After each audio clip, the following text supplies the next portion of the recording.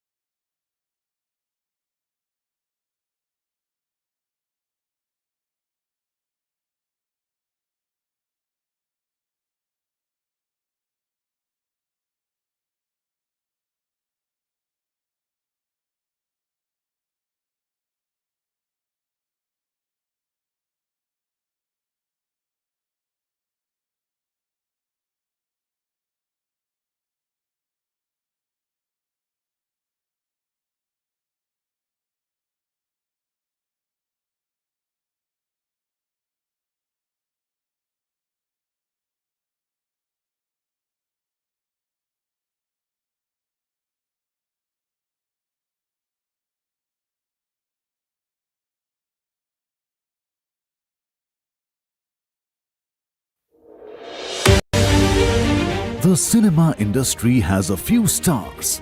But do you know the tourism and hospitality industry has many more stars? Yes, these are star performers who have cultivated a set of specialized skills as well as their personality. They are the real stars in the star rating awarded to leading hospitality brands. To ensure a welcome for our graduates with leading names in the hospitality sector, we have an intensive 3-year program to develop their knowledge, personality, and various technical and soft skills. Catering and hospitality is a sector where Bunt community has made its mark. RPH College of Hospitality Management is a proud part of the Bunt Sangha Higher Education Institutions. To pursue our vision of training our students into star performers, we have developed all-round infrastructure.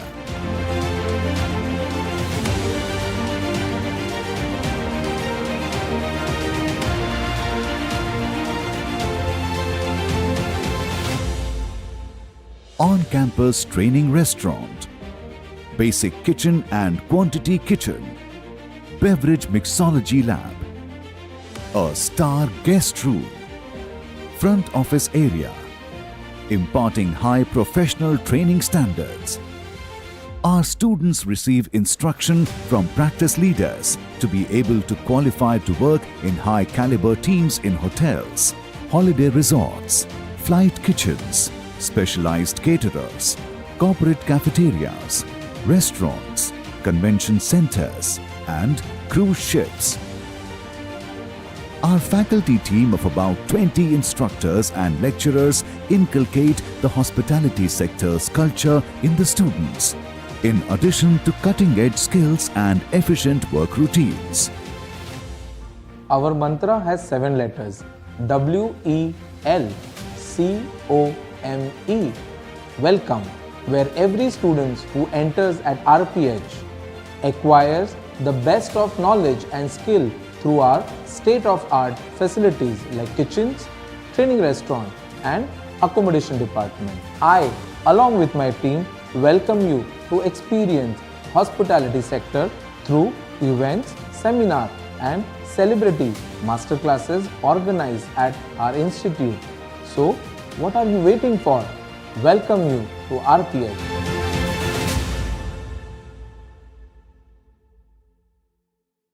Viswat Chemicals Limited.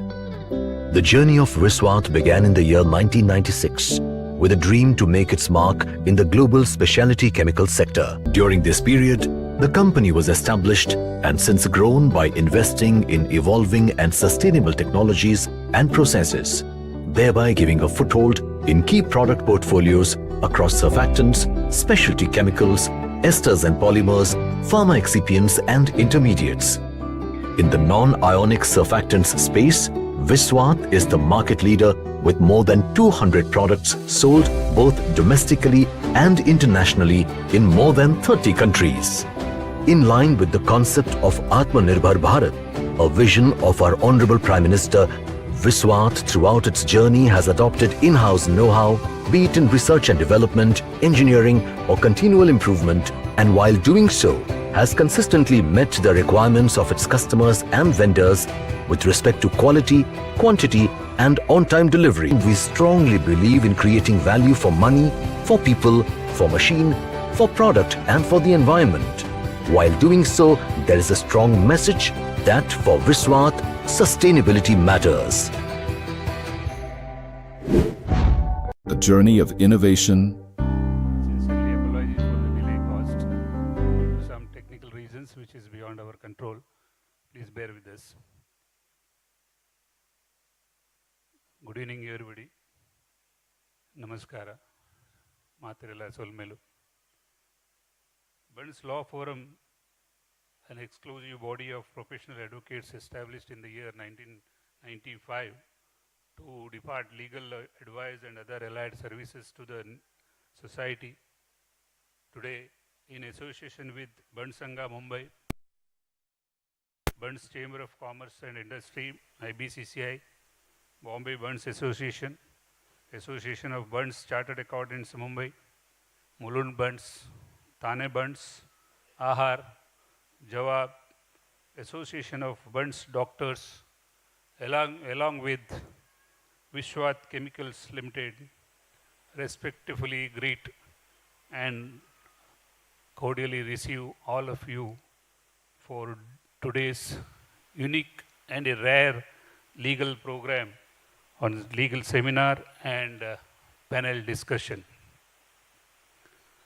Before proceeding further to the step of inauguration, it is unfortunate to announce that the organizers strongly condemn the heinous terror attack in Palagaon on 22nd April 2025.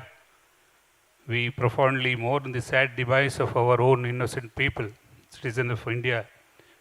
We shall now extend our respect and condolences to the departed souls with 1 minute prayer to accord strength, and also pray the God to accord strength to families of bereaved to bear the loss. Please.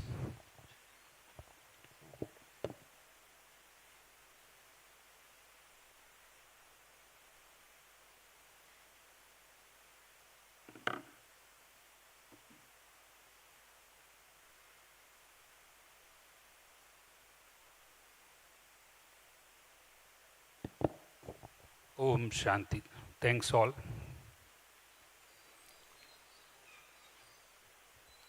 First of all, we shall pray the Almighty for the success, happiness and well-being of all of us.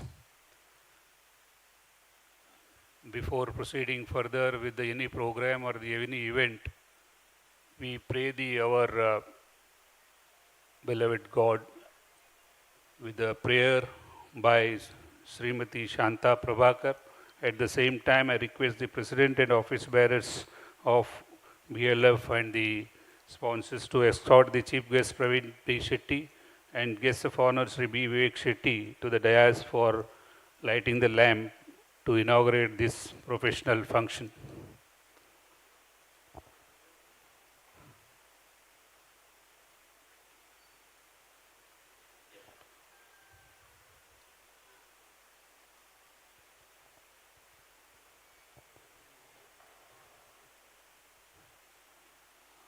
I sincerely request the past presidents and trustees of Bombay Bunts to join us on this auspicious occasion to inaugurate. I also request the organizers in association with us, the Indian Bunts Chamber of Commerce, Office Bearers, IBCSI, Office Bearers of Bombay Bunts Association, Association of Bunts Chartered Accountants, Mumbai, Mulund Bunts, Thane Bunts, Ahar, Jawab, Association of Bunts Doctors. Please pardon me, I have not taken them by names. I am requesting or the President or the Office Bearers of all the organizations along with us to organize the occasion.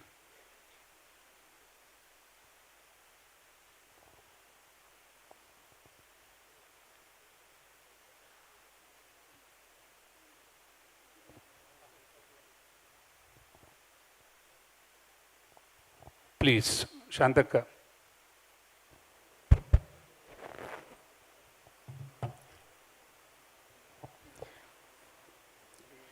गजाननयोदं गणेश्वरं गजाननयोदं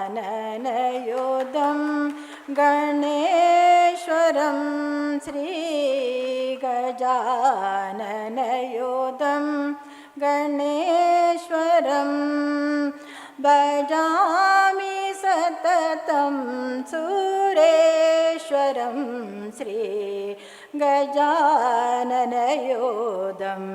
गणेश्वरम् अजेन्द्रपूजिता अजेन्द्रपूजिता विघ्नेश्वरं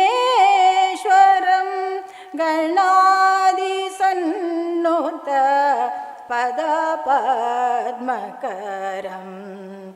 अजेन्द्रपूजिता विघ्नेश्वरं गणादिसन्नुत पदपद्मकरं कुञ्जरभञ्जनचतुरतरकरम् कुञ्जरभञ्जनचतुरतरकरं गुरुगुहाग्रं प्रणवाकारं गजाननयोधं गणेश्वरं भजामि सततं सुरेश्वरं Shri गजाननयोधं गणेश्वरं. Thank you. Thank you. Thank you, dignitaries. Thank you, Shantaka. Proud to say, Shanta Prabhakar Shetty is the Dharmapatni, wife of our dynamic president, Advocate P.K. Shetty. Big a clap for her. Thanks, Shantaka, and the chief guest of honor, and the organizations.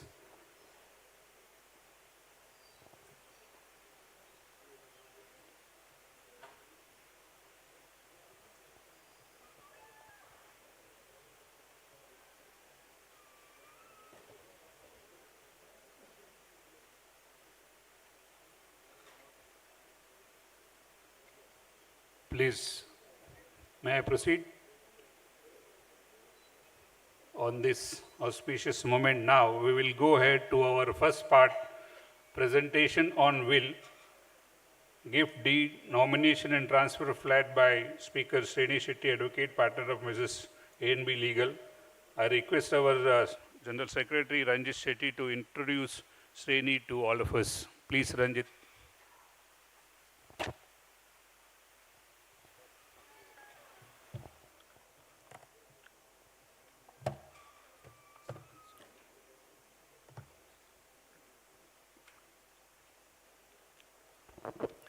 Good evening, everyone. Just something about Sreni, which of course I know, but I think everyone else should know. Sreni heads the dispute resolution practice of A&B Legal, which transgresses into quite a few geographical boundaries. Her focus is on national, Indian, international disputes, including arbitration, mediation, conciliation, litigation concerning commercial and constitutional issues. Leading a team of skilled, astute lawyers in a complex and high-stake disputes in diverse sectors, Sreni is involved in briefing councils, appearing various fora in disputes across Indian tribunals and courts where she features in important reported judgments and landmark cases. In the arbitration space, Sreni and her team have been involved in domestic and international arbitrations, both ad hoc and institutional, including LCIA, ICC, MCIA, JAMS, and several others. Apart from her practice before judicial forums, Sreni is widely regarded as impeccable legal strategist and an ability to find resolution and solution to disputes with her astute approach and profound knowledge of the law and industry whom she represents. Sreni, thank you for being here.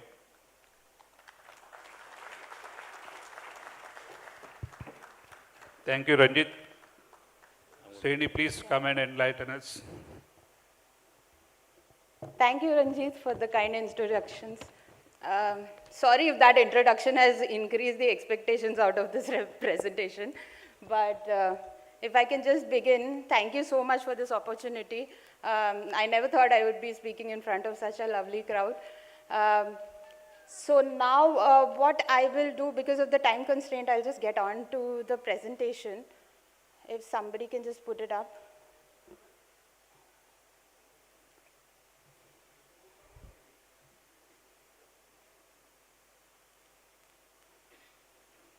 Hello.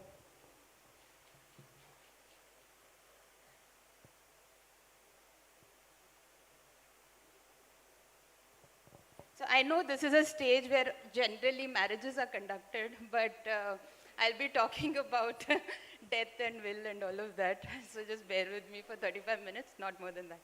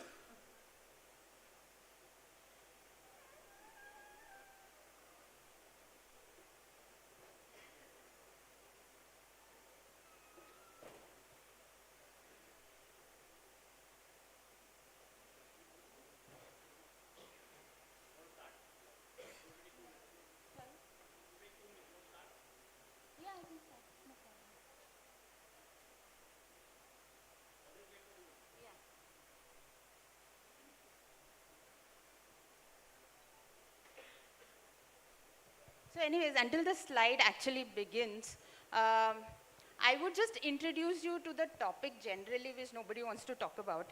That is, one is very morbid, that is death.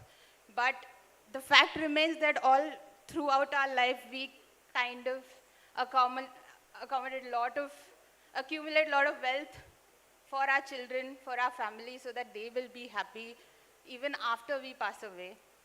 And I'm sure that every one of us here struggles even in their day-to-day lives, to keep their family happy. So basically this estate planning is actually a very inherent part of our lives. Something that everybody ignores because they think that, oh, after death, we are not there. Everybody will sort it out, but generally that is not the case.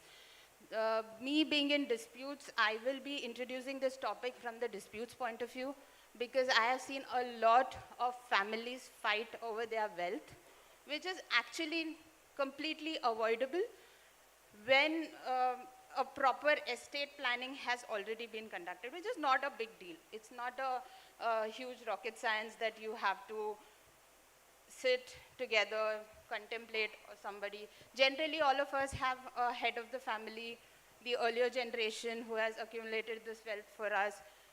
That one person or the group of people who have done this for us, they owe it to themselves as well as their family that they set up a proper lineage through which they transmit their wealth across their families or to charities or whatever they want to do. Only point here is, it's not that ordinary people shouldn't plan their estate. It's not that only if, it's not that only if you are wealthy or rich, you have to do an estate planning. So we'll just move on with the presentation. We'll go to the next slide, please. So first question that all of us have is, do I even have an estate to plan? This is something that runs through all across our minds. Who is going to be there? It's my children, it's my family, they are only going to get it. I don't have much asset. I have only this one thing or this 2 flats or this one car.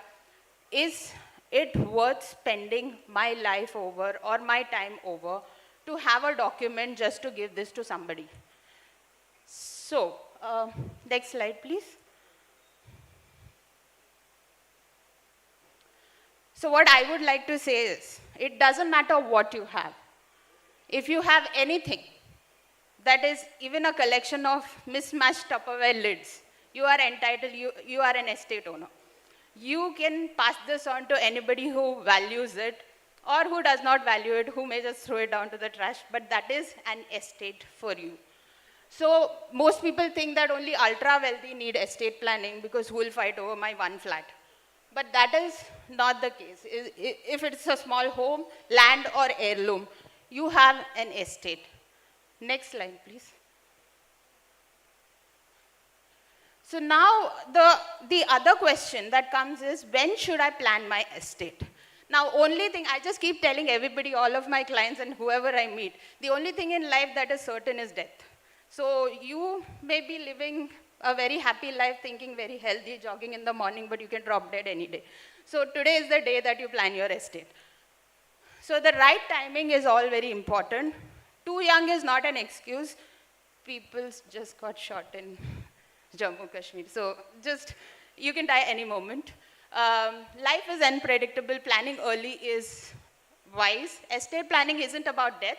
It's about control and care. Even your family will realize that you took out time to make a proper document so that they can get what is due to them and it doesn't just pass over to anybody. Because I'm sure most of our families or many of our families have family abroad as well. The children have studied, they have moved out.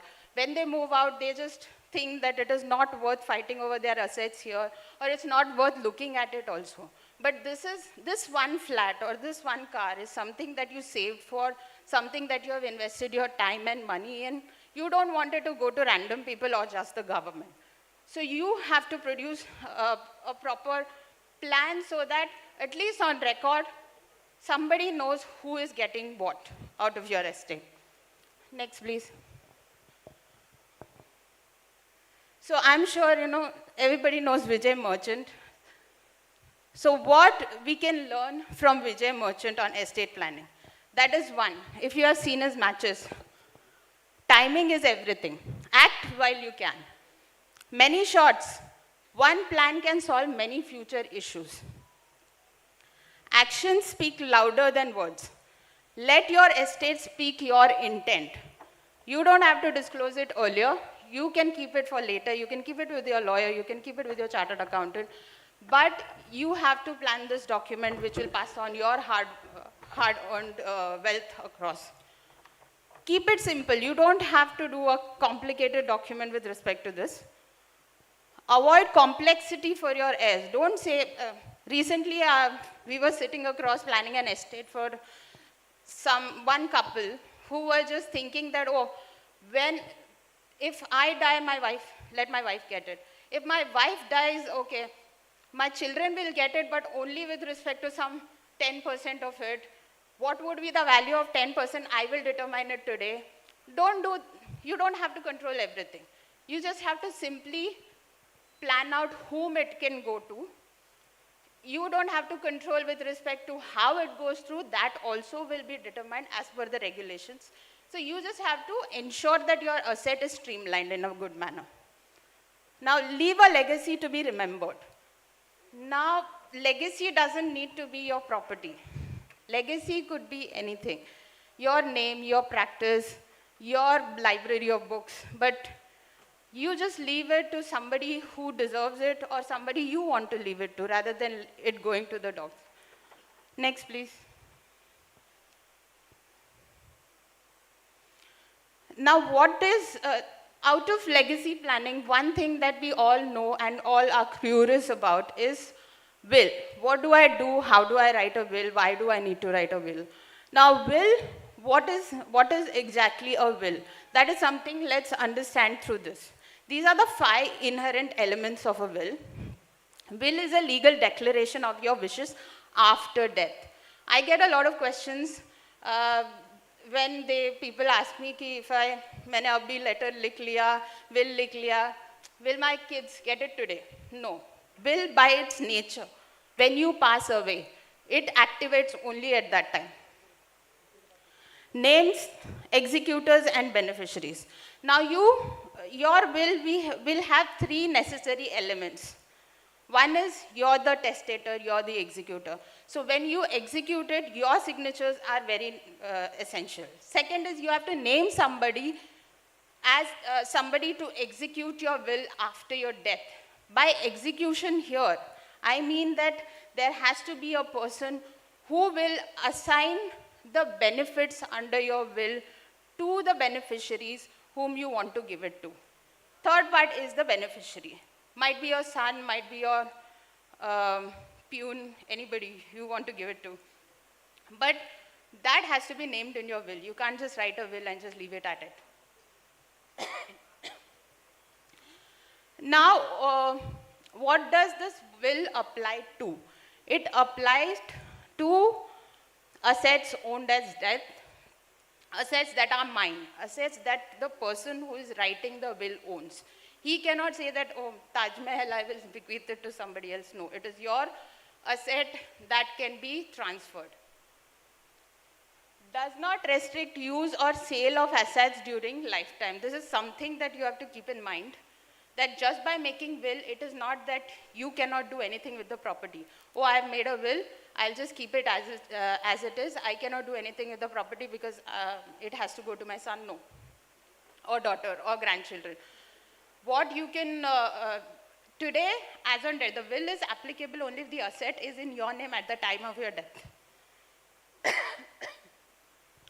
And fifth element is, a will can be updated any number of times.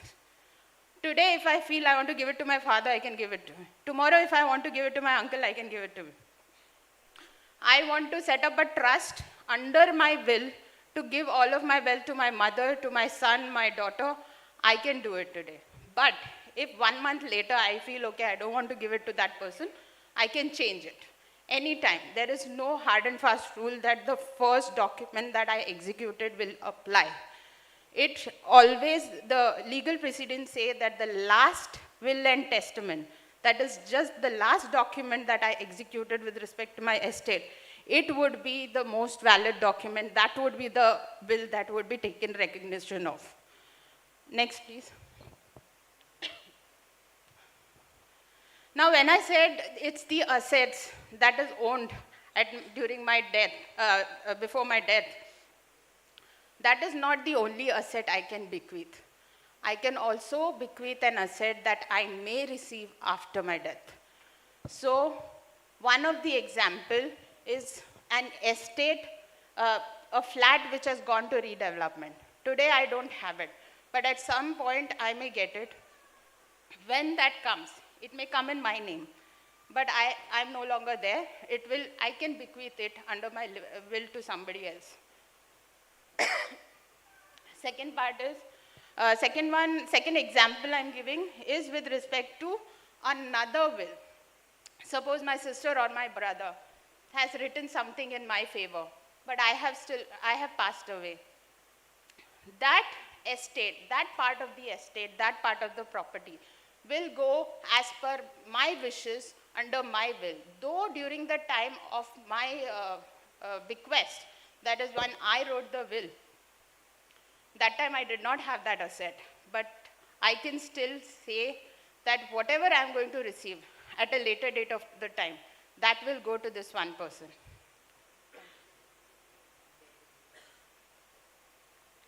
Next, please. Thank you. Legal requisites of a valid will. Now, just by writing anything on a piece of paper, though courts have considered as a will, they don't protect the interest of your assets and the interest of your beneficiaries. So what is the nature of a valid will? Firstly, it's easy. It must be in writing by a major person that is above 18, because that is the legal contracting age in our country, by a person of sound mind. So if somebody is institutionalized or is in a rehab or something, they cannot give the will. Generally, when a young person writes a will, because of the probabilities, we do not attach a doctor's certificate certifying the soundness of his or her mind. But Suppose it is some person who is a senior citizen. We advise that you have to take a doctor's certificate that would certify that you are of a sound mind and able to execute this will medically. Next is signed and dated by the testator. It has to be signed and dated by testator. There have to be 2 witnesses witnessing the testator executing that. These witnesses will have to sign the document. They cannot just see it and not do anything. They have to sign their document with their details. Clearly state the intent to take effect after death. Now, if all of you know, this was in the media as well. There are 2 ways you can make a will. One is the will, that is the common will that that comes into effect after your death. There is one will that is called living will, for the ease of reference. And this will is when you are of a vegetated state and what do you want. Basically, when you're not able to take decisions for yourself, you're asking somebody else to take that for you. So, when we are talking about a valid will over here, I'm talking about the first kind, where it will come into effect after the death of the testator. Now, this is something that is very common, that the question that I get is whether it needs to be registered, whether it needs to be stamped, does it need to be before a notary public? That is not the case. It need not be registered, it need not be stamped, it need not be before a notary for its validity. But what we do is when it is with respect to execution of an immovable property, when the bequest is with respect to your flat, your land, we generally advise that it should be registered, because firstly, when you're registering it, it is the registrar before whom you are registering who is an additional witness for your will. So that would hold good in court, because the court would be under presumption that when you go before a registrar, you're not under undue influence and nobody actually made you or forced you to sign this will. Next, please. Now, this is something that we always tell the clients: classify your assets, or you have to prepare for a courtroom drama. So, if you don't classify your asset, what happens? Basically, by classification of asset, we put it under 3 different buckets. Now, those buckets we have shown you. One is lifetime interest, that is use of an asset during life and not ownership. Now, here I can give you an example of maybe a flat. If I want to bequeath it to my niece, but my mother is still there. I want my mother to be secured. So I will say that, okay, my mother will have life interest in the flat. Until she is alive, she will reside there. That comes under the first bucket. I'm not giving my mother the ownership. The flat does not belong to my mother. She has a limited right to reside there. Once my mother passes away, then it will go to my niece. That would be absolute full control and ownership. Then it is an absolute ownership. So from that bucket, it comes to this bucket. Then there is one general clause, which we call rest and residue. So what do I mean by rest and residue? In the earlier slide, I told you about this flat or this asset that comes to me after my death. I also did not know that I'm going to get that. So that will fall under this bucket. So in the rest and residue, anything I get, I can name an entirely different beneficiary. I can say that it goes to my nephew. So then my nephew will get all of the assets that I get after my death, or any or all of the asset that I did not know at the time of my death. Like Reliance split its shares, instead of 30, I got 60. So the remaining, even if 30 I have assigned under the second bucket and given it to my niece, the other 30 which I have not named under my will, that could go under rest and residue because it got split later. Next, please. Okay, so this is one of the cases that we generally inform people about. This case was very important for interpretation of will. Now, if you draft a very complicated will, firstly, don't do it yourself, give it to your lawyers, because half of the things will go in definition otherwise. If you're doing it yourself, the problem that happens is you may be having something in your mind. You have written something in the will, but your beneficiaries are interpreting it in a different manner altogether.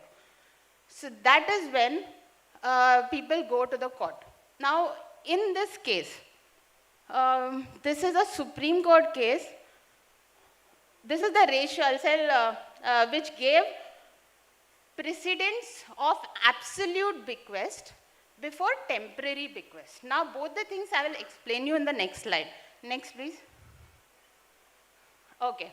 So, these are the facts of the case. The property originally belonged to one Srimati Kala, who bequeathed it to two of her daughters.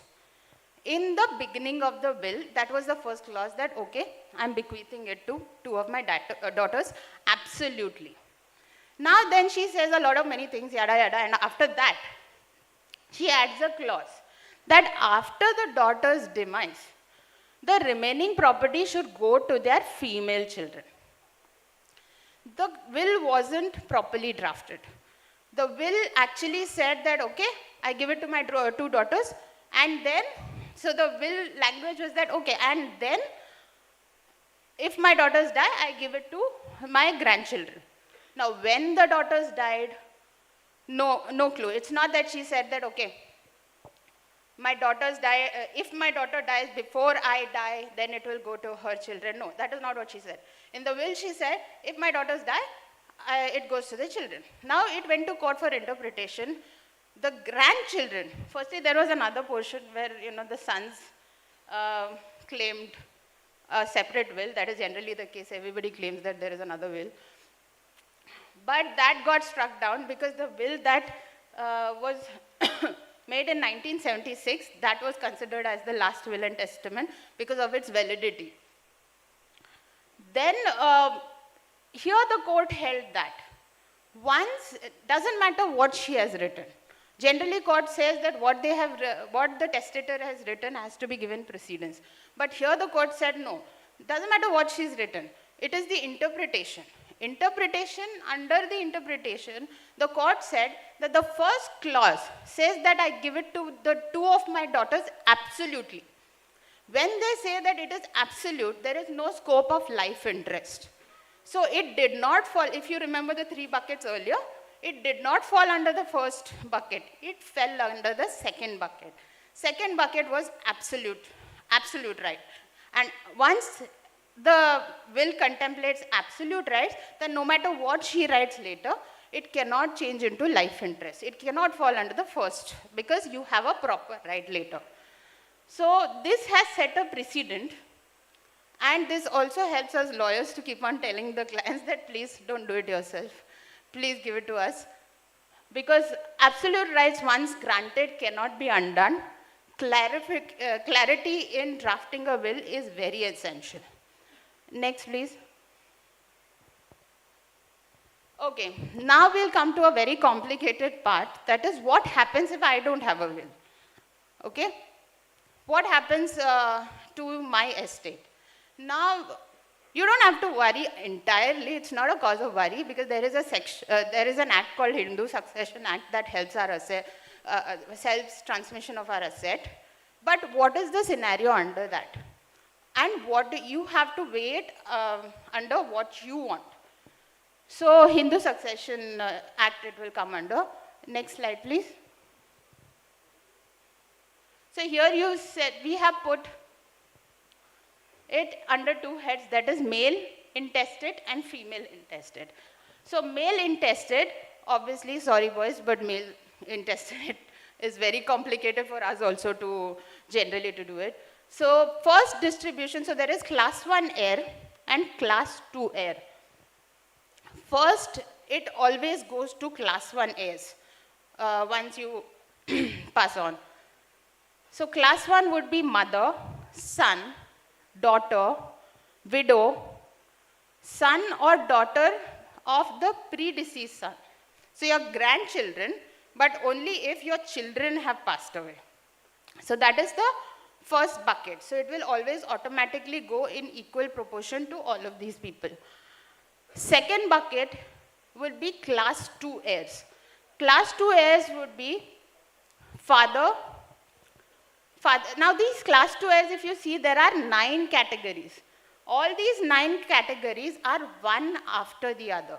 So if category, for example, if category 1 heir is present, then it will go only to category 1, not to all of the categories. So it is exclusive to categories.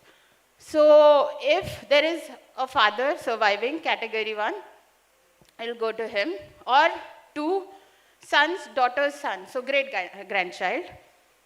So this is all great grandchildren, or brother or sister.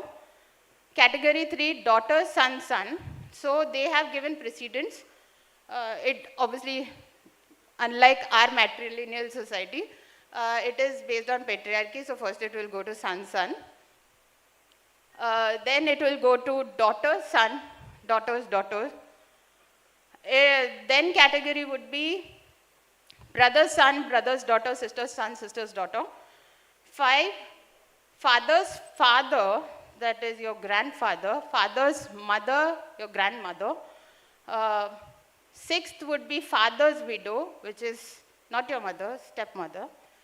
Brother's widow. Category 7 is father's brother, father's sister. Category 8 is mother's father, mother's mother. And category 9 is mother's brother, mother's sister. Now with females, contrary to popular belief, it is less complicated. So it will first, this is all a exclusive category like I mentioned in the first slide. So first it would go to sons and daughters and the husband. That is 1 share each. Or predeceased son or predeceased, or the children of any predeceased son or daughter, that is grandchildren. Heirs of the husband.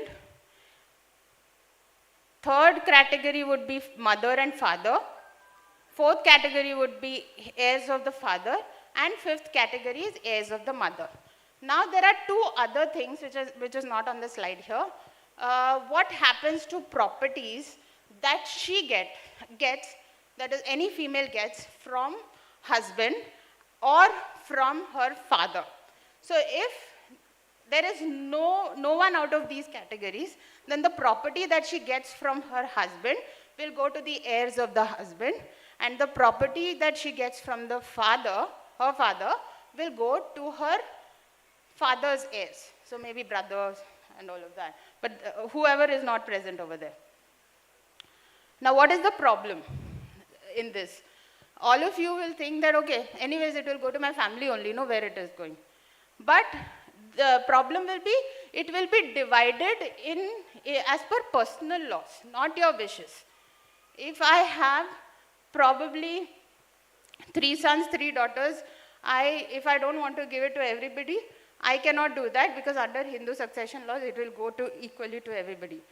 If I have a favorite, which all parents deny they have, but I know everyone has, so I will give it to my favorite child under a will, not under the act. So will is important.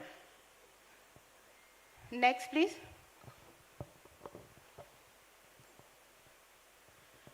Now, this is, like I think Ranjit said, this is the most complicated slide that is the complicated scenario that we meet every day, is the apprehension of each person that today if I make a will or a trust or anything, how complex will it make my family today, my family equation? That is, will there be drama today? Why should I face the drama today? I'll just die and maybe they'll have their own drama later. I will not waste my time or feel bad about it. But what we have said is that, look, eventually, I know all of us are angry with our families sometimes, but we all deeply love them. We all want them to have something of ours. So what we say is that why don't you make their life also less complicated? Don't make a Game of Thrones inheritance edition. Protect your minor children. You can't just, if suppose you have a minor child today, who will be the guardian of the child? How will your asset today pass on to your child? So that is something that you'll have to ensure under your will or estate planning. Prevents that one cousin from moving into your house whom you don't really like. So avoids any dispute later tomorrow between your people that, oh, my mother always meant to give it to me, oh, in the will she must not have given, but she always told me that she gives it to me. No, that won't be valid in court. Whatever is in writing will be valid in court. And all of our, like my nephews and nieces want to blow it in crypto. That will not happen. You will be ensuring that it goes towards their education. It goes to something that is productive that you wanted them to have. So you can ensure that under this. And obviously, you'll name the people who will get your asset. Next, please. Now, next part of this is gifting. So the first part that we spoke about, very morbid, it is about earlier, after death and such. Now it is gifting. Gifting is something we do every day. Gifting is something that we do during our lifetimes. Generally, when it has to be a smooth transition, we advise people that why don't you do a conditional gift, or why don't you just gift property today so that you ensure that everything finishes off today. Also, if you like drama in your family and want to interfere. Next slide, please. So what are the conditions of a valid gift? Valid gift must be voluntary and out of love and affection. No money or exchange has to be involved. Property must be accepted during donor's lifetime. So gift cannot be done after death. It has to be during the lifetime of the donor as well as the donee. So the donor has to give the gift and the donee has to receive the gift. Both the things have to happen in the lifetime of these two parties. Immovable property, if it is a gift with respect to immovable property, that gift will have to be registered. You can't just do it orally. Unless you are a Muslim, you can do orally then. Movable. If there is a movable asset, you don't have to do it. You don't have to register it. Registration is not compulsory. But imagine you have a lot of jewelry, which I know a lot of people here have. Then it's better we say that you register it. Disclosed, huh? Undisclosed, please don't. Then, next slide, please. Gifts of immovable property by senior citizen. Now, this is a topic that is a very sensitive topic. What happens if today I am maybe 80 years old, I have nothing else to support me other than my estate, my bank accounts, my FDs, my shares, my liquidity. Why should I gift it today? My house. House is the most important thing because where will I reside if the house is not there? So that we advise in such circumstances that you can do a conditional gift. Conditional gift means I have life interest today in the property, but tomorrow you will have it once I die. Gift deed is registered today. The gift creates a vestation of rights of the donee, that is whom you are gifting it to, but that would be subsequent to your death. So you are secured in your lifetime. But what happens if you want to gift it today itself and you are a senior citizen? Now, India being a socialist, partly pseudo-socialist country, we have a Senior Citizens Welfare Act. Next slide, please. So now, under the Senior Citizen Welfare Act, there is a section 23. Under section 23, it states that the act says that if there is anybody, any senior citizen who has transferred the property with an exclusive condition that, okay, I'm gifting the property today, but provided that my son, my daughter, my brother, my sister takes care of me during my lifetime, then that gift tomorrow, if in any circumstances, the donee, that is my son, daughter, anybody whom I have donated it to, does not take care of me or does not maintain me during my lifetime, then that gift can be cancelled. Or it will be deemed to be cancelled. They cannot contest that, oh, this gift is already given to me. So there is this judgment, which is the famous Urmila Dikshit judgment, under which parties involved was mother. Mother had gifted the property to the son, saying that the son will take care of me during my lifetime, but today I'm gifting this flat to him, subject to him taking care of me during my lifetime. She invoked the law of Section 33, Maintenance and Welfare of Parents and Senior Citizens. Next slide, please. Now, this is the detail of the case. The mother purchased the property in 1969, gifted the property to her son in 2019, conditional on maintenance. She had said that it has to be I have to be maintained, only then you can have this. But I'm gifting it to you. This is yours today. She took a promissory, now she was a smart lady, okay? She took a promissory note that is called Vachan Patra, and it was executed. Generally what happens is when you're gifting, nobody states that, okay, you maintain me. It's always a verbal understanding. But Urmila here actually took a promissory note from her son, saying that, please maintain me during my lifetime, you can have this flat, good luck. Son obviously does not. Then, I am not saying that sons don't generally, okay? They do, but in this case, he did not. Relationship deteriorated between the mother and son. Allegations of harassment and neglect followed. She went to court, saying that now I want my flat back. I don't want it. I want him to have it. Now the tribunal and the collector said gift deed is null and void under Section 23. MP High Court affirmed tribunal's decision. Division bench of MP High Court overturned it, saying that, oh, tribunal couldn't have set it aside. That is the tribunal which is set up for welfare of senior citizens. Tribunal couldn't have set aside a property which has been registered very validly with the sub-registrar. Then they went to Supreme Court.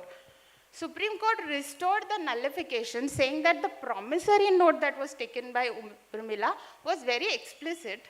This gift was conditional on that. Tribunal has a power under Section 23 to revert the transfer, so that has happened. So there was happy ending, she gets her property back. But I should also tell you that there is another case. Next slide, please.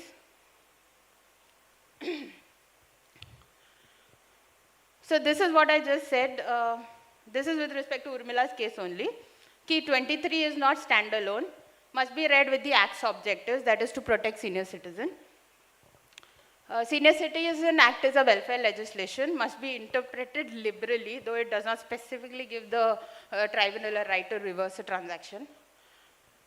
Transferee failed to provide maintenance, which was under the promissory note. Tribunal has authority to order eviction if need be to protect the senior citizen. So generally lawyers know this, normal people don't. Kicking somebody out of your own house is also a very difficult task. You can't just tell people, go to the police and say that, oh, pull him or her out of my house. You can't. So then you have to file a civil suit.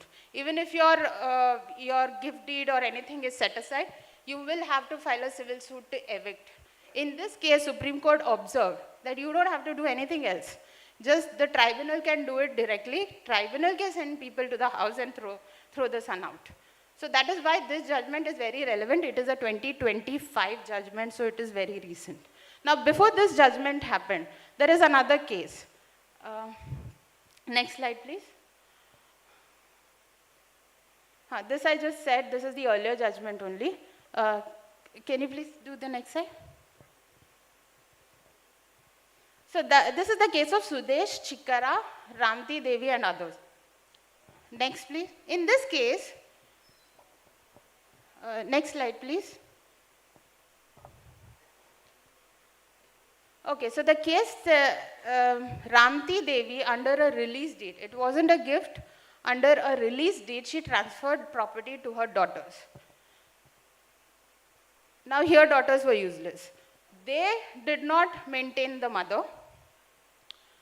Petition was filed by Ramti Devi for cancellation of the release deed. Not a gift but release deed. What is a release deed? Release deed is where you are releasing all of your rights in a property. This happens when you are not the only holder of that property. There is somebody else. In this case, the two daughters were also part owners of the property because the property belonged to the father. And it never got transferred to the beneficiaries. So what she did was, she just released her share saying that, okay, they will maintain. But here the maintenance bit was verbal. There was no written document. So then lower court voided the transfer. It goes to Supreme Court. Next slide, please. Supreme Court analyzes conditions under 23(1). Like I said earlier, not all transfers can be reversed. Just by the senior citizen saying that, oh, I transferred this or I released my rights only under the condition that they will maintain me. No, it has to be in writing. So that is what they have said. Transfer must explicitly state that the transferee's obligation is to provide basic amenities. Transferee must fail to fulfill this condition. You also have to prove that the daughters did not take care. So she had to prove that here, which she was unable to do. So the court here had passed a judgment saying that there was no condition of maintenance in this deed, so the transfer is valid. So 23 section cannot be invoked in this case. Next slide, please.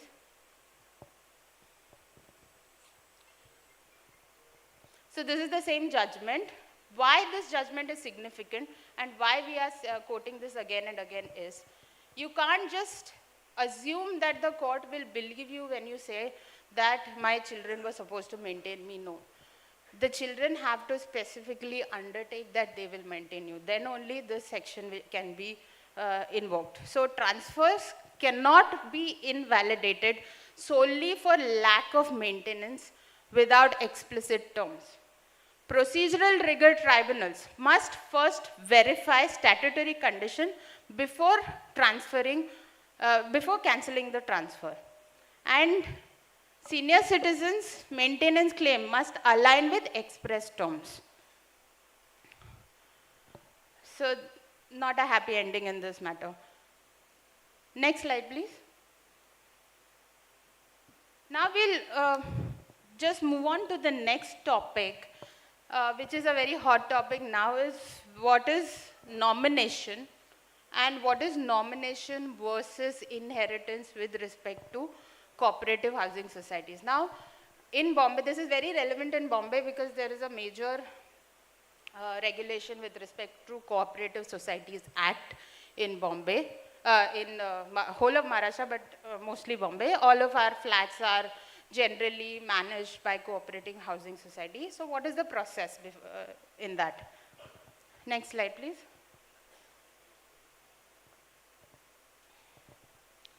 So there are two parts. One is when you are a member of a society and they ask you to fill in a nomination.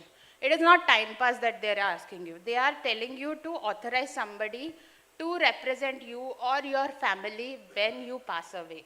So a nominee application form, which most of us do not execute, is a very important thing to execute when you purchase a flat or become a member of a society. Now, what is a nominee? Now, just because you're the nominee doesn't mean you're the king of the world. You are the courier, not the customer.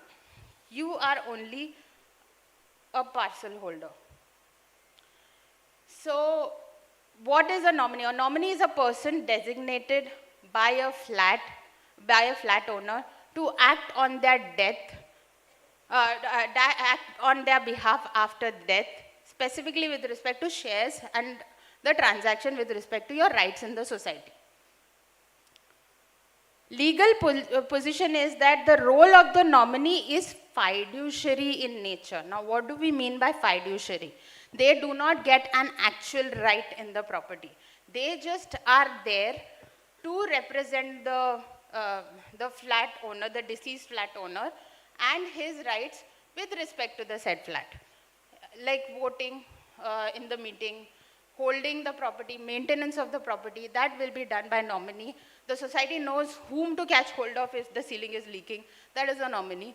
Until the heirs are actually established, the nominee holds the property in trust for the rightful legal heirs. The nominee is not the legal owner of the property. They are a custodian only. They do not own the property just because they are named in the nominee form. Next, please. Now, nomination, just because you have a nomination doesn't mean that you're precluded from making a will. A will is of a different nature. A nomination is only where you're telling this person to manage the property in the event of your death. A will governs the actual inheritance. Now, for example, today, I have owned a flat, I have purchased a flat. I am naming my nephew as a nominee for that flat. My nephew will not be the legal heir upon my demise. My parents will be the legal heir upon my demise. So until my parents' right in the property is established by a legal document, which would be a probate of the will, it could be an heirship certificate, it could be a family arrangement agreed between all of the parties. Until they are established as the legal heirs of my flat, my nephew will take care of the flat. The society will catch hold of my nephew if there is a leakage in the ceiling. So, nomination is merely an administrative mechanism to simplify dealings with the society after a member's death. Nominees cannot sell or transfer the flat unless they are also legal heirs under the will or succession laws. So they have absolutely no right with respect to the property. There is another question, then what are the rights with respect to the nominee? Will the nominee become a member of the society? Nominee will become a member of the society, but only provisional member. They cannot take decisions with respect to the flat other than the general upkeep of the flat. If there is any voting that is required to be made, all of that voting that the nominee has done would be subject to the legal heir's consent. Tomorrow, if the legal heir does not ratify that, then that decision, that vote will not be held valid. So provisional member will have only restricted right, not an absolute right in the property.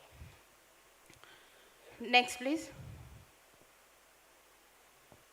Okay, what happens when a member dies? Procedure.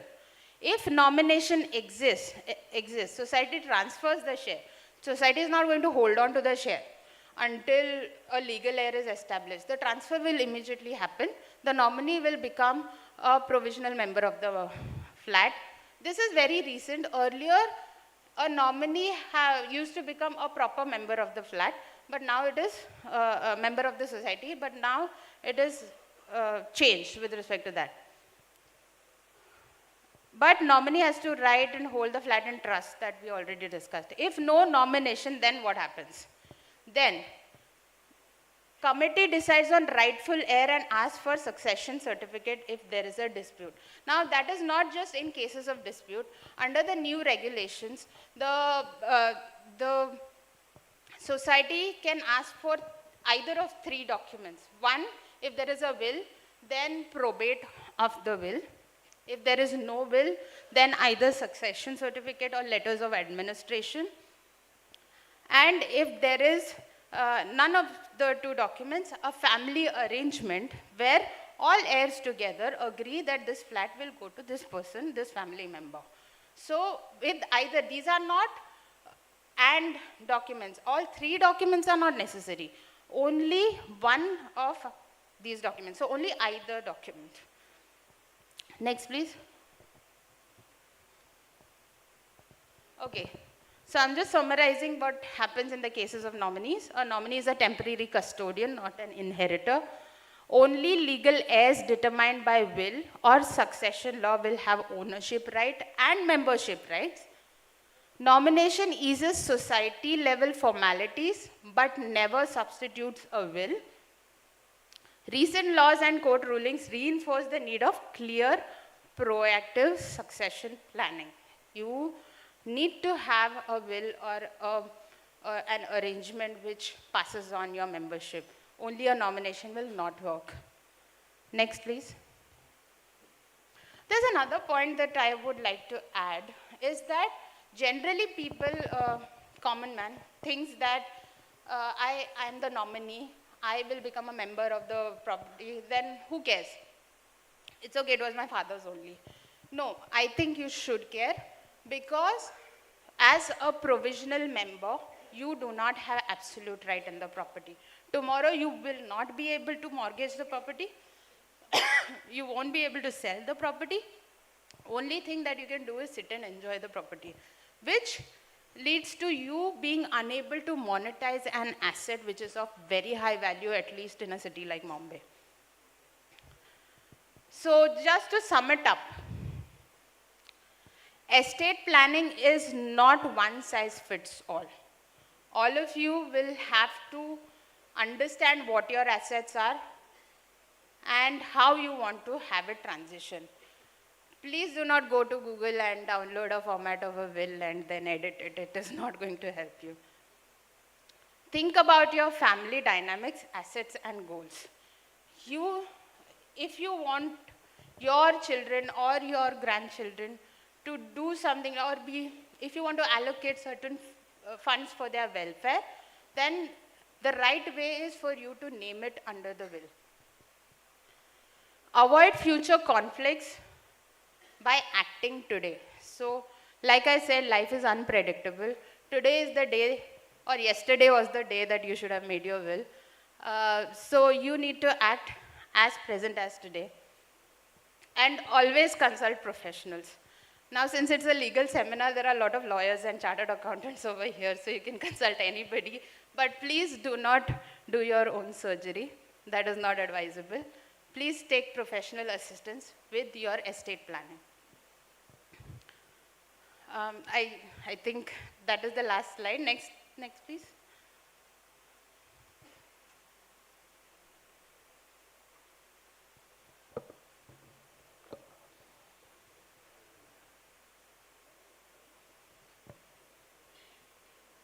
Done, no? Huh. Thank you so much for a patient hearing. I'm really grateful for this opportunity. I hope you guys understood it. If there is any questions, you can please ask. I don't know if you're... Yes, sir.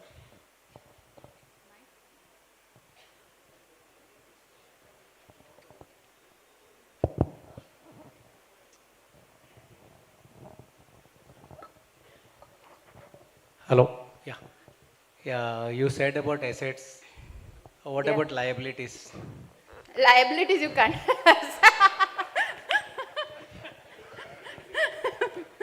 Liabilities you can't assign under your will, but you can. I mean, there's no restriction. You can tell your son will pay your loan. No problem.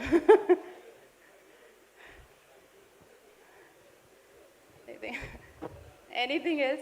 Yeah. Somebody's over here.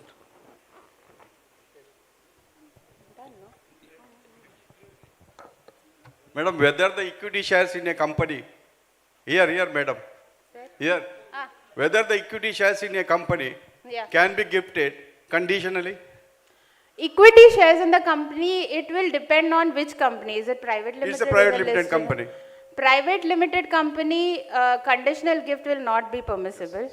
In a listed company, you can always assign a lien on that. Achha. So, for example, if your shares are in demat, now I think private limited is also dematted. So what you can do is, you can gift it to your son, daughter, anybody, but you can mark a lien for yourself on it. They won't be able to dispose it without your lien being lifted. which can lift upon your... The lien will be marked by whom? Lien will be yours. Lien can be marked by you. In the demat account? Yes, in the demat account. Now Not just demat account, on shares as well. Sir, particular shares. Madam, the shares when we give it as a gift, it is to be transferred by the company as per the law. But it will be transferred with a lien. Do the company recognize it, that Sorry? lien? Such Sorry. lien can be recognized by the company because Yes. It's dematted, right? Only if it is dematted. You can't do it without a demat. no, it is a dematted. Yeah. In Because case- that is compulsory now. You have to demat it. Yeah, one more. Yeah. Hot exam. That's nice. If an unmarried property owner nominates his brother and he demised, and after that the brother continued to hold the flats, and even he also dies and he nominates the children, how is it the case? Whether They the are property still- gets transferred because they don't have any other legal heirs, but still they are with the original provisional members only. Yes. Then how the property gets transferred now? Property will get transferred by them going to the court. They are Hindus, no? If they are Hindus, then they'll have to go to court and ask for letters of administration, saying that there is no class 1 heir with respect to the first owner or the second owner. They are the only heirs and they will have to take a certificate with respect to that. The court will do that and give a succession certificate. On the basis of that, the society will make them a proper member. Thank you. Thank you so much. 1 minute. Thank you, Hello, hello. Srini. Few more questions. I think where there is a will, there are relatives. Very good. We have started late, therefore. Yeah, I'm so sorry. It is about immovable property in Sorry? the will. Immovable property Yeah. in the will. Yeah. How it is to be registered after? No, if there is, see, you don't need to register it. Immovable property also, if you give under the will, you don't need to register it. It will still be a valid will. We only advise that you register it because tomorrow you have the registrar as your witness. Nobody will claim that it is an I am asking about the beneficiary, Yeah. the bequests. After the death, the will is to be executed when the beneficiary is there. So how he is going to go to the registrar or sub-registrar? No, no. Will can to be... done on his name. So the will, I'll tell you, there are, this is a bit, give me a minute. There are two things here. There are presidency towns like Bombay, Madras, Calcutta. In Bombay, Madras, Calcutta, you will have to go to the High Court or the District Court to get a probate of your will. Only then it can be executed in the name of the beneficiaries. If it is not in these presidency areas, then generally registrars or sub-registrars are designated authorities to certify this transfer of immovable property under the will. And any registration fees is to be given? Yes, at the applicable rate. In Bombay, it is 30,000 cap. Okay. Yeah, but it is generally less than that. Okay. 1 second. Madam, in the joint names of the flat, the nomination can be given individually or jointly it can be happen? No, nomination will, in the joint names, there will always be one dominant member with respect to the flat. So there is a dominant member who is the actual member of the society, and there is an associate member. Associate member anyways procures title only once the dominant member is not present. So the nomination will always have two names on it under separate heading. One is the primary member, his nominee, the associate member, their nominee. No, husband and wife, they are owning a flat. Yeah. And they have to give the nomination individually or the joint It will nomination? be one form. One form. nomination form, and under that two names will have to be specified. It won't be two separate forms. Whether the nominee is eligible to get the bank loan? Bank loan? No, no. Please. Thank you, Srini. Thank you so much. Thank Thank you you so for much. One we last- are grateful. No, we are one running late. You take the number and take an appointment give in you our my office. card. We'll circulate the number, please, because we are running late already. Yes, Yeah. yes. I'll give my card, friends. Madam, see, you said the effect of a will after the death. Sorry? Effect of a will after the death of a person. Right. That is one. Number two, the provision for the payment to the executor, whether it is necessary. Provision, no, it depends. Executor as an executor named under your will, right? Yes. Yeah. So generally the rule is, even if you don't mention executor's payment, there are two ways to do it. Executor can do it for free if he is a family member or not. If they are asking for payment after the death, then the court will take it out of the estate of the deceased. Sorry? Sir, we are already behind the schedule. Please bear with us. Manjunath She will answer all the queries. There is no difficulty at all. But today we don't want to disturb the audience. We are already behind the schedule. I am sorry But to say. also Srini is going to be around, so you can always catch her over dinner and ask her these questions.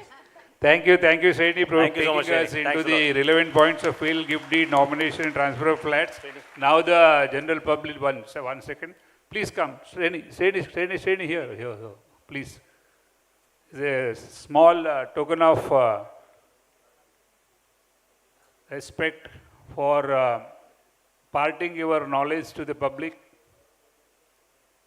The audience must have noted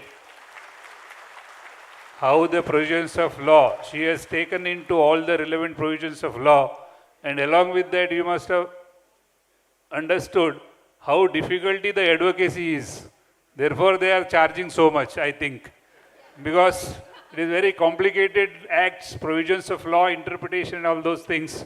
Maybe you may not get all those points right now from the speakers and slides into the law.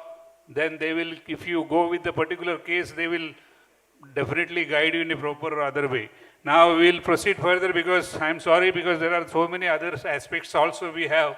Due to some technical, I don't want to repeat technical difficulties, we are already behind the schedule.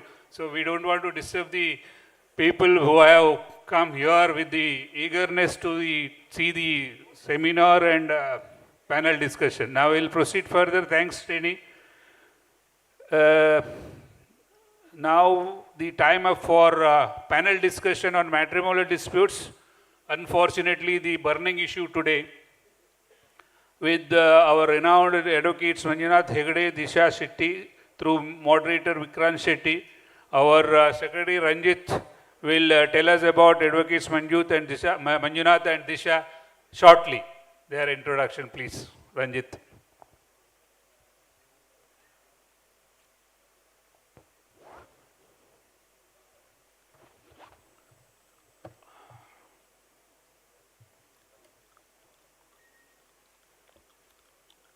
Mike Padan tayar uller Manjunath. So Manjunath Hegde's profile, he comes from a traditional Bunt family with a great value system. Dynamic person, I must say, who believes that being youthful is a state of mind. And I met him in the last few months, and I think he truly believes that.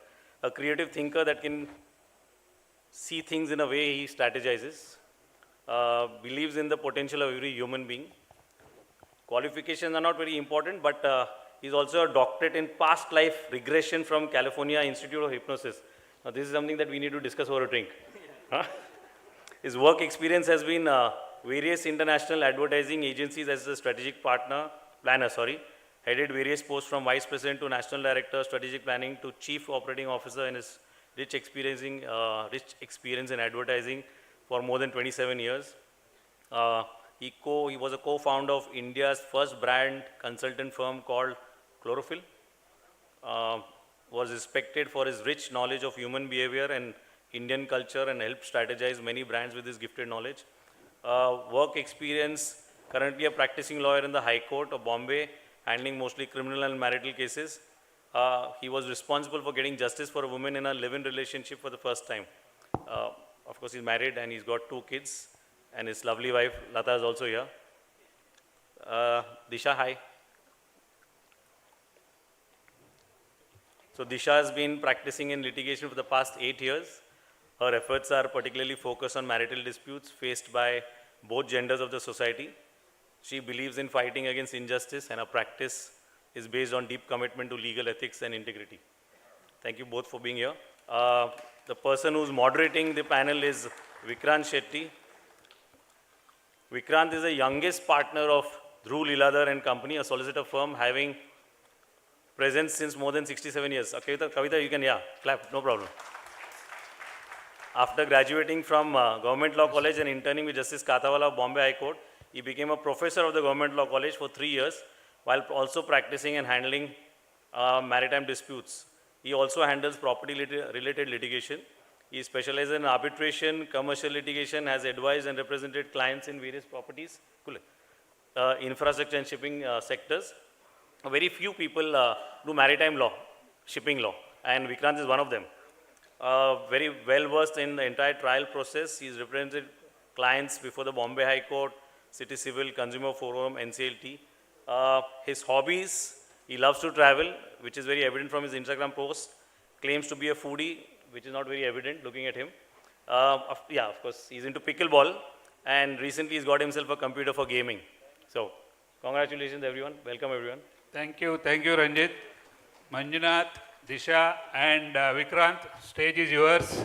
Now enlighten the public with your expertise. Thank you.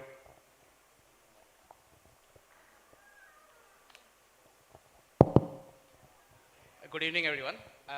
Thank you so much for coming here on a Saturday night to listen to a legal discussion.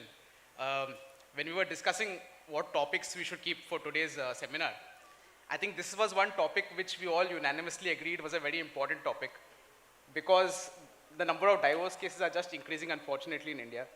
And I don't know if it's the case with all lawyers, but I get invited to a wedding maybe once or twice in a month. But हफ्ते में एक divorce case तो आ ही जाता है. So I don't take up divorce. I don't take up divorce cases. So I have to pass it on to the experts, who are Disha and Manjunath sir. And thank you so much, both of you, for taking out the time to come here today and to share your expertise with us.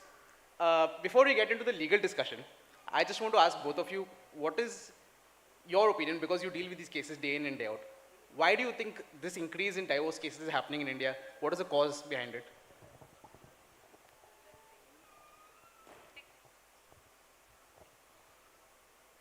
I think one of the first reasons is that the synchronicity of a marriage is gone. You know, it's today, it's just like one partnership deal. You know, when the partner you know, like times have changed in those aspects. Enkul kinyoponaga engala onje brand itun life boy. You know, I life away boy itun anak. So now your brands, you know, every shower of yours is a different, you know, brand. So that's how even marriage is being treated nowadays. So one is the most important thing is the sanctity. The second, in fact, it's very sad that yan inimota family court or Yale court undu. So there are 7 courts. Yan inimota potinai, prati court yan potina, onji setranagalna case unde undo. So it's very sad to see Shetties, you know, washing their dirty linen in public. And I think that is also because there's lack of adjustments between, you know, the couples. What do you think? Yeah, I believe that also, like Manjunath sir is very correct in what he has said. But the stigma around divorce in the last few years has changed a lot. People do believe that now there is a chance where it's not going to be looked down upon. And if you're in a bad situation, you can end your suffering and get out of it. But also we need to, I believe as our community is so deep-rooted, we believe we must ensure that we have tried all other avenues before we go towards ending the relationship, is what I think we should emphasize on today. And that is what we are going to try and see if there's what way we can help our community to not go through the route, and even if we have to, it has to be in a more respectable manner. I would also like to add a few things over here. One is, you know, in the year 1992, there was a study by IIM students. It's a book called Crossroads of Culture, where they had actually said that why India will go through a major divorce, you know, in the future. And one of the main reasons, which is very interesting, is that in every household, there is a controller and a nurturer. And generally, the man was the controller and the mother was the nurturer. Controller pannaga means not just, you know, strict father, but if the child came home and said ki mummy engel picnic porandu, mom will say theek hai sur papa barat papa da ken lavanadu. Then if that is going to get lost in that book they had predicted, that's when divorces will happen. So, you know, in Shetty's Dumbu inko mat hotel dagalo ಪಪ್ಪ ಇಲ್ಲಾಗ ಬಂದ ಗಂಟೆ ಪತ್ತೊಂಜಿ ಪದರಾಟ ಹಾಪುಂಡು ಅದಕ್ಕೆ ಓಲ್ ಅಪ್ಪೆಡ ಲಡ ಅಲ್ಪರೆ ಟೈಮೇ ಉಂಡು there was no time to fight also. But father was the boss of the house. Okay, he respected the wife, he respected the children, everyone for whatever their individuality was. But unfortunately, as the power struggle started, there are more and more divorces that are happening. I think today when some married couples are going to go home, they're going to have a debate whether who's the controller and who's. But I think we've reached that age where, balance is key. Because we have fathers who are over-involved in children's life as well. And we have wives who are going out and working as well as providing. So that they need to hit that right balance is what we need to adapt towards to have a better understanding between the partners. That's where the key is. And what are the main grounds or the most common grounds you see for a divorce? Because I was watching a video on Instagram of one court proceeding, and the husband had filed for divorce because the wife had a cat, and at night when he used to sleep, that cat used to come and attack him, and the wife was not willing to give up the cat. She said, "I'll give up my husband, but I will not give up my cat." And they put a photo of that cat in the divorce petition, and that husband's lawyer is showing, "Dekho, this is the culprit." And the judge is also interested. "Are you believe wala case hai kya? Dikhao, file dikhao." So this is of course one of the more weirder and rare ones, but there are of course much more serious and much more common grounds. So which are the grounds that you come across? See, prior to actually saying anything, I want to state that Disha and I both are coming with the same viewpoint that we are not here to promote divorce. We are, like how she said earlier, this is a platform where there are marriages taking place. Okay, so we are not here to promote divorce. But what the reasons for divorce, therefore don't go back home and again discuss, is that a reason for me to divorce? Okay, the most common reasons is cruelty. Okay, cruelty is the most common thing, and cruelty can be in any form. It could be financial cruelty, emotional cruelty, physical cruelty. So all these are grounds for, most common grounds for divorce. And it's so sad that sometimes there is no cruelty, but they will still make up a case for cruelty. So cruelty is one. The second is that, infidelity, in case if you're having an extramarital relationship, so that is another cause of divorce. So, don't let it out at home. If you have a spouse and a spice, then make sure the spice doesn't enter the house. Otherwise, that's how the lawyers will really earn.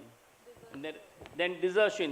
If he leaves her, that's another ground for divorce. These are the three most common grounds for divorce. Then there are 7, kind of grounds for divorce. But out of these are the 3 most common causes. And if there is no cause, like how I said, the lawyer will still say, no, undu bareka. So they make that as a ground. So we sometimes come up with the grounds even when they don't exist. Oh yeah. 100%. Yeah, the cat one would be a cruelty one, know. Yeah. Correct. But are the grounds the same for men and women, or do women have more grounds for a divorce, or do men have more grounds for a divorce? Yeah, unfortunately, women have more grounds for divorce. Okay.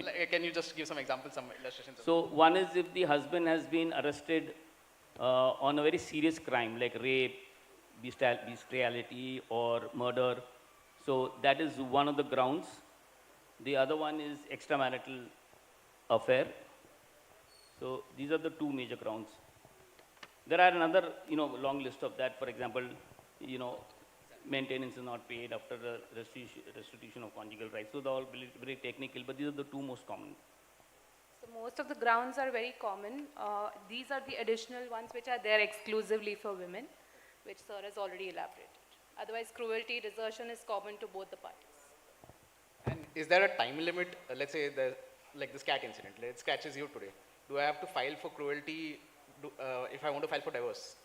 Can I do it? Do I have to do it in 1 month, 3 years, 10 years? Or how much time do I have? What is the time limit? So as India also is very cultural, it believes that marriage should be given sufficient time before you take the decision to end it. So the requirement to file a petition before the family court, you need to at least wait for a period of 1 year. Unless there are these extreme circumstances that you can show to the court that, this has happened and I cannot live in these circumstances anymore, I cannot make any attempt. And if the court believes you, the court will grant you. Otherwise, the basic minimum requirement is 1 year at least. So is it 1 year also when both the parties want a divorce, when both husband and wife, both of them want it? Is it that 1 year that time also? Yes. Okay. And even when it's contested, it is also 1 year? Yes, yes. Minimum 1 year. There is no limit. I've got 3 or 4 cases of couples who are above 75 who are going for divorce. And out of which one was a Shetty and one is an Anchan. So it's not just a problem for the younger generation. It's not a problem only for the younger generation. Well, I don't know. I mean, it's, I think just a mindset that's happening. Yeah. Though in this particular case, both the couples were like really so nasty. They were fighting it out in court. This particular couple I was talking to you about, the man was 86 and the woman was 78. You know, in fact, the judge, Justice Oka, actually folded his hands and said, please go home and, spend the rest of your lives saying bhajan. Okay? But both of them were yelling and arguing in court, and, it's like there's a Tuludonji Gatyandu, Tettupotina Taraiga Kuridina Kumda Serdun. It was exactly like that. Both the couples were equally bad. You couldn't know, you couldn't say which one is bad. But I am doing that. Yeah. So let me repeat that. Tettupotina Taraiga Kuridina Kumda Serdun. So both were equally bad. Same ittaragulu. Alekol bari onte year correct ittara bari vanga. Judgigla papa ennandi sotu bodu baka are vande ningulu illa bole vanu dancha.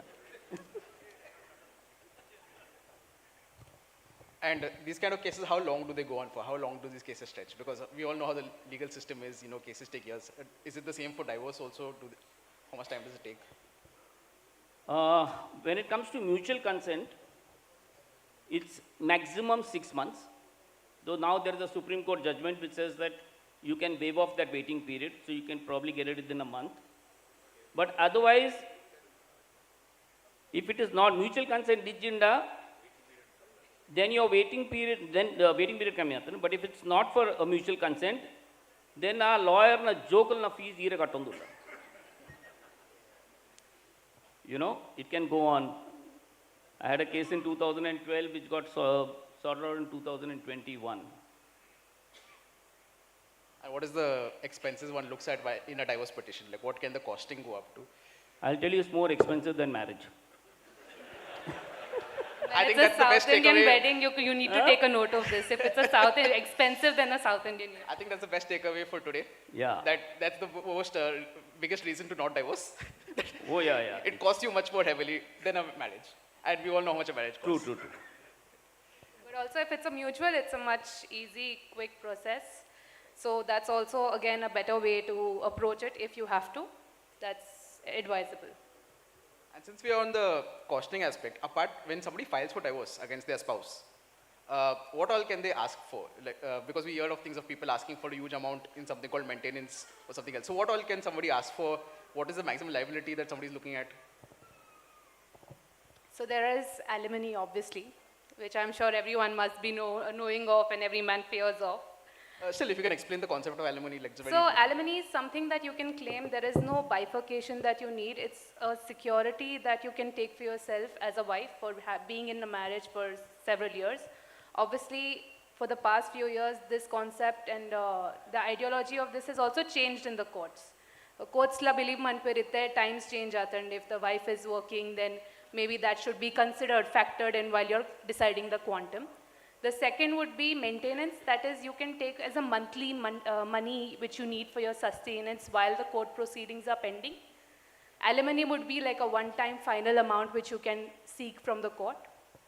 The other issues would be custody and access. Also there is property which I think Manjunath sir can elaborate on. Custody and access is basically the final decision with respect to who stays with the kid after the divorce.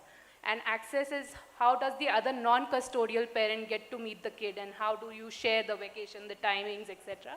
So these are the 4 main aspects which you can approach the courts for when you go for a contested divorce. Yeah, you can also ask for legal expenses. You get that. Accommodation, you get the same accommodation that you were or what they call as a lifestyle that you enjoyed during your marriage period. So if you have married a girl and you're living in Bandra, then you can't buy her a flat in, Palghar. You have to buy her a flat in Bandra. And custody, generally custody as a rule, thumb rule for minor children is given to children, to the wife. And like how she said, access to the father. But in circumstances where, you have a good lawyer and he proves that she's not good enough mother and he's a better father, then it goes to the thing. And unfortunately, like whatever Srini said before, you can't will a child, so that the court will decide on that. You can't ask for liabilities. I'm answering somebody's question first. So you can't say that my liability will be shared. So everything that is there in your assets can be equally shared with the wife. There's one more thing that I hear of, Stridan, there's a concept. Can you explain that? There is something in a divorce petition, somebody asks for a Stridan. Yeah. See, Stridan is actually any gift that the bride gets. And there's a Delhi High Court judgment which has classified Stridan into 3 types. One which the wife can use for her personal. That will be given to the wife back. The second is what husband and wife both can use. That also will be given to the wife. And the third is what the wife and the whole family can use. That will go to the family. So this includes everything. I have a case of a Shetty case where, the girl was from not a well-to-do family, and the boy's mother, Mami, she said, ki namajati dalonte, like to jodo and all that. So she put her jewelry, her daughter's jewelry on the bride for the wedding. And then when they went into a fight, she filed a police case and showed her wedding photographs and said, this is my Stridan bol. I got her out, I got the family out of it, but the point is this, that everything that is given to her, is considered as Stridan. So that's what I'm saying, it's better to stay married than being divorced. I think Manjunath sir will emphasize that after every discussion. After everything that at the end. That's why I'm still the fine married. print at the bottom. That's why I'm still married for 38 years now. Happily so. Yeah, happily married. That's good. I'm saying that because my wife is sitting over here. Can somebody also claim the wedding expenses? Because sometimes what happens when the marriage is happening, both families shared equally. Sometimes maybe the entire wedding expense is borne by only the girl side. So if something like that happens, can somebody claim, those expenses which they've incurred in the wedding? So basically, while the law is very explicit and it lays down specific sections for maintenance taxes, wedding expenses is something that has not been mentioned in any of the acts. However, if you have proofs of the payments that you've done, that is bills, etc., you can always make that as a claim and ask for refund of it, which the court will consider on its own merits. Because I'm sure if both the parties have, then the husband will also come up with some claim saying that he's paid for it. Now, unfortunately, in our community, what happens is that Santosh Anna caterer takes everything in cash. So tomorrow you can't say 15 lakhs rupees vanasugatan banadu, because where is the proof? So advisable that you do most of the expenses in white, but in check. But I'm still saying that, those who keep and maintain it are actually manifesting a divorce, So. Yeah, it's actually quite true if you think of it. Yeah. I had a case of a man, he was again 70 plus, and it's unbelievable because he had a book for the past 45 years of all the expenses he's done for his wife and his children. I mean, it was shocking. And then obviously he's manifested it. Just asking for a friend, not for myself. But can men also claim maintenance from the wife? Oh yes. Oh. For those who don't know, even you can claim even men can claim maintenance as long as you prove to the court that your wife has got a better income than you. Thank you. Also show that you're not able to work for yourself. That's a requirement. But it's very difficult because I'll tell you, there is a Supreme Court judgment where the judge mentioned that where the wife had filed for maintenance and he said, I can't afford it. And the Supreme Court made a statement saying, even if you are a beggar, then beg more. Yeah, these are actually wordings of a judge. Beg, borrow, steal, but pay your wife. Yeah, if you're a beggar, beg more. And this maintenance amount, is it that once it's passed by the court, I have to pay, let's say, 50,000 per month? Is it a lifetime thing, or does it stop at a certain point, or till I die, I still have to keep paying it? Or after dying, do I still have to keep paying it?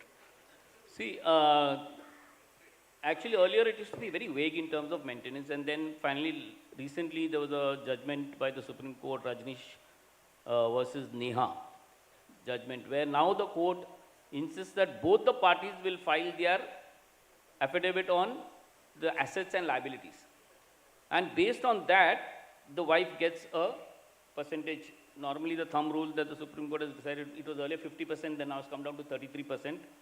Okay, so 33% of the income of the husband will go to the wife. Now that has to be paid as long as she is living or you're living. Even if she remarries? What? I'll come to that. Until and unless she remarries, or you go to the court and prove that she is not, of good character. So on that ground also you can get it cancelled. And that's a very difficult thing to prove. Because privacy laws in India are so strict. So if the lady is going into a hotel, the maximum you can do is click a photograph when she's entering the hotel. After that you can't do anything. Even if you have that evidence, it's not admissible in court. So is there a formula as to how that amount is calculated? Because one client had come to me saying that, the family court directed him to pay maintenance. But that maintenance amount was about 90% of his salary. So is there some logic? Is there a limit? Because people come to the court asking for anything, but what the court grants is there a limit to that? So Rajneesh versus Neha, like sir already said, it's a very detailed, about I think 15-20 page affidavit, which is required to be filed by both the parties. This affidavit will have your ITR for the last 3 years, and even at the time of your marriage, or bank statements for the last 3 years, details of your liabilities as well as your asset. The court will give you a sufficient opportunity to make sure that you put it on record ki, yeah, and how much money I have. So basis that, and the wife will also have to file all of this. So it will be very important that you make sure that even if she is not filed, you can put documents which you have in your record. So the court can come to a proper conclusion when they see both these financial documents. So that's become the thumb rule right now, which is going and prevailing in courts, that this affidavit has become mandatory. Now, when it comes to maintenance, a woman has, under 3 acts, she can claim maintenance. So she can claim in the family court, she can claim under the Domestic Violence Act, she can claim maintenance, and she can claim maintenance under CRPC 144 now. It was 125 earlier, now under the new BNSS Act, it is 144. So under these 3 acts, you can claim maintenance. But unfortunately, what happens is that these magistrate courts, they come from Nanded, small towns. So I had a case where that guy was earning an income of 5 lakh rupees, and I claimed 1.5 lakh as maintenance, and the judge was, magistrate was shocked. He said, "Kai bolte sahib, 1.5 lakh rupees, kai karayche hai त्यांना? 1.5 lakh मध्ये काय करणार काय?" I said, "Sir, this is the cost in Bombay." I said, "My client is not being given a free house or a car, or electricity bill is paid and water bill is paid." Then he said me, "Tumi kai mala dose dete?" Because he gets everything free. So his, standard is like 15,000 rupees. Then finally when we went up till we went to an appeal, and then finally when we went to the High Court, he got 2 lakh, she got 2 lakh rupees. But unfortunately at a lower courts, it's very difficult to stress 33%. And then what are the options in such cases where there is an order for maintenance to be paid or Sridhan to be returned or whatever it is, but a person is not complying, let's say the husband is not complying with the order, then what are the options that the wife would have? Then under section 144, subsection 3, okay, you can file for a distress warrant. What is that? So, so a distress warrant is where the police will come and take away all those, attach all those stuff, and then later on it is sold, and then that thing. But there are some guys who are very smart. There's a Shetty case I have where the guy's got nothing. Actually got nothing, was showing on paper that he's got nothing. On paper, no there cash is payments, nothing. So the cop is telling me, yes, साहेब काय करायचं आता काय? त्यांचा फक्त short pant आहे ते काय किती घेणार आहे ना? Everything is in the father-in-law's name. Okay, that's the catch. Yeah. Okay. There are, in the Hindu Marriage Act also, once you have an order in your favor, you can file for execution proceedings separately. Once after distress warrant, the courts will also, if they find reason that he's evading, they can even issue arrest warrant. Arrest warrant. But the court will give you multiple opportunities to make do, say that I'll make some part payment, something. The court will give you those opportunities. But if you fail to do that, then the court is also has to compel and take such drastic steps. Then you have to also go, see the higher courts actually get it implemented. But it's a long process to go up to the High Court, Supreme Court. And what if one person has filed for divorce and the other person does not want to actually get a divorce? So what are the options available to that person who doesn't want to get a divorce?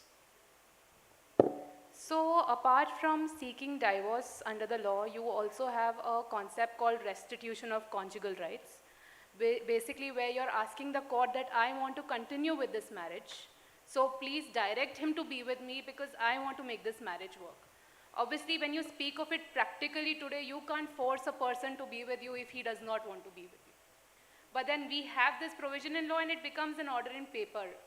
What I think we could advise is that there is our Nyaya Mandali which is there, where you could approach with your relatives or just the couple can also approach and see if there is something that's resolvable, whether we can go to some counselors because there are several other things which are there. There are family counseling professionals who are there to help you out. Manjunath sir is one of them. I know of him he's helped couples who come to him and they've decided to get back together and make it work. So, you know, we have such people in our community who can help you with these things. And that is what the objective of this panel today is also, that we try and push to see that there are these professional things that are there. So please approach those before you go and approach the courts. Yeah, I'd like to add also here, it's like if one couple wants a divorce, a Kurunji divorce Burchinda, it is exactly like, you know, having cancer in your hand, suppose. Now, you can't live with it because, in fact, last week this lady was crying, saying that I want my husband back, I am for the husband. And the judge, courtroom number 4, he loves to give speeches. So he was telling her, he says that what is the use? Because even if I order him, which is not possible, to take you back, he will keep you at home, you know, and budidi lekka apai, matlab budidi apujai, you know. So what is the use of you keeping, you know, going back? So in my opinion, if one person wants the divorce, okay, then it's like cancer in your hand. But when you have cancer in the hand, you don't go and say, doctor, ye haath kaat dalo mera. You first look at, you know, some therapies, chemotherapy, so-and-so. If not, then you run to an Ayurvedic doctor, you run to a homeopathic doctor, you know, you go to your Bhuta, Kola, Ye, Wo and all that. And then after that, when anything is not possible and it's going to spread, that's when you decide to cut. So similarly, when you have a dispute like this, court is not the first option. Nyaya Mandali is there, the Bunts Sangha, and it's always, you know, advantageous to come to a community place because unfortunately what happens is that Shetties, they don't use Shetty lawyers. It's a very sad thing. You know, I know of a case where that man first asked me a question, ki inchincha anda budidi vani punnu inchincha maltanda yena punna and all that. So I told him. Then after 6 months he came to me again and he said ki ink ninonji pattarandu matra eralla panochi. So I said irna magalna visheda. Nikincha gottun. Are the whole world knows. But he thinks that nobody knows. You know, so that's what they believe, that if you go to a Shetty lawyer, matra ella gottapun. It does not matter. First of all, every lawyer is a professional. And he will not, I don't even share with my wife cases, you know, or names. But she's also an LLM graduate, so therefore we discuss, but no names, nothing is mentioned. That's the kind of confidentiality every lawyer has. So divorce is not the first option. Come to the Nyaya Mandali, find out what is the reason, because many a times lack of communication could be a reason. You know, many a times the in-laws could be a problem. The jokul mata, they call them old furnitures. You know, old furniture. So the old furniture could be a problem. Then either the old furniture decides to move out, you know.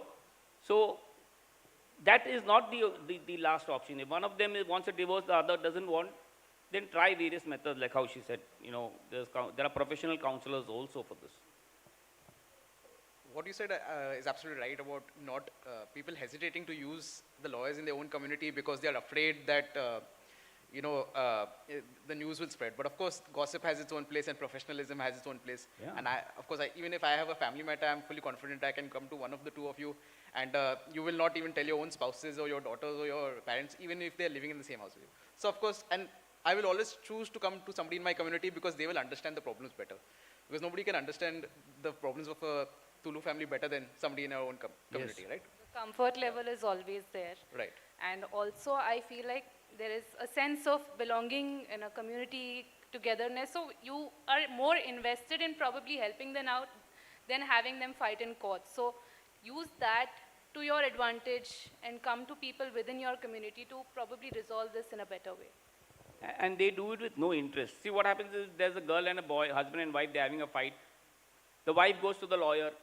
He'll say, "Nene, tu case dalo," because case part jina hai na, wana sunti bolto har pinai.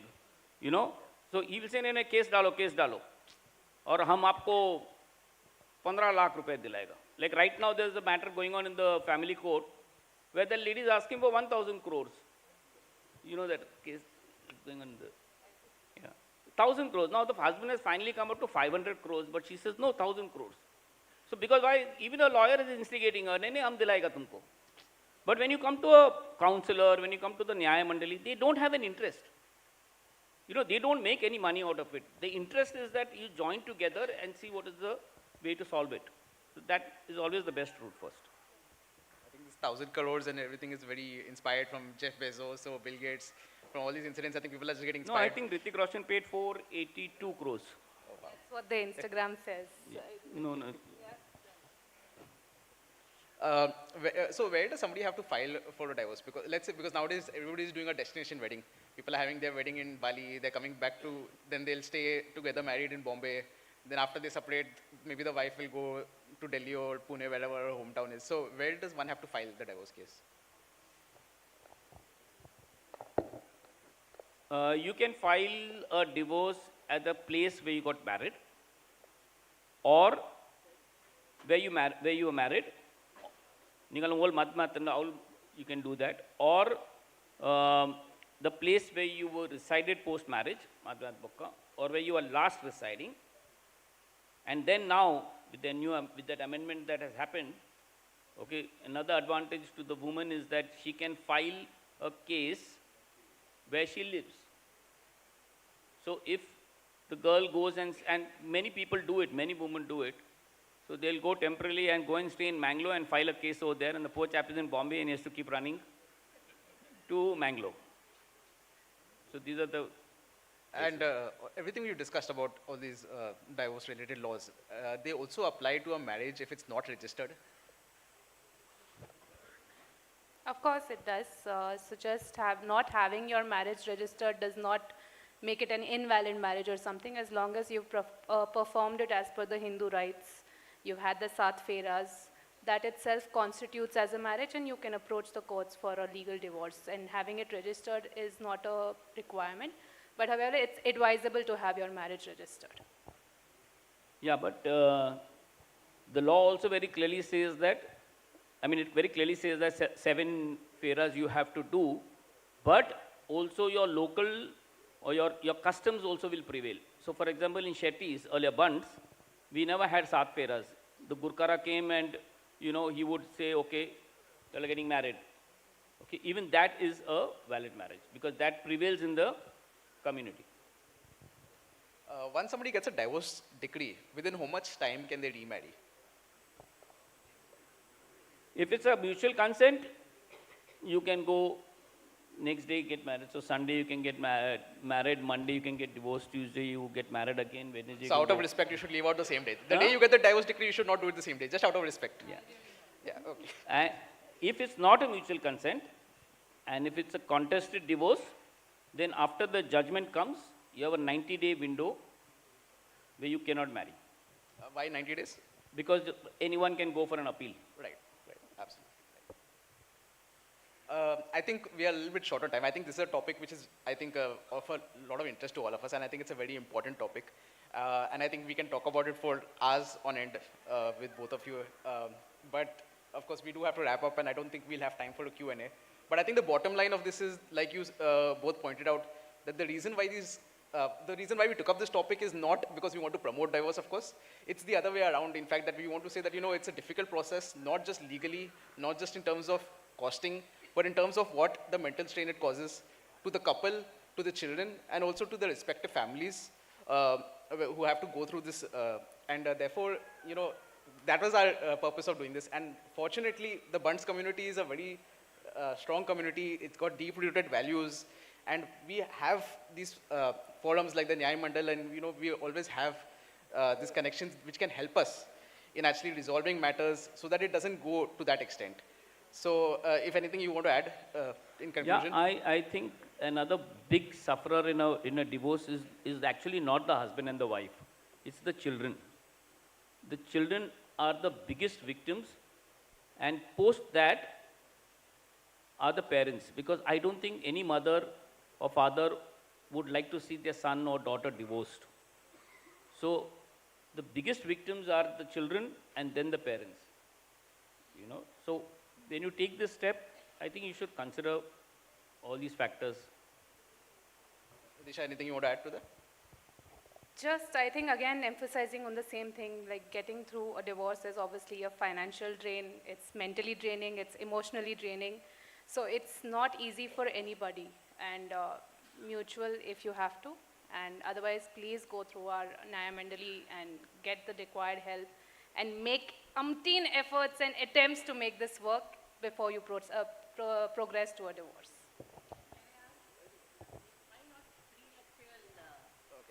Why not prenups?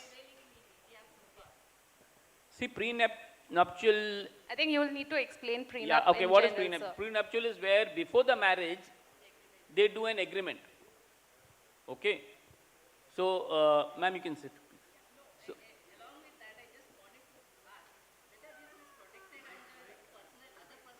yeah, I'll come to that. So, prenuptial is actually, in a way, recognized in India, but not for Hindus. Yeah, so in Islam, in Muslims and Christianity, prenuptials is there. Special Marriage Act also, but in the Hindu law, prenuptials is not currently accepted, mainly because the court is very clear that Hindu marriage is not an agreement. Hindu marriage is a sacrosanct relationship. Therefore, you cannot have a prenuptial. So that is very clear in many judgments that the court has said, okay, and therefore it is still not kind of accepted in India. Yeah.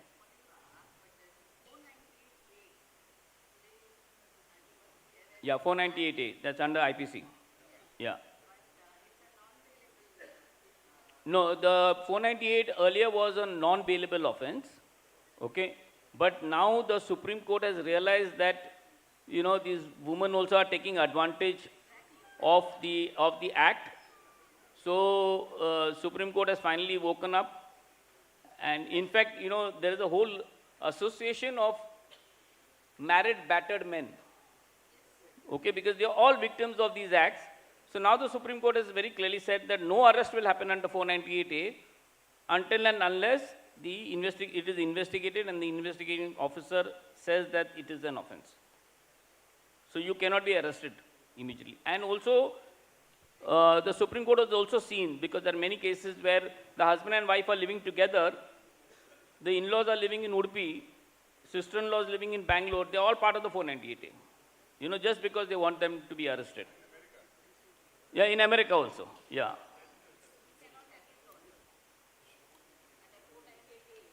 Once an FIR is done, you can always proceed for quashing, and if the court finds merit that, people have been just added for harassment, the court will quash it against them, especially, and this is becoming a norm in the high courts now, where they are seeing that parents and in-laws, etc., are being unnecessarily harassed by adding them in the FIR. So courts are looking into the patterns and reforming and changing their approach with time. In fact, the worst thing is where, right now I have a case where because of a marital dispute, that man has got a daughter and a son, small children, and the wife has put a POXO case against the father. You know, so fortunately, I mean, we made sure he didn't get arrested, but that was the We've got time constraints. It's an interesting topic, but If again, anybody has any more questions, of course, Disha and Manjunath sir are both available. I think we can't, but You we've can got discuss time them. constraints. Yeah. We'll pass over the questions to dinner or drinks. Exactly what I was saying, yeah. Thank you. Thank you.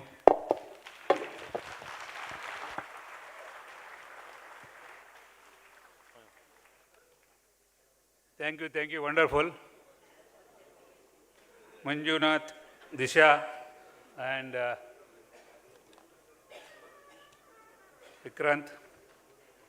Practically, nama inita dinotu really burchandina samasya. Mast janakulale undu mast samasya.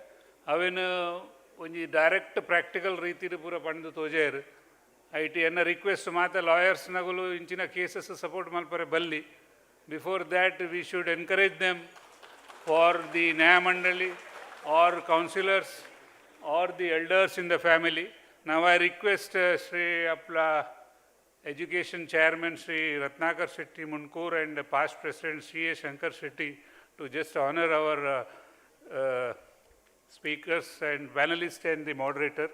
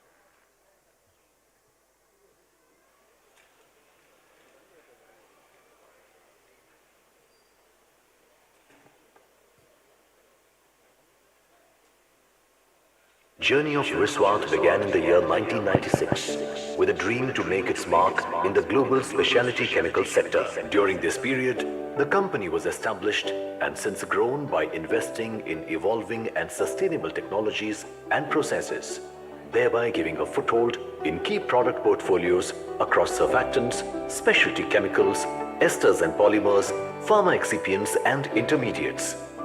In the non-ionic surfactants space, Viswat is the market leader with more than 200 products sold both domestically and internationally in more than 30 countries.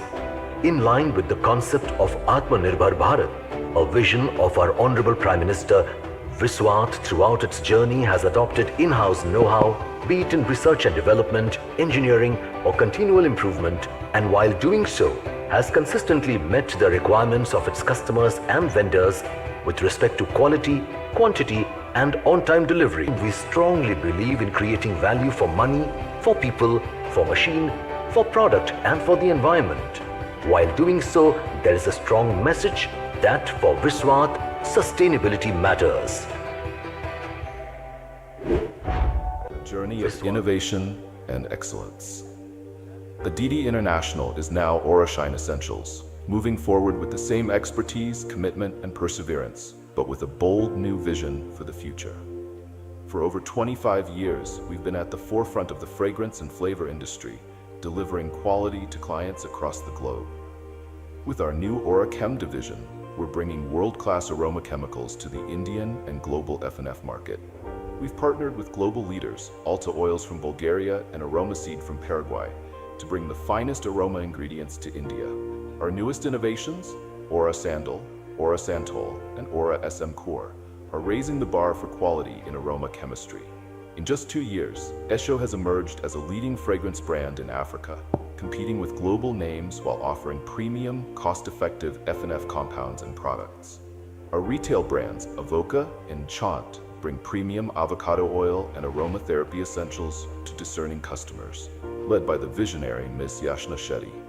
Our NABL-certified laboratory in Navi Mumbai offers world-class testing and analysis for natural and food ingredients, including aroma chemicals and specialty ingredients. Sustainability is at our core. Together with our partners, vendors, and well-wishers, we're planting 10,000 sandalwood trees, offsetting 3,750 mt of CO2 over the next decade. We're proud to sponsor and participate in the Fafai Expo 2024 in New Delhi, a testament to our ongoing leadership and innovation in the fragrance industry. At Orashine Essentials, we're enriching fragrances and flavors through innovation, expertise, and global partnerships. Explore the future of fragrances with Orashine Essentials. Visit us today. A journey of innovation. Thank you. These are our backbone, prime spurs and organizers, Vishwat and others. We have with us Vivek Shetty as our chief guest, Vishwat and other organizers. Ite nama Buntarna samudayadu anchine mata society ಹೆಚ್ಚಾದ ನಮ್ಮ advocate profession senior ನಗಲಿಗೆ respect ಮರ್ಯಾದೆ ಕೊರಪಿನಂಚಿನ tradition custom ಭಾರಿ ಮುಖ್ಯ ಭಾರಿ ಮಲ್ಲ ಅವನ ಇನಿಕ್ಲ ನಮ್ಮ ಹೊರತೊಂದು ಬೈದ ನಾವು we are proud to say from our Bunts Law Forum, Sri Umesh Shetty and Sri Ravindranath Shetty are designated as senior advocates by the Bombay High Court. It is our pleasure to honor them on this occasion with respect and best wishes. It is not an easy step to get the designation as a senior advocate by the Bombay High Court. I would request President and office bearers and the escort, the chief guest and guest of honor and the organizers to the dais again. And I request Ranjit to introduce Senior Advocate Umesh Shetty to the audience. Please, Ranjit.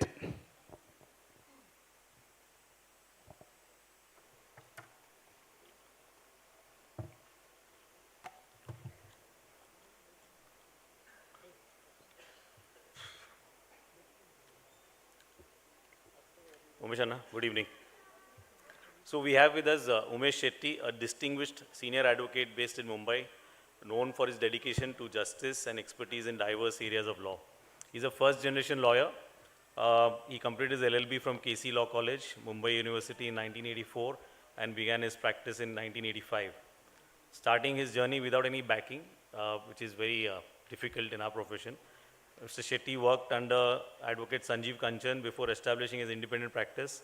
In his early years, he gained recognition for championing public causes, such as preventing the closure of a Kannada medium municipal school and securing re-examinations for wrongly expelled students by successfully challenging administrative actions through writ petitions in Mumbai High Court. Over the years, Mr. Shetty has developed specialization in banking law, including SURFACE and RDB, arbitration, public law, with substantial experience in writ jurisdiction. He's also done a lot of pro bono work, particularly in support of teachers and students. Mr. Shetty has also appeared before Supreme Court in India in several matters, including the landmark matter of Nahalchand Laluchand Private Limited, where the Supreme Court ruled that still parking spaces are common areas and cannot be sold separately by builders.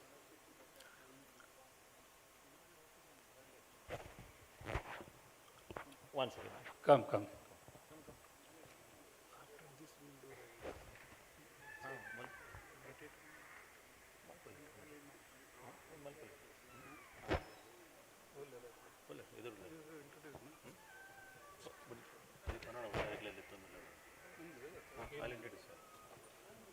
Please, due to paucity of time, we request the President and the dignitaries to escort Senior Advocate Ravindranath Shetty to the dais, please. And Ranjit will say about Rabindranath City. Please, Ranjit. Comes.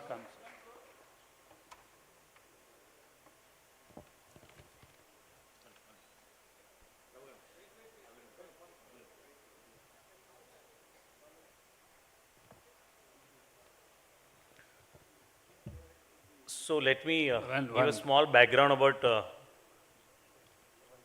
Ravi Shetty, a second generation lawyer following in the footsteps of his parents. He completed LLB from Government Law College, University, began his legal practice in 1988 in the chambers of his father, R.K. Shetty. Ravi is based in Bombay and known for his expertise in service, administrative and constitution law.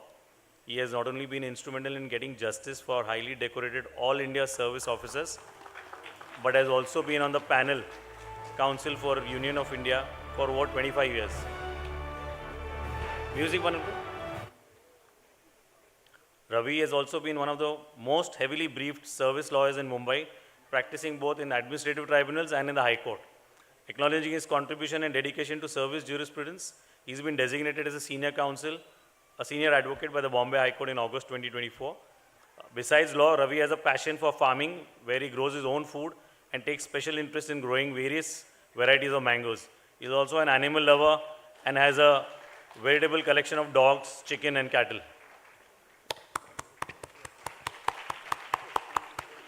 Thank you, Ranjit.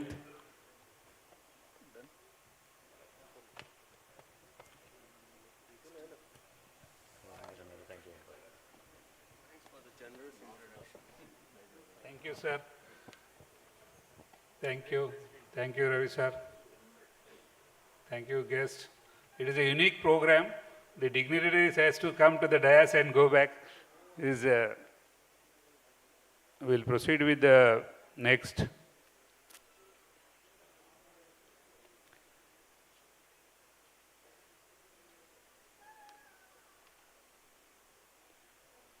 Notary is a noble and additional service rendered by the advocates.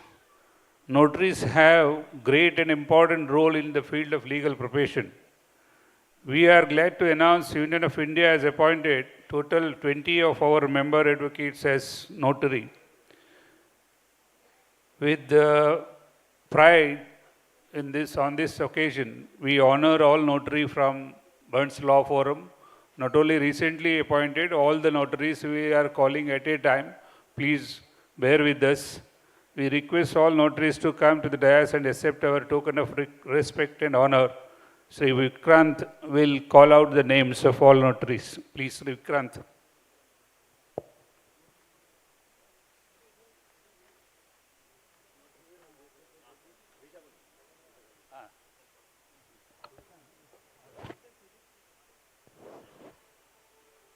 Sorry, Risha Alva will announce the names. Please, as early as possible, as she call out the names, please come to the dais, all notaries.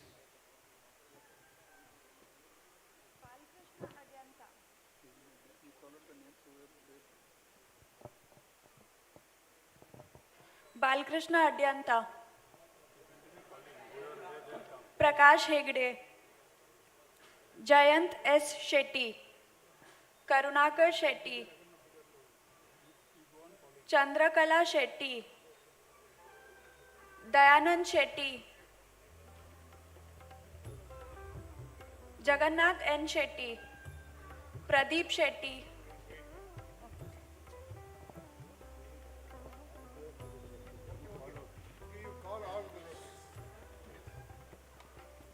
Shekhar Shetty, Sujata M. Shetty, Prashant Shetty, Narayan Shetty, Sahana Shetty, Harish M. Shetty, R.G. Shetty, D.K. Shetty, C.V. Shetty, Ashok Shetty, Uppur Shekhar Shetty, Balkrishna Shetty, and Suresh Shetty.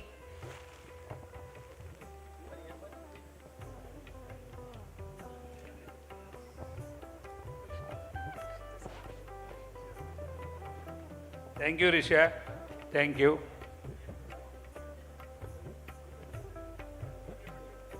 Please, hurry up.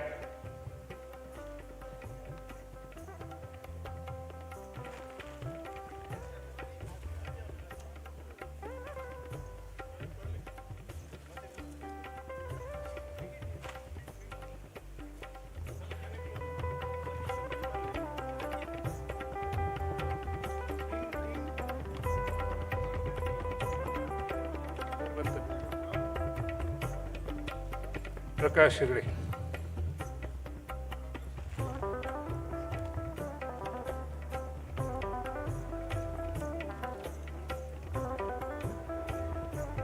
We, the Bunts Law Forum, Vishwat Chemicals Limited, Bunts, Bombay Bunts Sangha, IBCCI, and Tana Bunts, Mulund Bunts, Jawab, Bombay Bunts Association, ABCA, Association of Doctors, and all the organizers. We all wish all the notaries very successful endeavor in their field of notary. God bless them all. And we thank them also sparing the time in the busy schedule to receive our token of love. Thank you one and all. Bear with us, please. If there is any change of names, we can exchange thereafter.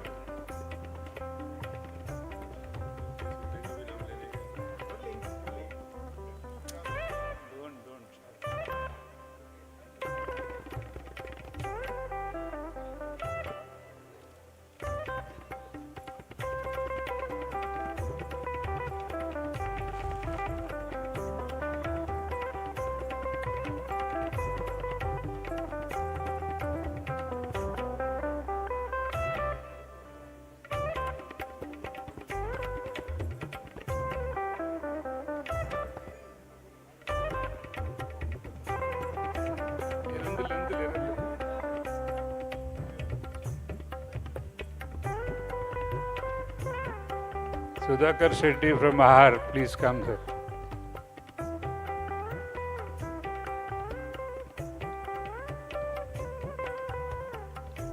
Chairman Ahar, Sudhakar Shetty, please join us. The other office bearers, please, sir.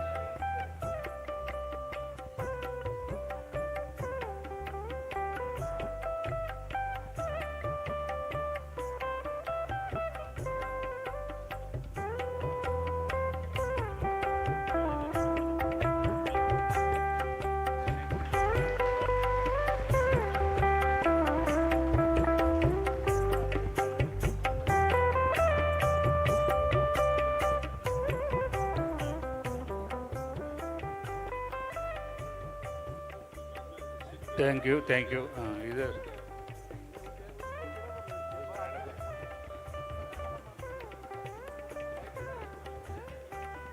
Thank you, Vinanda. Thank you. Thank you, sir. Cinema industry has a few stars, but do you know the tourism and hospitality industry Thank you, has sir. many more stars? Yes, these are star performers who have thank you. cultivated a set of specialized skills as well as their personality.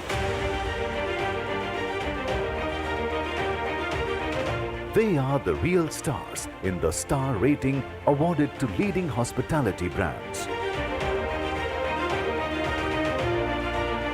To ensure a welcome for our graduates with leading names in the hospitality sector, we Hello. have an intensive 3-year Education program is to the pillar of develop their development. knowledge, personality, Along and with that, various women technical education is and soft foremost skills. important. Catering and Happy to say that we hospitality is a have renowned women educators with us, with the Bunts Law Forum, rendering outstanding professional services. Now, Mr. Ranjit will come here and say about the women ladies advocates, Bunts women advocates and their names. Please, Ranjit.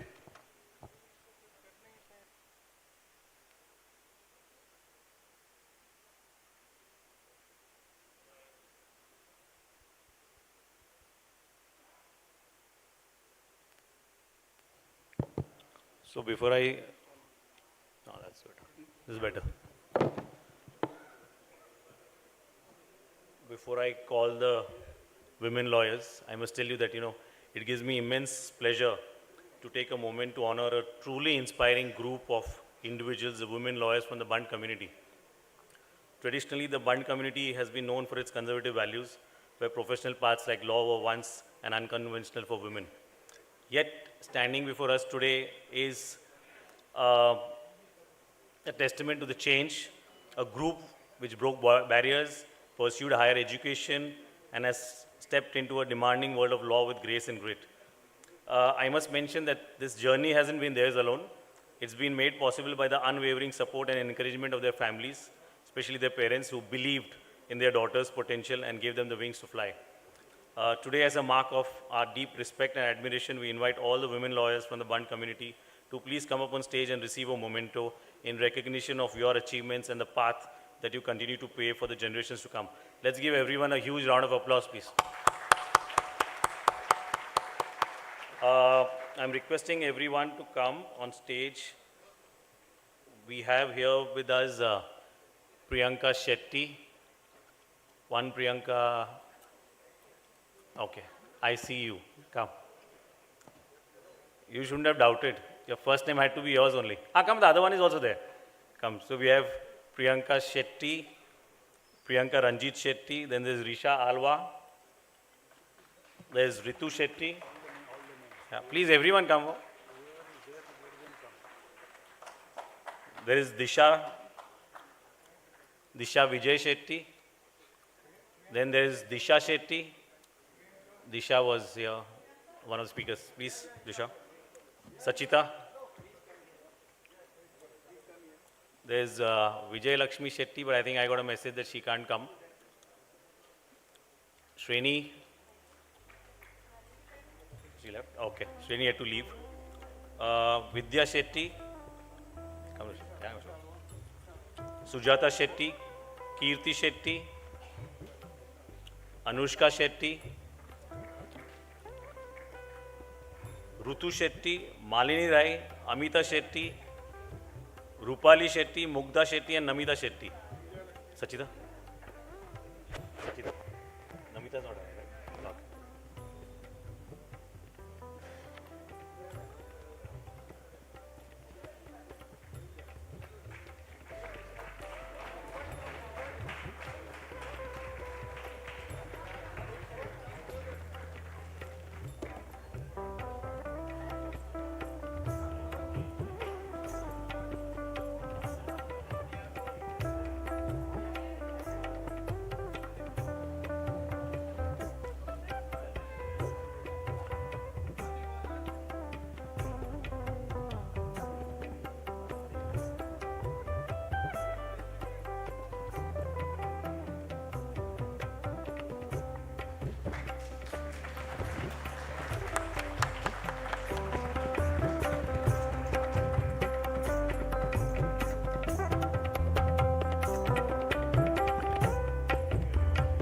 Please come, please.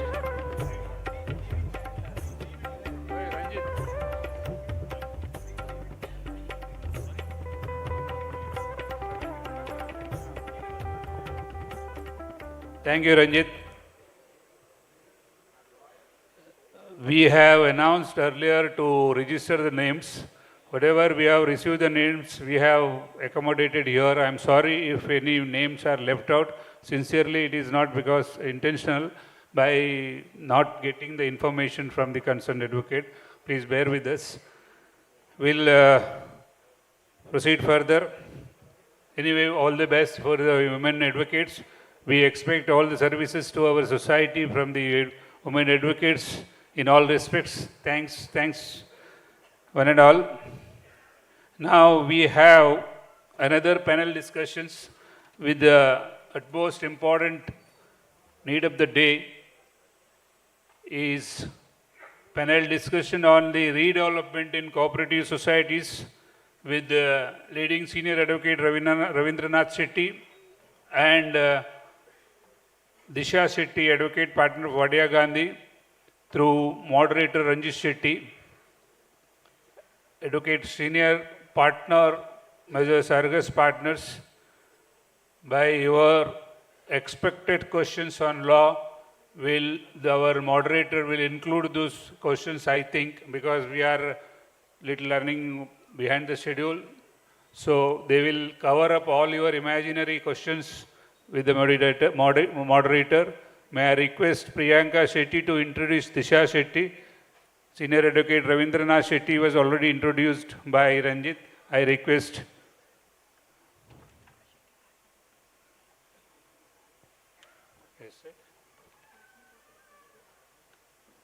Priyanka Shetty, advocate partner of AZ Law. No, you only say, please. A very good evening. I am Priyanka A. Shetty, one of the two Shettys of the lady lawyers in the Bunts Legal Forum. It is an absolute pleasure to be here before today. Also a little overwhelming, not just because of this fine crowd, but also because of the dignitaries that I will be introducing for this session. The first person is Senior Counsel Mr. Ravi Shetty.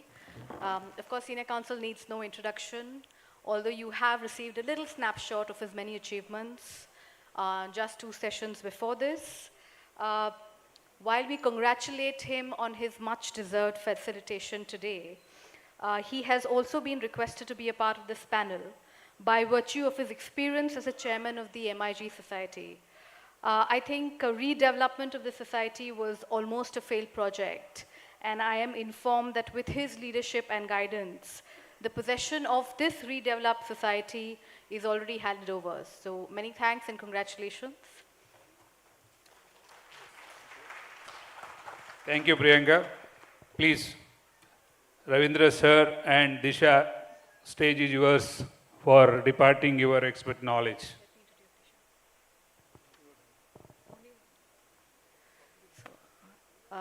Ms. Disha Vijay Shetty, she's a partner at Vadian Gandhi. Please have a seat.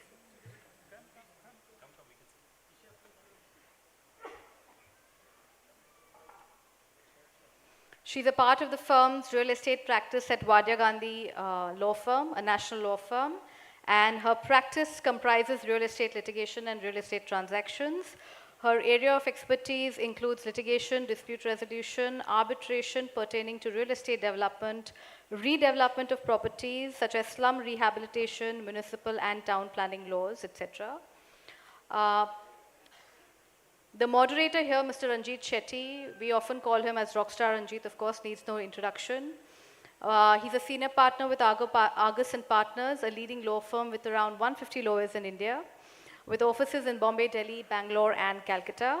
His practice area is litigation and ADR. In a career of over 25 years, he has gained a commendable reputation in commercial and complex litigation, not only with his clients, but of course amongst his peers. He has also made a niche for himself in pre-litigation strategies, negotiations, settlement, and cross-border disputes. Clients regularly compliment him for his acumen and deep understanding of the practicality of his advice. Thank you again, Priyanka. Please, sir. Please go ahead.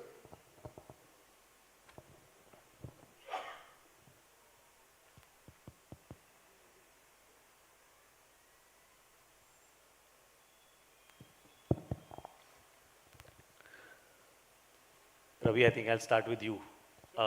What is broadly the process that is envisaged in a redevelopment of a society? Let me start like this, that redevelopment, as all of us are aware, most of us, or rather at least 80% of us have only one apartment in Mumbai. And if we do not carry out this process rightly, we could be in a lot of trouble, especially when you are in an advanced stage of your life. So therefore, the most critical thing for you is to decide the criteria, the eligibility criteria for selection of the developer. So whenever you want to select a developer, you should always lay down stringent criteria. That is, if it is a small society, let us say of just 5,000 square meters, then you look for a developer who has done not less than 500,000 square feet development every year in the last 5 years. Therefore, you know that this man has performed, he is performing, and he is capable of delivering. The next most important thing you have to do, of course, is to appoint a project management consultant. But please do not go by the terminology or the nomenclature of project management consultant and believe that the moment I have appointed a consultant, I am done with it and he will take over and he will take care of my interests. It is therefore very critical to micromanage your project management consultant also from time to time to ensure that he is not wavering from the path of protecting you 100%. The third most important thing is that you look for a fairly large size of bank guarantee to ensure that the project, if it runs into any sort of trouble, the bank guarantee should be able to save you. The fourth is that you have a proper exit clause to ensure that if the developer is not performing, you should be able to immediately terminate the contract. Otherwise, litigation undoubtedly will commence as soon as you terminate. But once you know that the developer is unable to perform, there is no point thereafter in waiting for him to completely collapse. It would rather be prudent to terminate the contract so that the litigation commences and the litigation ends also as early as possible. It's okay. This is good enough. In fact, I wanted to ask Disha this, that, prior to... Sorry, there is one more important thing that I want to say. If you all will realize, there are several societies in which there are different sizes of apartments which go for redevelopment. We had this problem in Bandra East in our MIG colony, where we had 4 types of apartments. One was 800 square feet, another was 600, the third one was 505, and the fourth one was 407. So the question which arose was a fight broke out inter se amongst the members, where everybody, the smallest flat owner was saying that since the FSI belongs to the society and since I also own 5 shares, like the larger flat owner who also owns 5 shares, the FSI should be distributed equally. So this invariably leads to a situation where the society splits, there is litigation, inter se amongst the members, and the redevelopment process never starts.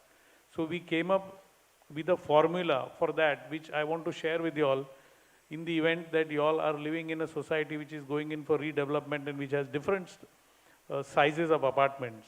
So what we did was that for the area of the flat, rather the FSI of the building or the area of the flat and the land appurtenant thereto, the FSI went totally to the flat owner. So suppose there is one building which has 800 square feet apartments, then obviously the FSI which accrues out of that 800 plus the land appurtenant thereto went exclusively to that 800 square feet flat owner, and so on and so forth for 600, 500 and 407. Then came the issue of the additional land available in the society. Now, how to distribute that land? So that land which was other than the land under the building and appurtenant thereto, we decided to distribute it equally amongst all members since all of them had 5 shares. This is how we sorted out that problem. There is another thing which you all may encounter. For example, if there are single building societies and you realize that you want to have better amenities, then you should ideally collaborate with the plot owners in the next couple of buildings in order to ensure that you get better amenities. For example, unless you have an 800 to 900 square meter plot, you cannot have a ramp and parking, 4 or 5 levels of parking. You will have to then otherwise opt for a parking machine, which is also known as puzzle park. Now what happens is that in a puzzle park, if one day in the morning when you have to rush to work, the puzzle park doesn't function, you are done. You have to look for a cab to rush to work. So this is a huge problem. And secondly, the value of your apartment, you cannot exploit the entire value of your apartment if you are not able to have a car park on the ramp without you having to use a lift or a puzzle park system. So therefore, it is ideal that you get together with your neighboring societies and apply this formula which I am suggesting for different sizes of apartments, divide the FSI accordingly without there being any ill will amongst the members, and have a better society and a better product so that it is an asset for you. For example, in our society, we had exploited only 0.4 FSI and we were entitled to 6 FSI on account of which we could get 250% additional area from the developer and about 700 crores of corpus. Accordingly, we created wealth to the tune of about 2,000 crores for 176 members, as a consequence whereof senior members who were, in the evening of their lives could create this asset which was worth 8 and 10 crore of rupees, which also ensured that they and their spouses could get better medical treatment in the best of hospitals. So therefore, if you apply yourself properly and you have a proper agreement with a very good solicitor, of course Disha represents one of the best firms in Mumbai, but most times they are they are representing developers rather than societies. But so it is very important. That's changing now. I'm assuming after this seminar, I'm going to get a few clients also from here. So that's changing now. Yeah, you should. I thought someone was going to say for societies they can approach me. So these are all the very important things, because redevelopment can really transform your lives.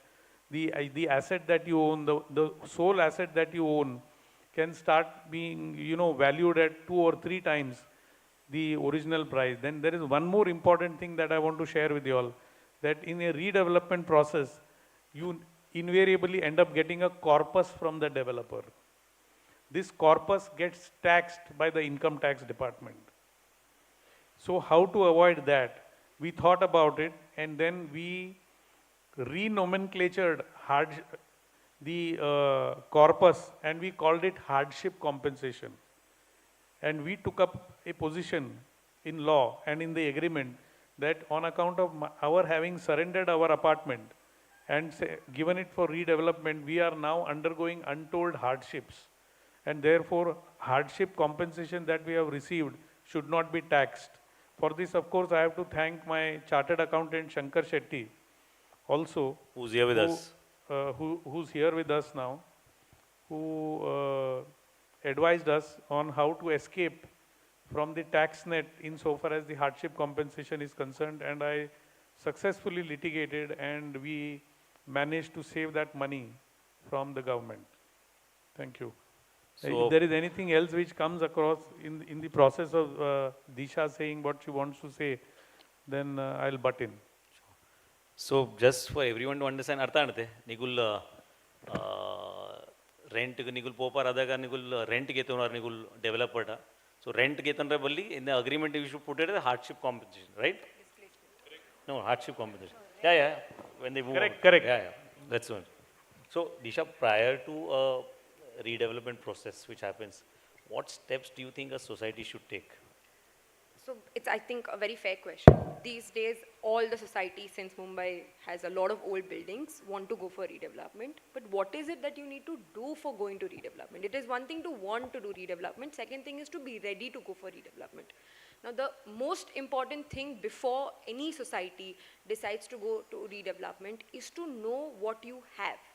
Now, there are leasehold lands, there are freehold lands, there are government-owned lands, there are privately owned lands which are leased to societies. You need to know your building, where it's standing, the title of that land. You need to know if you as a society are the owner, if there's a private owner, what is it that you need to do to get the ownership. There's a concept of deemed conveyance.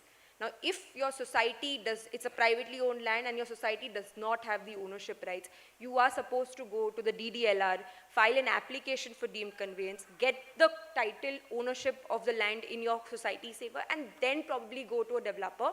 It's always beneficial because the developer otherwise is going to tell you that, see, आपके पास तो title भी नहीं है, आपको थोड़ा भी कम करना पड़ेगा, आपका area कम करना पड़ेगा. He's going to attack you on that if you do not know your title, if you do not know what your society has before deciding the potential of your property. Second, which relates to is what is it that, like he said, you need to have a project management consultant. Earlier, there was a stigma attached that, why should we are a society, the developer karega, why should we get into this project management consultant? It's not in our scope of work. But now, all the society redevelopments that I've been doing, the society has been smart.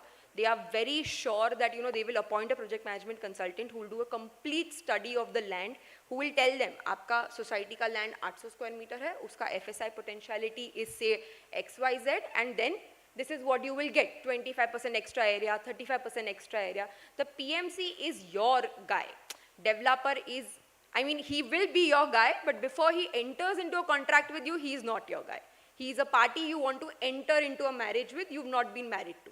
It's like an arranged marriage situation for that. So, even Ravi mentioned about the project management consultant, even you mentioned it. Sometimes I have seen, sometimes society feels that, once you appointed a PMC, mera kaam ho gaya, inkita dala malparich, which I slightly differ, okay? But obviously, you've been a chairman of a society, and I'm sure you've had some experience, good or bad. Why don't you just tell us how to go about a PMC? Or maybe, the audience can know. The work possibly starts once you have a PMC. What's your view? So, generally a society appoints a project management consultant. So, how to go about appointing a project management consultant? So one is that you can give an advertisement. So people apply, the PMCs apply, then you choose in the requirement or the in the eligibility criteria for the PMC, you set down norms that he should have been a PMC in so many projects. Then the each project should have been consisting of so many 500,000 square feet or 1 million square feet, depending upon the size of your project. And then you also, so he's going to put up and say that I was project management consultant in so-and-so society, etc. Thereafter, you pick up the phone, you speak to those guys, you find out if you know somebody in that society, and then you try to ascertain as to how that this gentleman has conducted himself and what is the result. At the same time, you also keep doing your homework to find out what exactly is the potential of your property. This will ensure that nobody can take you for a ride. So sometimes I think societies are a little conscious of, and I think rightly so, that the project management consultant should not be hand in glove with the developer. Absolutely. So that's, I think, one of the biggest. That's very important that you select it before you even go for redevelopment. Absolutely. Then let the project management consultant, supervise everything, help you, because you as a society are not going to have legal or technical knowledge. So it's a project management consultant who will help you. All right. So basically, you have to believe that Vishwas Rao, we lost Vishwas Rao in the Battle of Panipat. So don't have Vishwas on anybody and check everything yourself. Great. Keep micromanaging until you reach a level of trust with the person. So I'm sure a lot of chairmen or secretaries of society are not as involved as you are.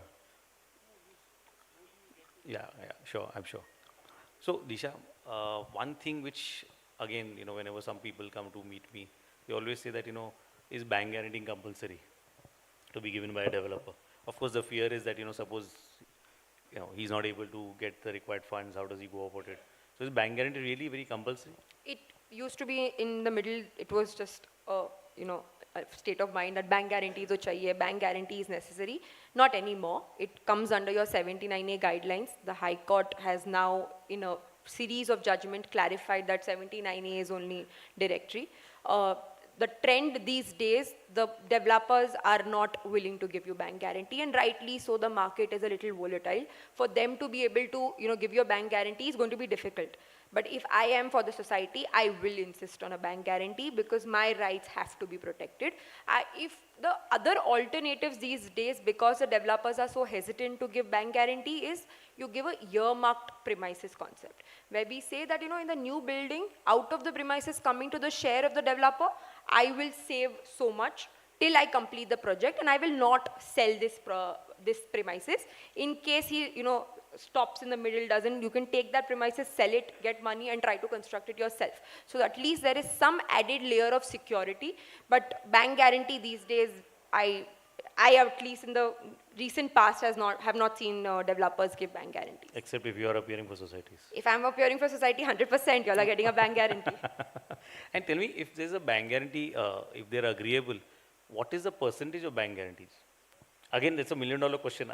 I'm quite conscious of that. Correct. So it actually depends a lot on your plot dynamics. It depends a lot on your society redevelopment dynamics of what your society has to offer. There is no hard and fast rule that this is your plot and 30% of this has to be a bank guarantee. There is nothing like that. Usually how bank guarantees work is that the developers say, see, my construction cost is going to be say 50 crore. So I will give you say 10% of it or 5% of it. That's a hard ask, it's a hard ball, but there's no hard and fast rule. It all depends on what your plot has to offer and how lucrative it is for the developer to come and enter the scene. Fair enough. Now, tell me, in a society, big or small, I guess there are some members who always oppose redevelopment, and of course. So how does it go about? I mean, if some members choose to oppose the redevelopment, how does one go about it? See, you have to basically take everybody along. So if some people are opposing, you have to call them, talk with them, find out what is the apprehension in their mind, deal with it, and try to persuade them to come along. Many a times when people raise objections, they could be very valid objections also. So you must try and step into the shoes of the person who's raising an objection and try to see whether we can sort it out. Disha, what if someone needs to go to court? Then how do you think courts have approached this? The courts are very clear. The majority will of the society always prevails. If there are 100 members, 80 are deciding to go for redevelopment, 51 are deciding to go for redevelopment, and the balance 49 people are not. You can go to court, get them out of their premises and start your development. Courts are very clear on this. Repeated judgments have been passed saying that minority will not prevent the redevelopment of the society. Ravi, any GST or stamp duty implications on a development agreement? Whatever is the implication on the development agreement, every dime has to be paid by the developer. In fact, when you enter into a development agreement, many a times you are in a situation where the conveyance has not yet come into your hands, like was the position in respect of my society. MHADA had not given us conveyance. So we had incorporated the terms for him to obtain various sanctions, including permissions, then the conveyance, etc. from MHADA within a finite defined period in time. And he has to perform and he has to get the permission. Okay. It is impossible for us, common men, to go into any government office and obtain any permission. All of us know why. I don't have to explain why. Disha, sometimes I see this, that people have vacated their premises. Then the builder, for some reason or other, has delayed the project. And, when they come to lawyers also, we say that, okay, there's nothing much that you can do. So what is the right time that a person should actually vacate his house? Or rather, let me put it, is there a right time? So as a matter of security, the society must be very clear that until the builder gets the full IOD, now IOD is an intimation of disapproval. It's a little changed when it comes to a slum scheme, they call it an intimation of approval, but otherwise regular development, it's called an intimation of disapproval. Until the IOD for the full FSI of the plot is not loaded, a single member of the society must not vacate. So that's at least an added advantage that, at least you have surety that this builder who promises to build your new houses has the wherewithal to go and get the IOD from the market. He's loaded it on the property and now it's ripe for, redevelopment for you to vacate and then hand it over to the builder for demolishing and redeveloping. Correct. Does it happen that, suppose, I'm just asking a scenario where flat owner has got a flat on the 15th floor in the redeveloped building, and the builder says that you vacate it now, or maybe he's got only, his plan is approved only till the 10th floor. So in that scenario, is it advisable that he vacates the house? So see, it all depends on Because when you're... just to complete, because in that scenario he's still a minority. So if he goes to court, it's quite an odd position. No, correct. But I would think that your entire terms of when you have to vacate, what point you have to vacate, gets finalized when you sign the DA with the society. Your DA is your Bible. It stipulates when you will vacate and at what point of time. Now, if the society in its collective will says, no, no, if you get, 50% of the FSI loaded enough to vacate, unfortunately, you're bound by it. Interesting. So And you in have to fact- bow down to the will of the society for sure. That brings me, Ravi. Now, sometimes even members who are in a minority, they may have some suggestions for a development agreement. Now, in that scenario, have you experienced anything? Because he may be a minority, obviously, but he has some suggestions for the development agreement. No, we have, that's what I'm saying. And you The did mention that, yeah. The focus for the managing committee has to be to ensure that 100% of the people are on board. 100% of the people agree. When we vacated our premises, I had 100% approval on the development agreement. Only Wow. then we vacated. Wow. But we had a situation where we had first got the permission up to 7th floor, Disha. Then came the next 7 floors, then came. But the FSI was sanctioned. So the FSI, we knew that it's a matter of time. And as he goes on paying, he will go on getting. Then one more important thing that we had put in our agreement was that we had not given him the right to mortgage the premises. Forget about mortgaging my premises. I did not even let him mortgage the premises which he would have become entitled to after he constructed. That is the FSI sold to him. We did not allow him any right of mortgage. We also put a very important condition in our agreement which I would request all of you all to ensure that it is put. We had put a condition in our agreement which said that although you will be able to sell your share of the apartments, you will not hand over possession to a single purchaser until all my 176 members are given possession. So that ensured that there was very little scope for him to do anything untoward. So if you have all these terms and conditions incorporated in your development agreement, then you are quite well protected. You also have a term in your contract which we had, that if he reneges on a single financial commitment to me at any point of time, then it would be treated as the contract having been terminated. And that condition was agreed to by Disha's firm, on account of which we settled and we went ahead with the redevelopment process. I had to face litigation twice in my project, but both times we came successful, and finally the last agreement we did was her firm was directly involved against us in that agreement. They realized the apprehension from where we came from. In fact, one of the foremost guys in real estate today is her, I think your boss, Dhaval Mehta. Partner. He fully appreciated A partner. in Badia Gandhi. And he appreciated where I came from. He accepted my proposition. He incorporated it in the agreement, and then we set sail. After that, we never looked back. And we got our possession. But Ravi, I think your society or the way you guys have gone about it is clearly an ideal situation. No, because no. We had the most horrifying experiences. The moment we engaged our first developer, unfortunately that man got arrested in a huge scam. Then came, no, I don't want to take names, sir. But, I mean, I can take, but so, anyway.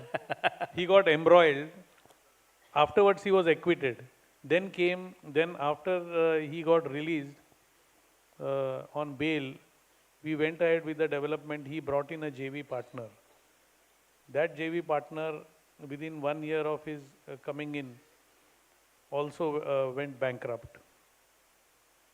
Then came a third developer who came in through their firm, who eventually completed the project. So, and who's a good developer? Who's a good developer? No, I don't want to comment on developers. I think someone needs to give credit to me also, because I fought the litigation and now the project is complete. Anyway, so since you spoke of mortgage, and I'm repeating that, yours seems to be an ideal situation. At least you guys were in a position where you guys could negotiate properly, or at least on your behalf, for the society's behalf. But I think, Disha, I think you will agree that mortgage is something which is essential nowadays. Of course, you have to negotiate. But in your experience, what is it? Can he mortgage the entire flats which are to be developed, or can he only mortgage a part of it? How does it go about? So usually he mortgages what is his. Okay. You give him development rights, he will mortgage it because it's his. You are giving it to him. It will be odd for him to ask you, means he will not be, I don't think it's a fair ask for him to say that I will mortgage your new premises also. That's a little difficult. No question. There is, Mortgaging my premises. he will mortgage what he has. So his premises he will mortgage, which is I think a fair ask, because if he doesn't do that, he is not going to get the funds to make the project. It's simple. So what he has in, what you are giving to him in this deal, he will mortgage that. What is yours, I think, as a society, we must not ask. Yeah, I think this is very important, because when the first draft of the development agreement comes, they actually say that they have the right to mortgage even the society owners. Okay, I think we are running short of time, but just 2-3 small questions, or rather 1 or 2.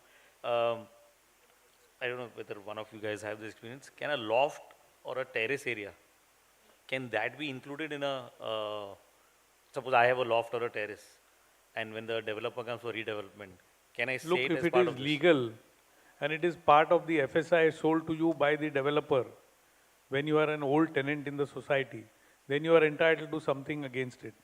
We had a very queer problem in our MIG colony, where people on the ground floor had occupied the area around the apartment, and they had their own private gardens. So they were insisting that they should get additional area for that area that they had, the correct word is illegally encroached upon. So two things happened. One is that after the 26th July floods, there was 10 feet or 12 feet water in MIG colony. As a consequence whereof their houses were fully submerged and they became desperate for redevelopment. This is the first thing. The second thing is that we made it clear to them. What we call, we had to read the Riot Act to them. And we made it clear that these are the terms and conditions on which MADA is giving us the land, and the land belongs to MADA. So therefore, merely because you have put some illegal fence around it, you are not entitled to anything. You have to be very firm. Otherwise, what happens is that it causes heartburn amongst other members who have been sincere and who have been living within their plinth area.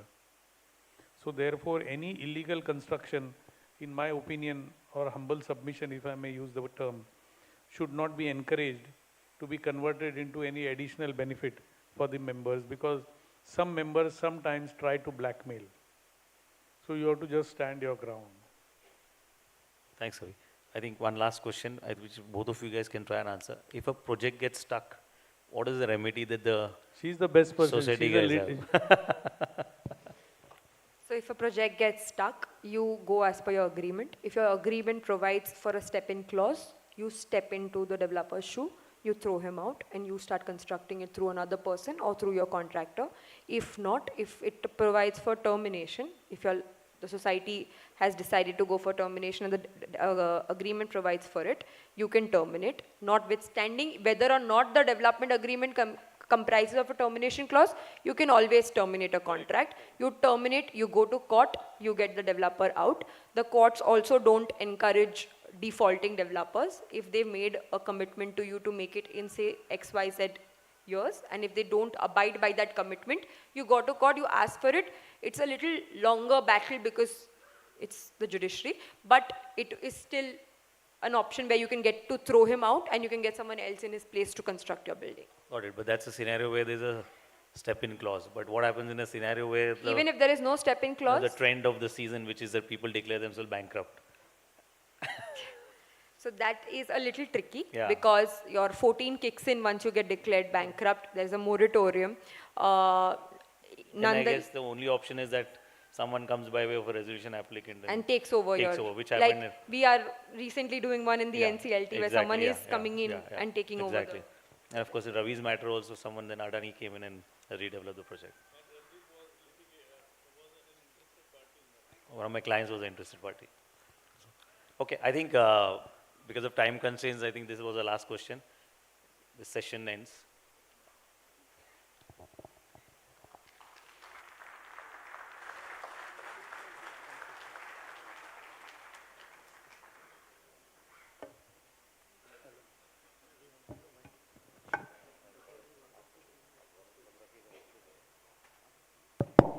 Hello.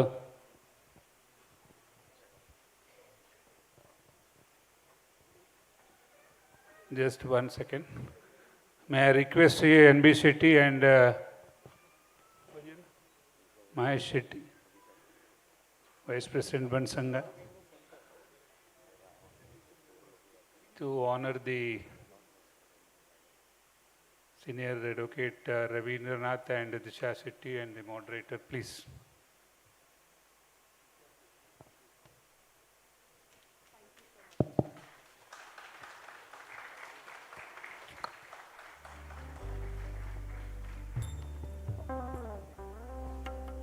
I think they have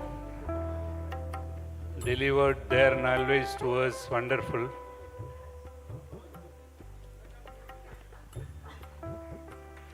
ನಂಗೆ ಮಾತಾರೆ ಗೊತ್ತುಂಡು legal advice ಭಾರಿ costly ಈ senior advocates ನಮ್ಮ door ಬದ್ದದ ಮೂಲ ಮತ್ತು ನಂಗೆ ಬೋಡಿತ್ತಿನ ಸಬ್ಜೆಕ್ಟ್ ಅಡ್ವೈಸ್ ಕೊರಿಯರ್ is our we are very lucky to have them here we are indebted to Disha and Ravi sir and the moderator Ranjit. Of course, he has squeezed all the expertise knowledge from them to the audience. It is very difficult to get the senior advocates appointment and also the fees part. We are lucky to have them here in our doorstep. Thank you, sir, again.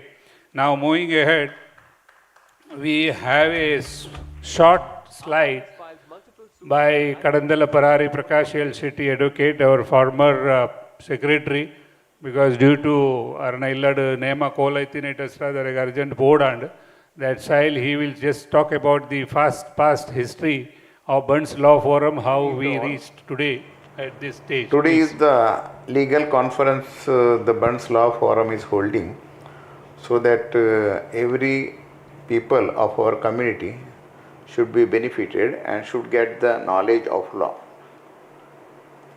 ಒಂತ ತುಳುಟೆ ಪಾತಿರುವೆ ಮಾತ ಸೇರಿದಿನ ಬಂಧುಲೆಗೆ ಎನ್ನ ಉಡಲ್ ದಿಂಜಿನ ನಮಸ್ಕಾರಗಳನ್ನ ಸಂದೇಹ ಮಲ್ತೊಂದುಲ್ಲೆ ಇನಿ ನಮ್ಮ ಬಂಟ್ಸ್ ಲಾ ಫಾರಮ್ದ ಒಂಜಿ legal conference ನಮ್ಮ ಆಯೋಜನೆ ಮಲ್ತೊಂದುಲ್ಲ ಅಡ್ವೊಕೇಟ್ ಪ್ರಭಾಕರ್ ಶೆಟ್ಟರ್ನ ಮುತುವರ್ಜಿಡು ಅವು ಸಾಧಾರಣ ನಮ್ಮ ಕಮ್ಯುನಿಟಿದ ಜನಕ್ಕಳು ಮಸ್ತ್ ಜನಕ್ಲಿಗೆ ಲಾತ ನಾಲೆಜ್ ಉಪ್ಪುಜಿ ನಮ್ಮ ಬೇತೆ ಬೇತೆ ಫೀಲ್ಡ್ ಕೆಲಸ ಮಲ್ತೊಂದುಲ್ಲ ಇಂಡಸ್ಟ್ರಿಯಲಿಸ್ಟ್ ಆದಪ್ಪು ಹೋಟೆಲಿಯರ್ಸ್ ಆದಪ್ಪು ಅಂಚೆನೆ ಬೇತೆ ಬೇತೆ ಪ್ರೊಫೆಷನ್ಡ್ ಅಂಚೆನೆ ಇನ್ನಿದ್ದ ದಿನೊಟ್ಟು ಕಾನೂನು ವಿಷಯದ ನಾಲೆಜ್ ಮಾತ ಜನಕ್ಲೆಯಲ್ಲಿ ತಿಕ್ಕುನ ಭಾರಿ ಅಗತ್ಯ ಆ್ಯಂಡ್ ನಮ್ಮ ಬಂಟ್ಸ್ ಲಾ ಫಾರಮ್ ಸಾಧಾರಣ ಸ್ವಲ್ಪ ಐದನೇ ಇಸ್ವಿಡ್ ಸ್ಟಾರ್ಟ್ ಮಲ್ತ ನೆಕ್ ಮಲ್ಲ ಕ್ರೆಡಿಟ್ ಕೊರಡೊಂದು ಅಂಡ ಯಾನು ನಮ್ಮ ಸೀನಿಯರ್ ಲಾಯರ್ RC ಶೆಟ್ರು ಅಂಚೆನೆ SK ಶೆಟ್ರಿ ಕೊರೊಂದುಲ್ಲೆ ಎಂಕುಲು ಬಾರ್ ಕೌನ್ಸಿಲ್ ಬಾರ್ ರೂಮ್ಡು ಇಂಚಿನ ಕುಲೊಂದು ಉಪ್ಪುನಾಗ ಮೊಕುಲು 2 ಜನ ಸೀನಿಯರ್ ನಕಲು ಪ್ರತಿ ಸತ್ತಿಲೆ ಎಂಕ ಟಾಂಟ್ ಕೊರಂತೀರು ನಮ್ಮ ಮಾತ ಪ್ರೊಫೆಷನ್ ನಕಲು ನಮಗೆ ಅಸೋಸಿಯೇಷನ್ ಉಂಡು ನಮ್ಮ ಬಂಟ್ಸ್ ಲಾಯರ್ಸ್ ನಕಲ ಇಜ್ಜಿಂದು ಅಪ್ಪ ಯಾನಕ್ಕೇನು ನಮ್ಮ ಲಾಯರ್ಸ್ ನಕಲು ಓಲು ಸ್ಪ್ರೆಡ್ ಆಗೊಂದಿಲ್ಲ ನಂಗೆ ಪುರ್ಸೊತ್ತಲು ಉಪ್ಪುಜಿ ನಂಗೆ ಐಟ್ ಕೆಲಸ ಮಲ್ಪ ಸಾಧ್ಯ ಉಂಡ ಅಂದು ಐಕ್ ಅಕಲು ಮಲ್ತು ತುಕ್ಕ ಅನ್ಪಿನೊಂಜಿ ಉದ್ದೇಶಡು ಮೇನ್ಲಿ ಏಪ RC ಶೆಟ್ರು ಬರುವಂತೀರ ಅಪ್ಪ SK ಶೆಟ್ಲಾರ್ಲ ಕುಲೊಂದು ಏನಕ್ಕೆ ಬಿ ಬತ್ತು ಅಂತೀರು ಅಂಚೆನೆ ಅವೇ ನೆಟ್ ಡಿಸೈಡ್ ಆದ ಬಂಟ್ಸ್ ಲಾ ಫಾರಮ್ ಸ್ಟಾರ್ಟ್ ಆದ ಸಾಧಾರಣ ಸ್ವಲ್ಪ ಆಜಿನ ಇಸ್ವಿಡ್ ಸುರುತ ಜನರಲ್ ಬಾಡಿ ಆಯ್ತಾಂಡು ಐಟ್ ನಮ್ಮ ಸೀನಿಯರ್ ಲಾಯರ್ ಲೇಟ್ VR ಶೆಟ್ರು ಪ್ರೆಸಿಡೆಂಟ್ ಆದ ಅರೇನು ಇಲೆಕ್ಟ್ ಮಲ್ತ ಆರನೊಟ್ಟಿಗೆ ಸೆಕ್ರೆಟರಿ ಆದ ಕೆಲಸ ಮಲ್ಪನ ಸೌಭಾಗ್ಯ ಹೆಂಗೆ ತಿಕ್ಕೊಂಡು ಅಂಚೆನೆ ಅಂತ ಸಮಯ ಕೆಲಸ ಟರ್ಮ್ ಐನೇದು ಬೊಕ್ಕ ಸೀನಿಯರ್ ಲಾಯರ್ ನಮ್ಮ RC ಶೆಟ್ರೇ ನಮ್ಮ ಐತ ಪ್ರೆಸಿಡೆಂಟ್ ಮಲ್ತ ಟೈಮ್ ಉಡ್ಲ ಏನೇ ಸೆಕ್ರೆಟರಿ ಅವಡು ಕೆಲಸ ಒತ್ತಾಯ ಮಲ್ತೇರು ಅಪ್ಪ ಇಂಕುಲು ಇಂಚದಾದನ್ನಾಗ ಒಂತೆ ಎಲ್ಲಿಯೇ ಮಟ್ಟಡ ಅಪ್ಪಗ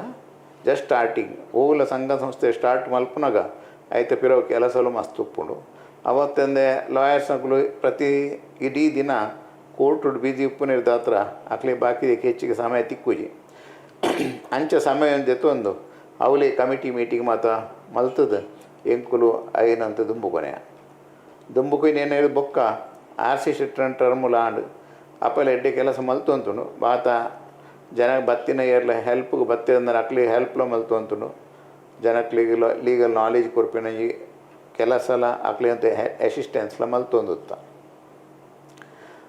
ಅಲ್ತಗ ಎಸ್ ಕೆ ಶೆಟ್ರು ಲೇಟ್ ಎಸ್ ಕೆ ಶೆಟ್ರು ಆರು ಪ್ರೆಸಿಡೆಂಟ್ ಆಯ್ರು ಆರು ಮಸ್ತ್ ದೀರ್ಘ ಸಮಯ ಮುಟ್ಟ ಕೆಲಸ ಮಲ್ತೇರು ಅಂತ ಬೊಕ್ಕ ದ ಸಮಯಡು ಅಶೋಕ್ ಶೆಟ್ರು ಡಿ ಕೆ ಶೆಟ್ರು ಸುಭಾಷ್ ಶೆಟ್ರು ಬೇತೆ ಬೇತೆ ಲೇಟ್ ಪ್ರಭಾಕರ್ ಶೆಟ್ರು ಮುಖ ಮಾತ ಅಧ್ಯಕ್ಷರಾದ ಪದವಿನ ಭೂಷಣ ಮಲ್ತೇರು ಇತ್ತದ ಅಧ್ಯಕ್ಷರು ಅರ್ಲ ಪ್ರಭಾಕರ್ ಶೆಟ್ರು ಆರಿಗೆ ಬೇತೆ ಬೇತೆ ಫೀಲ್ಡ್ ಕೆಲಸ ಮಲ್ತದ ಮಸ್ತ್ ಎಕ್ಸ್ಪೀರಿಯನ್ಸ್ ಉಂಡು ಅವತ್ತಂದೆ ಸಮಾಜಡು ನಮ್ಮ ಬೇತೆ ಬೇತೆ ಏರಿಯೋಡು ಕೆಲಸ ಮಲ್ಪುನಕಲ್ನ ಇಂಡಸ್ಟ್ರಿಯಲಿಸ್ಟ್ನಕುಲು ಅದುಪ್ಪು ಹೊಟೇಲಿಯರ್ಸ್ನಕುಲು ಅದುಪ್ಪು ಅವತ್ತ ಪ್ರೊಫೆಷನಲ್ಸ್ನಕುಲು ಅದುಪ್ಪು ಅಕಲ ಮಾತ ಗುರ್ತೊಂಡರಿಗೆ ಅಂಚ ಆರು ಈ ಸತಿ ಪ್ರೆಸಿಡೆಂಟ್ ಆದ ಆರು ಲಾಯರ್ಸ್ ಕಾನ್ಫರೆನ್ಸ್ ಮಲ್ಪೊಡೊಂದು ಬಾರಿ ಮುತುವರ್ಜಿಡ್ ದುಂಪು ಒಂದುಲ್ಲೇರು ಅವು ಬಾರಿ ಎಡ್ಡೆ ಕೆಲಸ ಬಾರಿ ಸಂತೋಷ ಒಂದುಂಡು ಇಂಚೆನೆ ದುಂಬು ಒಂಜಿ ಹೊರ ಲೀಗಲ್ ಕಾನ್ಫರೆನ್ಸ್ ಎಂಕುಲು ದೀದು ಐಟ್ ವರ್ಕ್ಶಾಪ್ದ ಲೆಕ್ಕ ಮಲ್ದ ಏರಿಗೆ ಒವ್ವೋ ಸಮಸ್ಯೆಲು ಉಂಡ ಅಕುಲು ಅಕಲ ಕೇಸನ್ನು ಬತ್ತಿನಕ್ಕೆ ಅಕ್ಲೇ ನಮ್ಮ ಅಲ್ಪಕುಲು ಒಂದು ಸೊಲ್ಯೂಷನ್ ಕೊರ್ದು ಅವು ಒಂಜಿ ಅಕ್ಲೇ ಮಸ್ತ್ ಗೈಡೆನ್ಸ್ ಕೊಡ್ತೀನಿ ಮಲ್ಲ ಕೆಲಸ ನಡತದುಂಡು ಅಂಚೆನೆ ಈ ಸತಿ ನಡಪುನ ಈ ಲಾಯರ್ಸ್ ಕಾನ್ಫರೆನ್ಸ್ ನೆಟ್ ಎಡ್ಡೆಡ್ಡೆ ಸಬ್ಜೆಕ್ಟ್ ಇತ್ತೆ ಪ್ರೆಸೆಂಟ್ ಜನ್ರೇಷನ್ ಬೋಡಪ್ಪನ ಅಂಚಿನ ಸಬ್ಜೆಕ್ಟ್ ದೀತನು ಐಟ್ ನಮ್ಮ ಬೇಸಿಕಲಿ ನಮ್ಮ ಯಂಗರ್ ಜನ್ರೇಷನ್ಗೆ ಮಸ್ತ್ ನಮ್ಮ ಸ್ಕೋಪ್ ಕೊಡ್ತಾ ಅಕುಲ್ ಬತ್ತದ ಐಟ್ ಪಾರ್ಟಿಸಿಪೇಟ್ ಮಲ್ತೊಂದುಲ್ಲೇರು ಮಸ್ತ್ ಹುಷಾರುಲ್ಲೇರು ಇಂಟೆಲೆಕ್ಚುವಲ್ ಸೊಸೈಟಿ ಇಂಟೆಲಿಜೆಂಟ್ ಜನಕ್ಕುಲು ಅಕಲ್ನ ಮಾತ ಅಡ್ವೈಸ್ ನಮ್ಮ ಜನಕ್ಲಿ ತಿಕ್ಕೆರಡು ಅಕುಲಿನಿ ಬೇತೆ ರಿಯಲ್ ಎಸ್ಟೇಟ್ ಆದಪ್ಪು ಆಯ್ತು ಬೇತೆ ಬೇತೆ ವಿಷಯಗಳು ಆದಪ್ಪು ಅಕುಲು ಇಟ್ಟಿತ್ತೆ ಲೆಕ್ಚರ್ ಕೊರ್ದು ಜನಕ್ಲಿಗೆ ಅಕಲ್ನ ಮನ ಮುಟ್ಟು ಲೆಕ್ಕ ಆಯ್ತು ಒಂಜಿ ಕಾನ್ಫರೆನ್ಸ್ಡ್ ಅಕ್ಲಿಗೆ ಪ್ರಯೋಜನ ತಿಕ್ಕು ಲೆಕ್ಕ ಆಯ್ತು ಒಂಜಿ ಪ್ರಯೋಜನ ಕೊರ್ಪೇರಂದು ಪಂಡ್ರಿಂಗ್ ಸಂತೋಷ ಒಂದುಂಡು ನನ್ನ ಮಿತ್ತಿಗೆ ಇಂಚೆನೆ ಕೆಲಸ ಎಡ್ಡೆ ನಡಪಡು ಪ್ರಭಾಕರ್ ಶೆಟ್ಟರ್ನ ಕೆಲಸ ಎಡ್ಡೆ ನಡಪಡು ಸಾಧ್ಯ ಆಂಡ ಇಂಚಿನ ಕಾನ್ಫರೆನ್ಸ್ ವರ್ಷಗೋರ ಆತನ 2 ವರ್ಷಗೋರ ಆಂಡಲವರ ದೀಪ ಜನಕ್ಲಿಗೆ ಒಂದೊಂದು ಡ್ರೈ ಸಬ್ಜೆಕ್ಟ್ ಅಂತ ತೋಜರು ಸಾಧ್ಯ ಉಂಡು ಆಂಡ ನೆಟ್ ನಂಗೆ ಉಪಯುಕ್ತ ಆಪಿನಂಚಿನ ಮಾಹಿತಿ ಮಸ್ತ್ ತಿಕ್ಕೊಂಡು ಕೆಲವು ಸತಿ ನಮ್ಮ ಬೇತೆ ಬೇತೆ ಲಾಯರ್ಸ್ ನಕ್ಲೆ ಫೋನ್ ಮಸ್ತ್ ಸತಿ ಅಕಲ್ ಮಿಸ್ಗೈಡ್ ಆಪೇರು ಐದು ನಿಕ್ಕಲ್ನ ಎಡ್ಡೆ ಕಾನ್ಫಿಡೆನ್ಸ್ ದ ಲಾಯರ್ ನಕ್ಲ ಪೋದು ಆಯ್ತು ಎಡ್ಡೆ ಮಲ್ತದೆ ಪ್ರತಿ ಸತಿ ಆಂಡ ಸೆಕೆಂಡ್ ಒಪಿನಿಯನ್ಲ ತೆತ್ತೊಂಡ್ರನ್ನ ಎಡ್ಡೆ ಅಂಚಿನ ಒಂಜಿ ಕೆಲಸ ಮಲ್ಪುಲಿ ಏರ್ಲ ಮಿತ್ ಮಿಸ್ಗೈಡ್ ಆದು ತನ್ನ ದುಂದು ವೆಚ್ಚ ಮಲ್ಪಂದೆ ಮಲ್ಪುನ ಬುರ್ಚಿ ಇಂದು ಪನ್ಪಿನ ಒಂಜಿ ಎನ್ನ ವಿನಂತಿ ಅಂಚೆನೆ ನಿಖಿಲಿ ವಾ ಸಮಸ್ಯೆ ಉಂಡುಂದು ಆಂಡಲ ನಮ್ಮಡ ಬಂಟ್ಸ್ ನ್ಯಾಯಮಂಡಳಿಲ ಉಂಡು ಐಟ್ಲ ನಮ್ಮ ಮಸ್ತ್ ಎಡ್ಡೆ ಕೆಲಸ ಮಲ್ತೊಂದುಲ್ಲ ಜನಕ್ಲಿ ವಾ ನಮ್ಮದ ಸಹಾಯ ಬೋಡುಂದು ಆಂಡಲ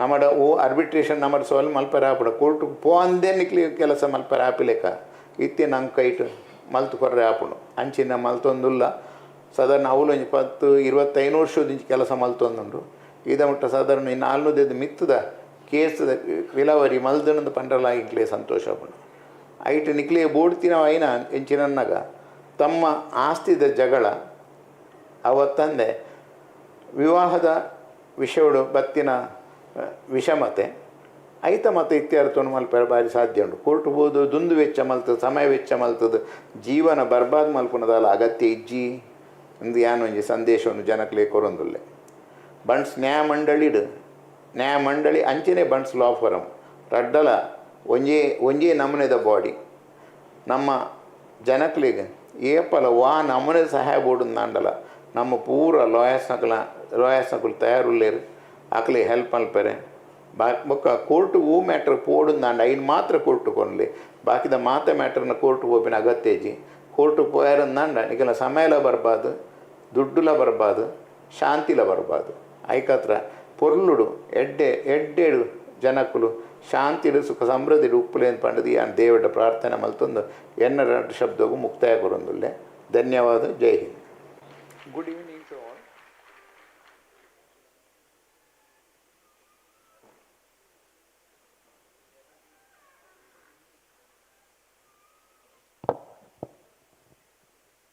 ತುಂಬ ಹೃದಯದ ಧನ್ಯವಾದಗಳು ಪ್ರಕಾಶ್ ಅಣ್ಣ. ಬಾರಿ ಎಡ್ಡೆ ಸಜೆಷನ್ ಕೊರಿಯರು ಅಂಚನೆ ಎಡ್ಡೆ ವಿಶ್ವಾಸಲ ಕೊರಿಯರು ಬಂಟ್ಸ್ ನ್ಯಾಯಮಂಡಳಿದ ವಿಷಯಗಳ ಜನಗಳಿಗೆ ತೆರಪಾಯರು. Do we have our past President Ashok Shetty slide, please? Ladies and gentlemen, at the outset, let me welcome each and every participant to this legal seminar organized by the Bunts Law Forum under the leadership of Advocate Prabhakar K. Shetty and his dynamic team. Friends, Advocate Prabhakar has told me with all of the past presidents to give a message for this legal seminar and also some advice to our young advocates who are now starting out in their professional career. To begin with, my message is loud and clear. First and foremost, I would like to congratulate and compliment Prabhakar Shetty for having taken the decision along with his entire team to organize this legal seminar in the auditorium of the Buntara Bhavana.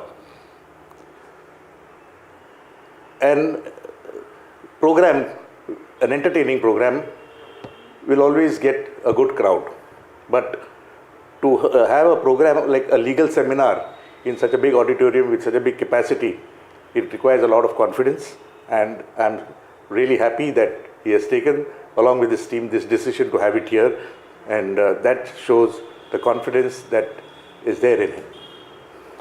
Friends, the methodology that is going to be used as far as this seminar is concerned is basically not not a speaker will speak, but it would be an interactive session where you will experience, and the inputs that you will get will definitely make a lasting impression on your minds, which you can carry with you. Friends, the subjects that have been chosen as far as this is concerned are basically topical in nature, in the sense that things like wills, redevelopment, matrimonial issues and property, transfer of property are issues which are day-to-day issues which affect the lives of individuals. And I'm sure our faculty members will do justice to these topics, and the inputs that you get will be remembered by you for a very long time and will be, of course, of much use in your day-to-day life. Friends, next now, coming to the advice that Advocate Prabhakar Shetty said, I'm reminded of the eminent jurist Nani Palkiwala, who said that when talking about advice, he said that there are two types of fools: those who give advice and those who don't take it. I hope that I belong to the first category, with the earnest hope that you don't belong to the second. Then he goes further and says that this is the practical thing that happens in our day-to-day life. Friends, though I would not like to give advice, I can only give suggestions to our young and budding advocates. When I started off in 1982, I used to go to the office of B.S. Shetty, who was Subbai Shetty, one of the leading counsels of our community in the High Court. And when we were sitting together, I said, with all the papers, and I said, Uncle, this is a very good case and we should win. He just closed the file and said, never say that. So why? I said, just asked him, Uncle, why do you say that? He said, good cases are lost and bad cases are won. You never know what is the viewpoint of the other side, what innovative things they will bring about, and more importantly, he says, we don't know whether you are able to put your points across to the judge and whether the judge has understood what you have said. So these are the issues. So with that in mind, I started reading. He said, you keep on reading and try to accumulate your knowledge and experience. And that is how I continue to keep reading. And as I was reading, I came across a golden sentence which said that read old books and lose good cases. This is something which has stayed with me, and with the result, I started accumulating new books almost every year or every second year, whenever there was a changes in the law. And with the result, today I have 4 Godrej cupboards full of books, which are there with me, but I keep reading. Books are always books. But today with technology that has come forward, a lot of youngsters would tend to look at Google or go to Indian Kanun or so many other websites, SCC Online, and download judgments. But they are never a replacement for the books that we have. Maybe it's the old school of thought, but nevertheless, unless you put in those keywords, you're not able to get the correct judgment also. And that is where experience counts. And friends, today, in fact, solutions come through AI, ChatGPT, and in fact, my son once told me, Dad, give me any legal problem and I will give you the solution. He used to keep on telling me, and then one day I finally said, yes, do it.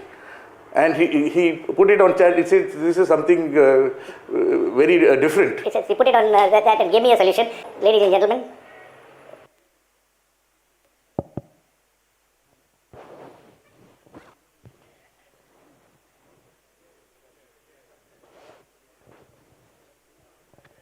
Thank you, Ashokanna. You have explained very well. There is some technical fault. Okay, thank you. Very so could explain Maltar. Doctor Voka Vakiler Nagatya Yerela Burre Balli Andala Jarurat Burnaga Boda Pundu. You have said that we should go to our own persons, either doctor or lawyers, reliably, who will advise properly and in a correct way. Now we have a last slide of our past President, Advocate D.K. Shetty. Please bear with for a minute. Good evening, everybody. Respected most revered elders, members of various associations, members of Bunts Law Forum, and my dear friends.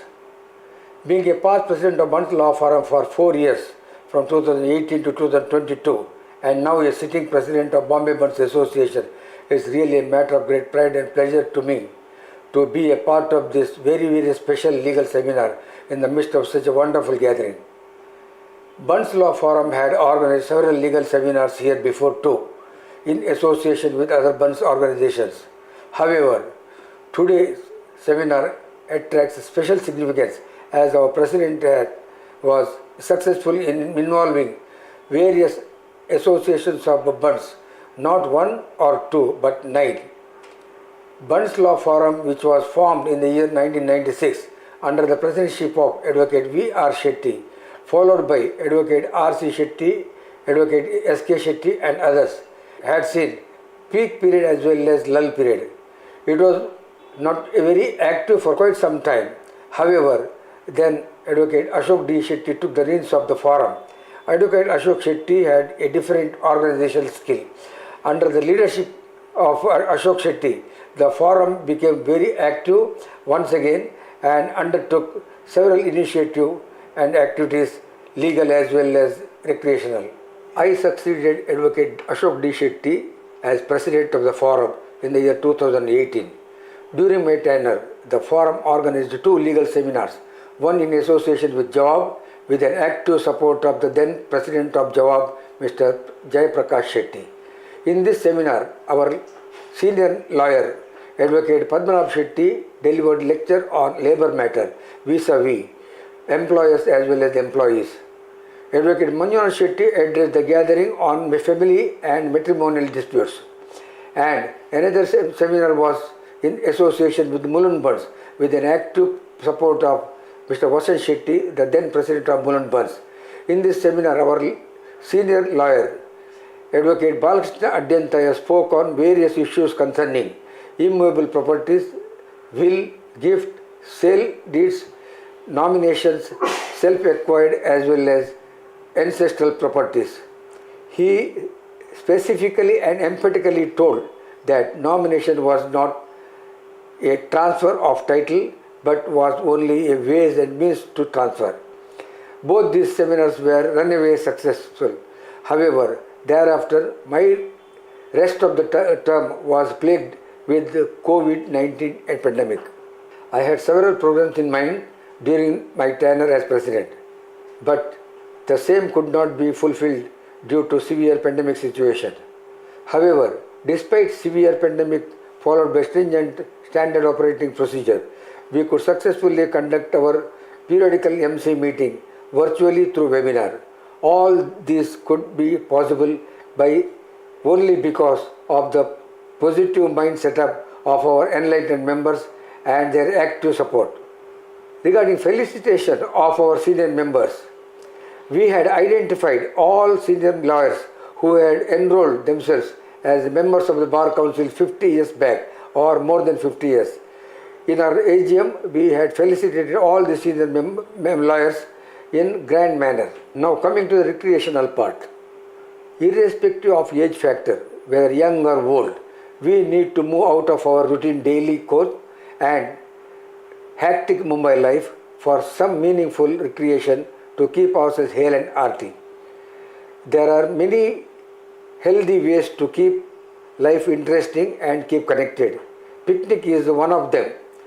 A day's family picnic organized in the year 2019 to Farm Regency Resort at Gorai, followed by a visit to Global Vipassana Center, was enjoyed to the hilt. Amongst others, the presence of Advocate R.C. Shetty, Advocate S.K. Shetty and Advocate B.B. Shetty was really a special attraction.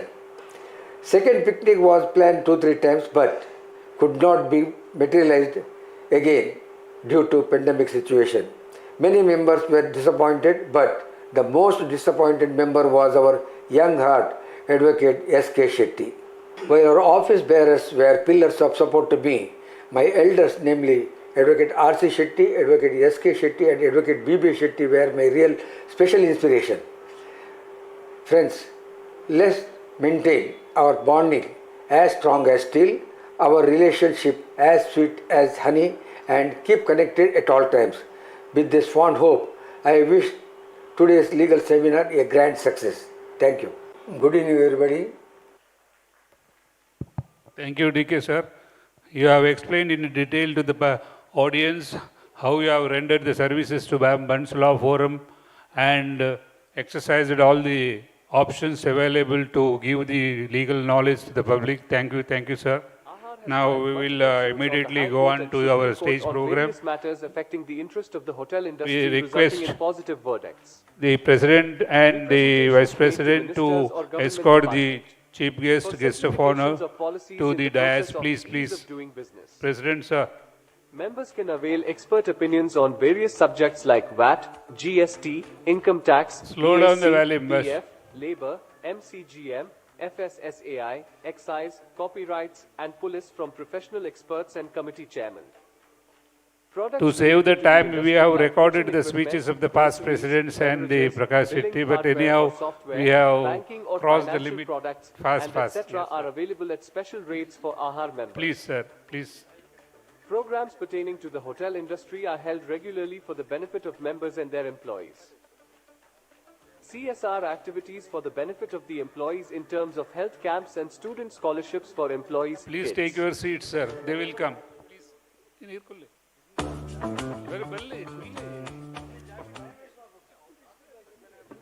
Office bearers, please come fast here. The journey of Riswat began in the year RG, 1996 please. with a dream to make its mark in the global specialty chemical sector. Office During bearer- this period, the company was established and Now since put grown up the while slide, investing please. in evolving and sustaining. Please. Now we will start fatapat. Welcome address by President Advocate P.K. Shetty, please.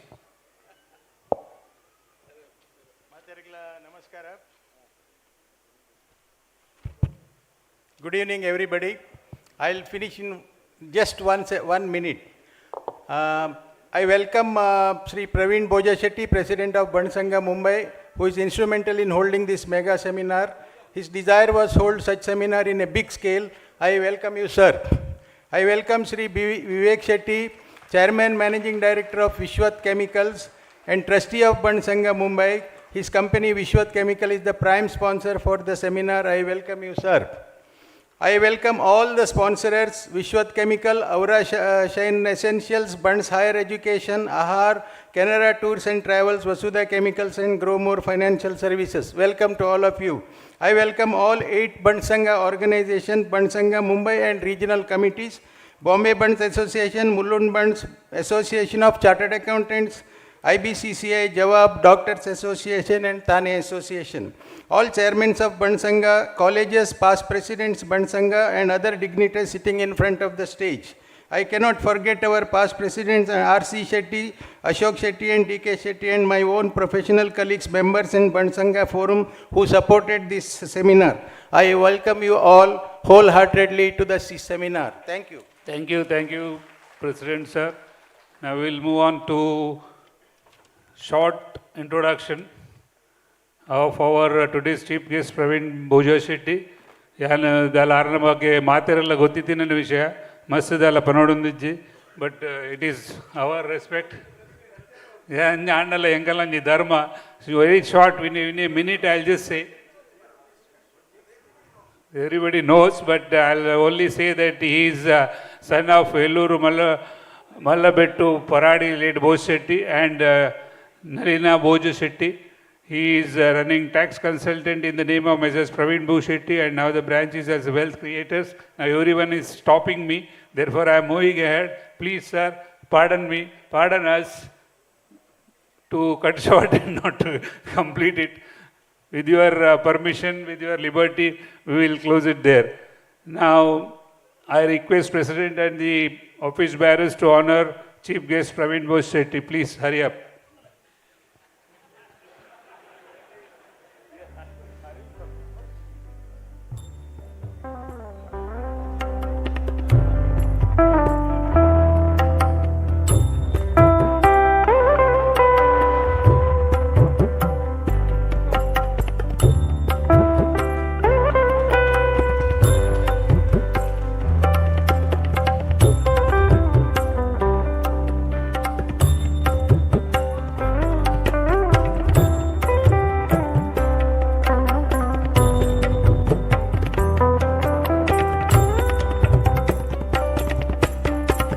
Thank you, and all. Now Mr. Vikrant will tell in short about our B. Vivek Shetty, the guest of honor.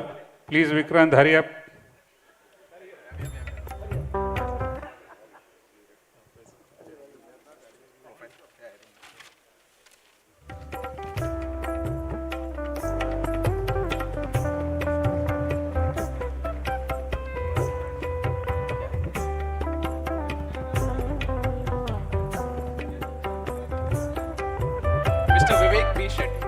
An outstanding personality in Bunts community and in the entire society is Mr. B. Vivek Shetty, who has given employment to more than 800 people in his industry.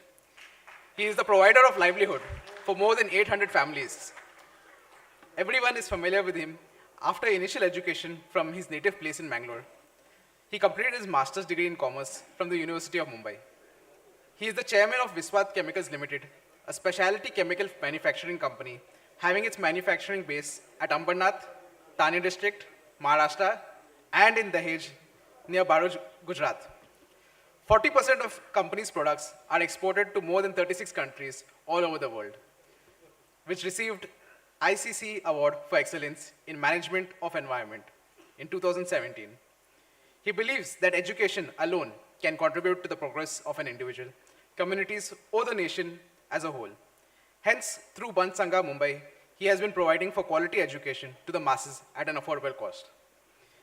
He was an active member of the Bunts Sangha for more than 25 years, which completes 97 years now, since 1927. He was the president during 2000 to 2004 when he celebrated its Platinum Jubilee in the august presence of two Honorable Chief Ministers, the Honorable Chief Minister of Karnataka, Sri S.M. Krishna, and the Honorable Chief Minister of Maharashtra, Sri Vilas Rao Deshmukh, and also the Speaker of Lok Sabha, Sri Manohar Joshi, as the chief guests on these occasions. As a president, he rendered valuable services to the community and society, which people praise now. He was the chairman of Indian Chemical Council, an apex body of chemical manufacturers and associates from 2014 till August 2018, and was also chairman for Environment and Infrastructure Committee. Now is the active member in Executive Committee of ICC. He is also director in additional Ambernath Manufacturers Association. Today, his son Vinesh Shetty and son-in-law Venkatesh Charan are associated with him in his business. Hence, he is devoted time to pursue his philanthropy-based activities and also spends quality time with his family and grandchildren. Thank you, Vikrant. Now we are moving ahead. It's Bari Kushi Aponing Pandre. Now more to go in our presence. She R.C. Shetty, advocate, senior most member of our Bunts Law Forum, our guide, fatherly figure, whatever, so many things. We are happy, and it is our pleasure to honor with the token of love and respect to him, Mr. R.G. Shetty, advocate. Please escort, or we can go there.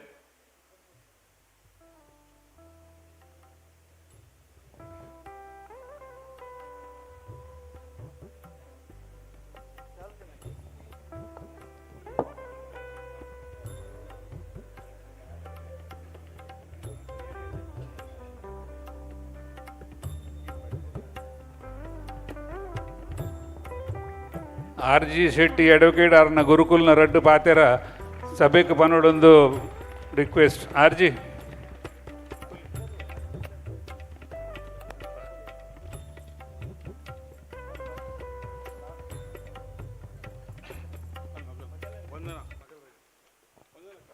Vandana Kabale, R.C. Shetty Namagal, Vandana Rai Hegde.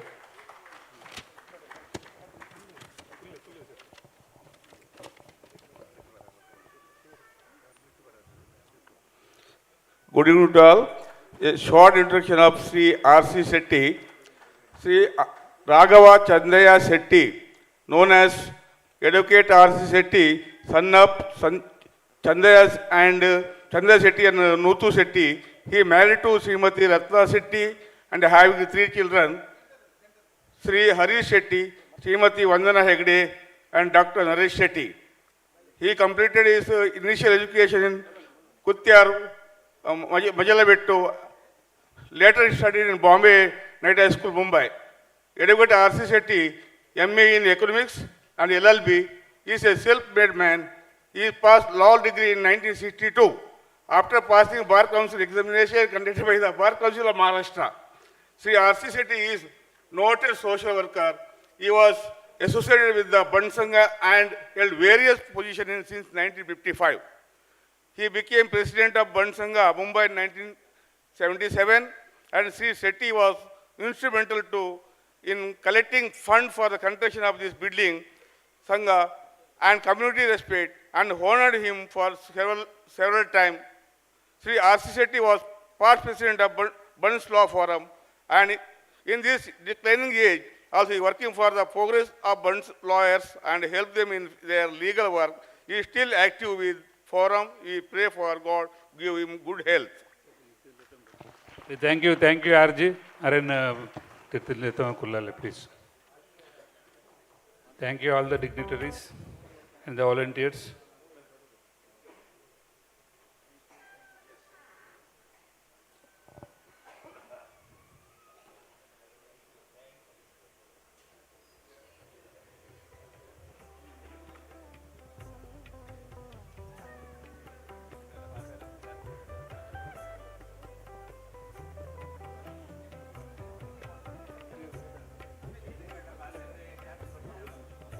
ಎನ್ನ ಈರ್ನಾಥ ಸಂಸ್ಥೆ ಯಾಂದ್ರೆ ಮುಲ್ಕುಲ್ಲೆ ಕುದ್ದು ಬಂಡ್ಲೆ ಬೊಡ್ಡ ಅಂತ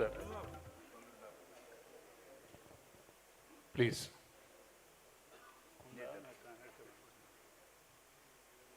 ಮಾತೃಗೆ ಎನ್ನ ನಮಸ್ಕಾರ. I am at the fag end of my life. ಹೆಂಗೆ ನಿಗಲೇನು ಮತ್ತೆ ತೂಪಿದ್ರು ಒಂಜಿ ಭಾಗ್ಯ ಬೈದಿದ್ದು. I do not know whether I will be there tomorrow.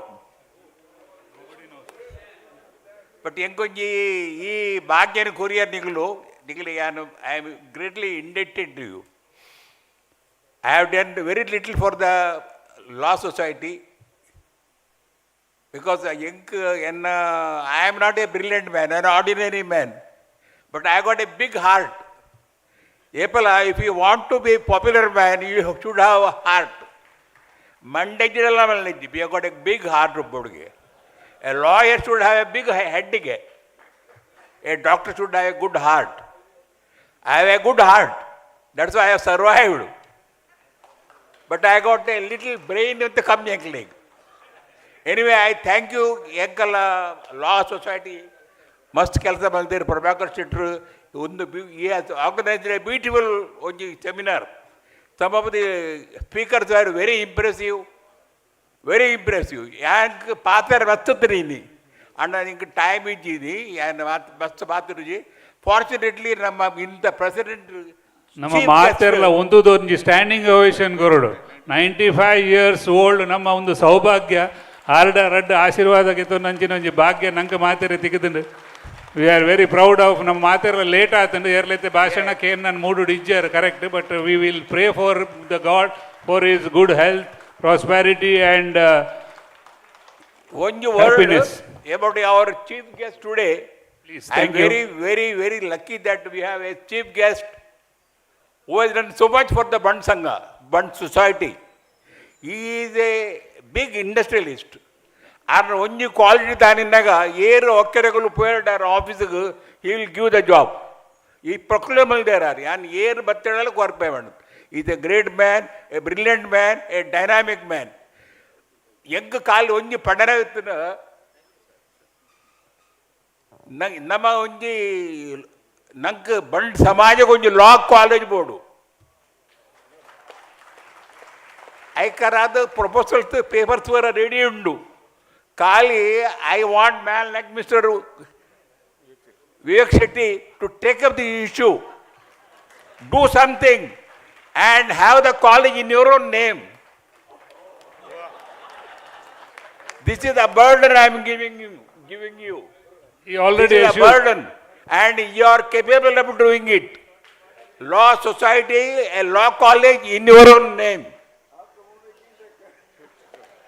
This is the only I have suggested I make, and this is the nama yani issue no nama samajada president very successful president. Arband nengu malpuka vanadu. He says yes, we will do. We will have a law college. Namada pura undu. Today we don't have the law college. We should do it. And even President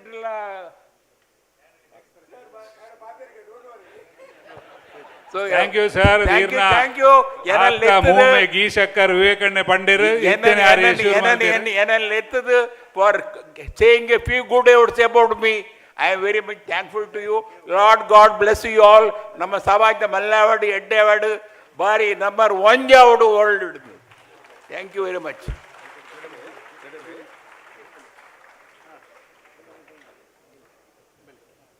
ಈರ್ನ ಆಶೀರ್ವಾದಗಳು ಖಂಡಿತ law college ಆಪುಂಡು ಈರೇ inauguration ಮಲ್ಬೋರವೇನು ಇತ್ತೇನೆ Vivekananda ಯಶೂರ್ ಮಲ್ತೇರು ಈರ್ನ ಮೌಗಿ ಸಕ್ಕರು ದೇವರಡ ಇಂಗುಲ್ ಪ್ರಾರ್ಥನೆ ಮಲ್ಪ ಬಾರಿ ಬೇಗಡು law college ಆವಡು will move further ಮಾತೇರ್ಲ ಒಂಚೂರು ಸಹಕಾರ ಮಲ್ಪಲೆ honouring the sponsors with Vishwat chemicals limited ಯಾನ್ ಒಂಜಿ ಪುದರ್ ಬಣ ಪೋಪೆ ಬತ್ತದ ಗೆತ್ತೊಲ್ಲೆ ಮಾತೆರಲ್ಲ ಎಡ್ಡೆನೆ Aahar president Sudhakar Shetty and others office bearers Canara tours and travels S B Shetty higher education Bunt Sangha institutions Adarsh Shetty Evershine essentials private limited mister Bharat Shetty Vasudha chemicals private limited mister Srinath Shetty Growmore financial services mister Prasad Shetty HR financial services ಯಾನ್ ಕೊಡೋರ ಕ್ಷಮೆಗೆ ಮಾತೆರ್ಲ ಒಟ್ಟುಲೆತ್ತುವ ಒರಿಯೊರಿಗೆ ಲೆತ್ತದು ಸನ್ಮಾನ ಕೊರುಪಿನಂಚಿನ ಟೈಮ್ ಇತ್ತೆ ಕರಿಂಡ್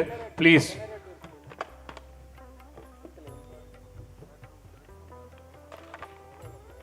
ಕೊರ್ಲೆ ಬೊಕ್ಕ ಚೇಂಜ್ ಮಲ್ತು ಕೊರ್ಕ ಬೊಕೊಂಜಿ ರಿಕ್ವೆಸ್ಟ್ ನೋಟ್ರೀಸ್ ಬೊಕ್ಕ women advocates ನಗಲ್ನ moment ಬೊಕ್ಕ ಒಂದು ಕೊರ್ತಿನ ಅಂಚಿಂಜಿ ಆದಿತ್ತಿನ ನಂಡ ಮೂಲ ಒಬ್ಬ ಆಫೀಸ್ ಬ್ಯಾರರ್ಸ್ ರೆಡಿಯಲ್ಲಿ ಇರ್ಪತ್ತಂದು ಅವೇನು ಕಲೆಕ್ಟ್ ಮಲ್ಪಲೆ please sir thank you S B Shetty ಯಾನ್ ಕೊಡೋರ ವಿಶ್ವಾತ್ ಕೆಮಿಕಲ್ಸ್ ದಾರ ಮೂಲೆ ಉಳ್ಳೇರು ಆಹಾರ್ ಪ್ರೆಸಿಡೆಂಟ್ ಸುಧಾಕರ್ ಶೆಟ್ರು ಪೋಯರ ಅಂದು ಕೆನರಾ ಟೂರ್ಸ್ ದಾರ್ ಉಳ್ಳೇರು Evershine Evershine Bharat Shetty higher education Adarsh Shetty Vasudha chemicals Srinath Shetty Growmore services Prasad Shetty HR financial services these are the backbones and all the organizers for today's function. Thank you sir. Bombay Bunts Association President Advocate D.K. Shetty,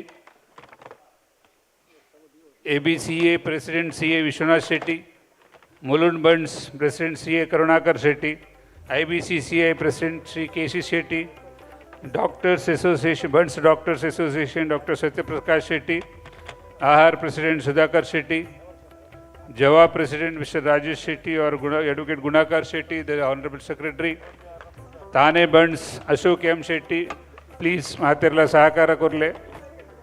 ಇಂಚಿನ unique ಒಂಜಿ ಮಲ್ಲ program ಇಂಕುಲು నేను ಸುರುತ ಸರವಡು ಮಲ್ಪುನು ಮಹಾರಾಷ್ಟ್ರೋಡು ನಮ್ಮ ಒಂಜೇ Bunts lawyers ಸಂಘ ಐಟ್ ದಾದಂಡ loopholes ಇಪ್ಪು ಅವೇನು ಸರಿ ಮಲ್ತು ನನ್ನ ಮಿತ್ತು ಕರೆಕ್ಟ್ ಮಲ್ಪುಗ ಸಹಕಾರ ಕೊರ್ಲೆ ಮಾತೆರ್ಲ ಒಟ್ಟೊಂದುಲೆ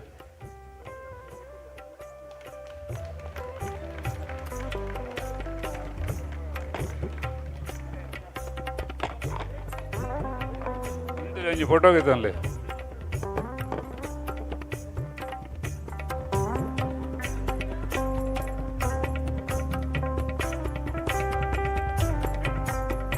Thank you one and all. Next, moving further, regional committees of Bunts Sangha, Sri Bhaskar B. Shetty, Dakshin, Regional Chairman, Navi Mumbai, Sri Premnath Shetty, Kondadi, Regional Chairman, Jogeshwari Daisar, Sri Suraj Shetty, Regional Chairman, Andheri Bandra, Sri Anand Shetty, Ekar, Regional Chairman, Dombivli, Sri Subodh Bhandari, Regional Chairman, Bhiwandi, Badlapur, Sri Manjunath Shetty, Regional Chairman, Vasai Dahanu, Sri Ravindra D. Shetty, Kotrapadi, Regional Chairman, Meera Bainder, Sri Ashok Pakkala, Regional Chairman, City Region, Sri Girish Shetty, Regional Chairman, Kurla Bandu. Please. Materla, Batudu Getolle, Ijinda Yerittinagulu Batudu, please.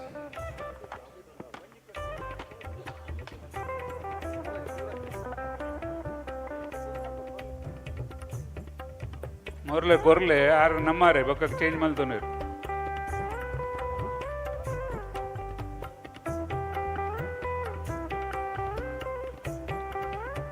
Thank you ತಿರ್ಗೈತಲ್ಲ ಅಣ್ಣ ಬೋಲಿ ಒಟ್ಟಿಗೆ ಬೋಲಿ ಒಟ್ಟಿಗೆ ಒಂದು ಹೊಸ culture ನಮ್ಮ ಮಾತ ಒಟ್ಟಿಗೆ ಅದು ಅದು ಯೂನಿಟಿ ನಮ್ಮ ತೋಜಾಗ ಒಟ್ಟುಡಿಗೆ ತನಕ Next, ನಮ್ಮ moderators Ranjit and Vikrant. Ranjit and Vikrant,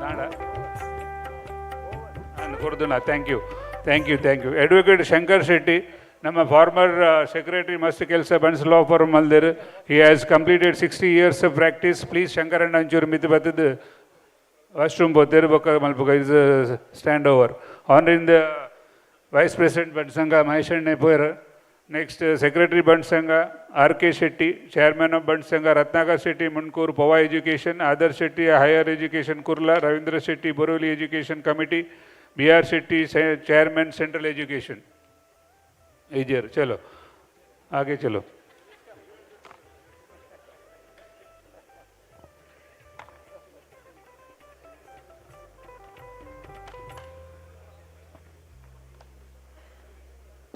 ಬಾರಿ ಇಂಪಾರ್ಟೆಂಟ್ ಎಜೆಂಡಾ ಆ್ಯಂಡ್ ಮಸ್ತ್ ಜನಕುಲೆ ಬೋರ್ ಆಪುಂಡು ಮಾತೆರೆನ ಸತ್ಕಾರ ಮಲ್ತದ ರೆಕಗ್ನೈಸ್ ಮಲ್ಪನ ಕರ್ತವ್ಯ Bunts Nyaya Mandali chairman Jaya A Shetty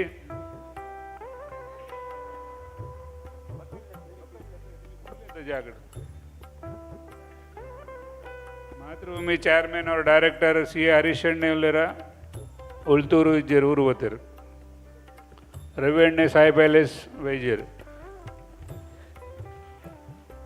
C.A. Shankarana, former President Bunts Sangha. मैंने आपने दिया था लिया नहीं. Please come, sir. नहीं you came to give honors to others. This is our respect to you. Please. It's a small token of love and affection and respect, sir. Padmana Payade sir Vaidijere, Munda Payade Poera, Aikalari Shetra Vaidijere. Now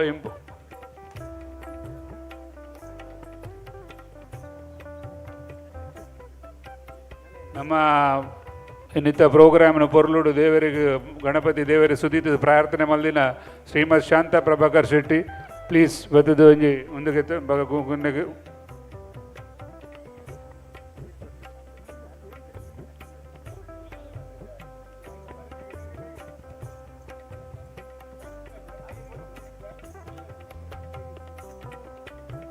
Dr. Sadanand Shetty, please.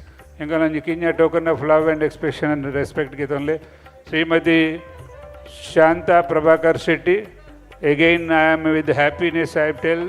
Is the Dharma Patni Nama dynamic president PK Shetty our Purludu Ganapati Sudita Maldir.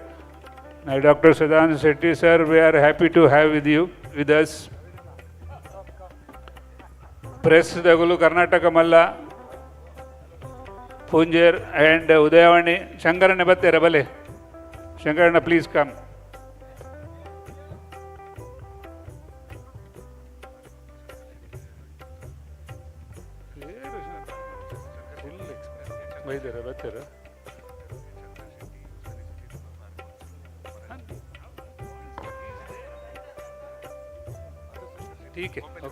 Former President Bunts Sri Chandra Shetty, please. Battadonji Nama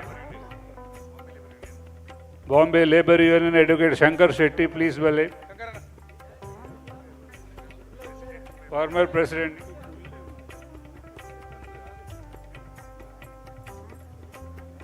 Chandra Sanna.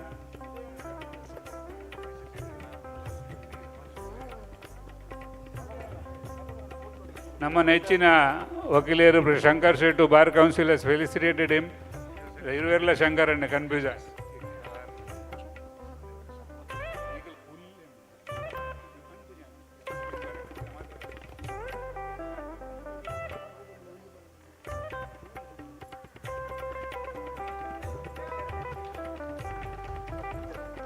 Karnataka Vallada Sampadakar Sri Palettadi. Please, Battade Engalanji. Kinchit Dada Gaurava Getonle.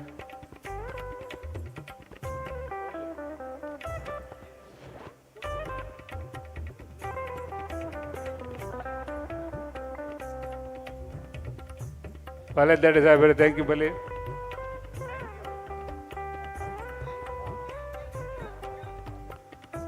Sri Varanga Praveen Shetty, GM Bunts Mumbai.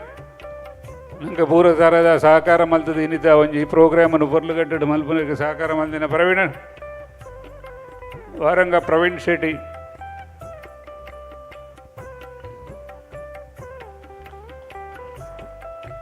Thank you, Praveen, for your all wholehearted support and the cooperation. Mayor Namma main in Purakar Charamaldir. I took Kulana. Nana Mater and Ykshamaki, Ernala Vorid Boditina, Mater Krape Maltid, Namagaura Maltila Kakitole. Next, we will proceed further to the end. I request Sri B. Vivek Shetty, the guest of honor, to give some keynotes to us, sir.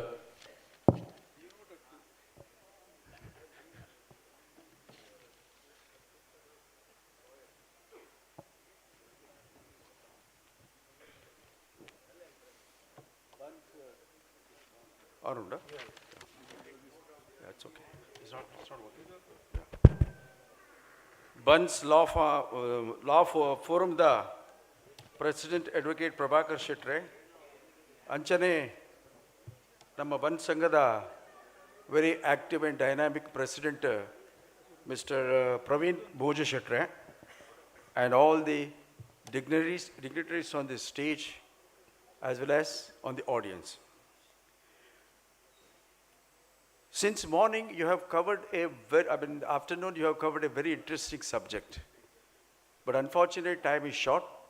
But this subject when you take up for the next time, I think when this type of crowd is there, it's a quality crowd, real quality crowd, very rarely you get. So instead of making it the hurried way, you must keep it a half-day program or you must keep it a full-day program. I think this is a must because otherwise, I think they have seen so many programs for the last 25, 30 years. But these are the cream. They are a lot of decision makers, they're the advisor to the society, so give enough time to them.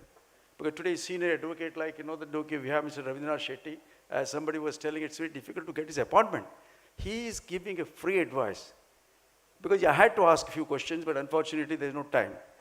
So, you please do that because I think that itself shows the respect to them also. Please, I think that's an advice to the entire committee, Prabhakar Shetty, everybody. Now the subject what covered was also the very interesting one. Here, one more interesting part is that what I have noticed, that the youngsters are getting into law. That also young women.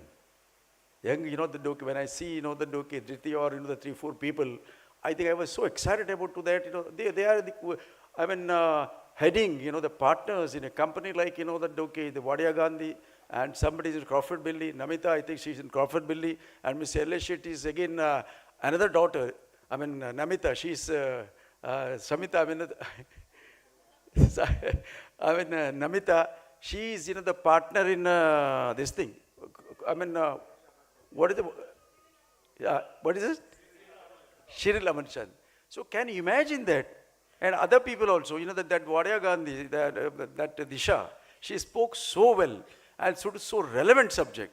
So I must congratulate, all of you for, that having, that come and attended, taken law as a subject. Now let me talk a little bit about, why law, or, that okay, because the entire the system is so important to understand as far as, that okay, all of us are concerned. For instance, India, we all know that a democratic country. In this democracy, how this democracy is controlled. There are almost 144 crores of people, and that is being controlled by 544 MPs and 4,000 MLAs, 15,000 IPS officers, and 24,000 IRS officers, and also 22,000 IAS officers, and all these put together, we can say that about 70,000 people, they control almost, 140 crore people. They are the administrative authority. Of all the things, the most important people are the judges. Today, we have 24,000 judges, according to what I understood, that. These 24,000 people, they are really the strength backbone of the country. So, when I say this backbone, because sometimes you talk about the parliament, you talk about any other authorities, perhaps only I think that the Supreme Court has got the highest authority who can supersede everything. So, and what kind of responsibility they have. So we all expect that. The one important today, for all the people, that whenever we have the dispute, whenever we have the problem, hum aap court mein leke jayega, court mein dekhenge. That is ultimate, because these 144 crore people even today have the confidence or the faith in the judiciary system. So I'm just telling about that, what kind of responsibility these advocates have, what kind of judges we have. And that is the kind of, that okay, an atmosphere we are in this. So your responsibility, your authority, and what you can make a good or the bad to the society, that makes a big difference as far as the judicial system is concerned. Now let me talk about, little bit about the Bunts Nyaya Mandali. Bunts Nyaya Mandali, when you talk about today, Jay Shetty is the current president. It all started, when Mr. Manmohan Shetty was the president. And then, that time is MD Shetty, the person who initiated that. And, that is inaugurated by Justice Santosh Hegde, and also, that Forest Siddhana Shetty. And these people are inaugurated. Second president after Manmohan Shetty, I became the president of Bunts Sangha. I implemented it. And for the last so many years, and that is functioning so nicely, so beautifully. And nowadays what's happening is there, I don't see the visibility of the Nyaya Mandali. Neither, that we have so many other things to do, neither in Buntara or in other places. I think the visibility has to be shown. At least, that I was just telling Mr. Jayana, that, that okay, suppose you don't reveal the name. At least you should say that how many cases have come, what kind of cases have come, that okay, what kind of, that cases are successful, which we have actually settled the matter, and what is not successful, and the reason. And also, that okay, what kind of activities we do that. At least, that Buntaravani, through the e-system or in the Buntara hard copy, you please try to incorporate, Mr. President. This is my small suggestion to you. Now let me talk about one of the subjects, very interesting subject, a very connecting subject. So it is a marriage, and also we talk about the divorce cases. In these divorce cases, if you look at the history, that of the entire marriage, how it is taking place in our community, first of all, we were maybe 60, 70 or 80 years back. I think the marriage is, there is no choice. That whatever the parents decide, that is a final. And, and it was a joint family. And those places, even though, that, okay, the girl was in such a bad situation, that, okay, working with so many children, this, that and all, but still divorce used to never take place. Second stage came, the marriages. At that time, that, okay, at least, the parents started consulting the girl. So, dowry was a predominantly, that, okay, highest problem. At that time, a lot of divorce used to take place because of the dowry system. Dowry after committing, not paying, this, that and all, that was happening. The third system now what we are in today is that, that it is purely the compatibility of the girl and the boy. We have come to that stage. We have given the full freedom to actually boy and the girl. Maybe because here, for instance, that is I mean, what is it? We talk about suicide, divorce is like a suicide. At that particular time, if they, they're okay, husband and wife, they have the difference opinion. That particular time, parents and the relatives have to play a major role. Because girls today, they get the earning capacity, they've got the money, they expect everything, the husband also to do the same thing, do this, that and all. If it doesn't happen,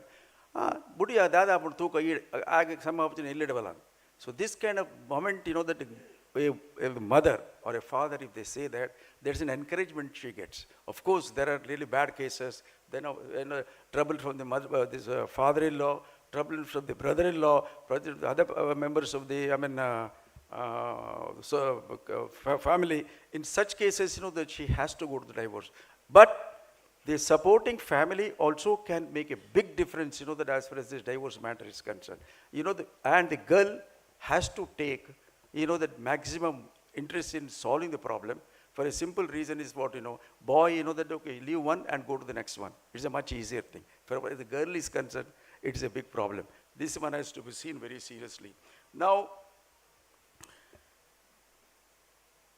will, as far as the will subject is concerned, it is also very important and very essential for us today, because a lot of, the dispute is coming because of the property matter and also because of, money matter. That time, parents, it's a responsibility of every parent is that you please make the will before your death.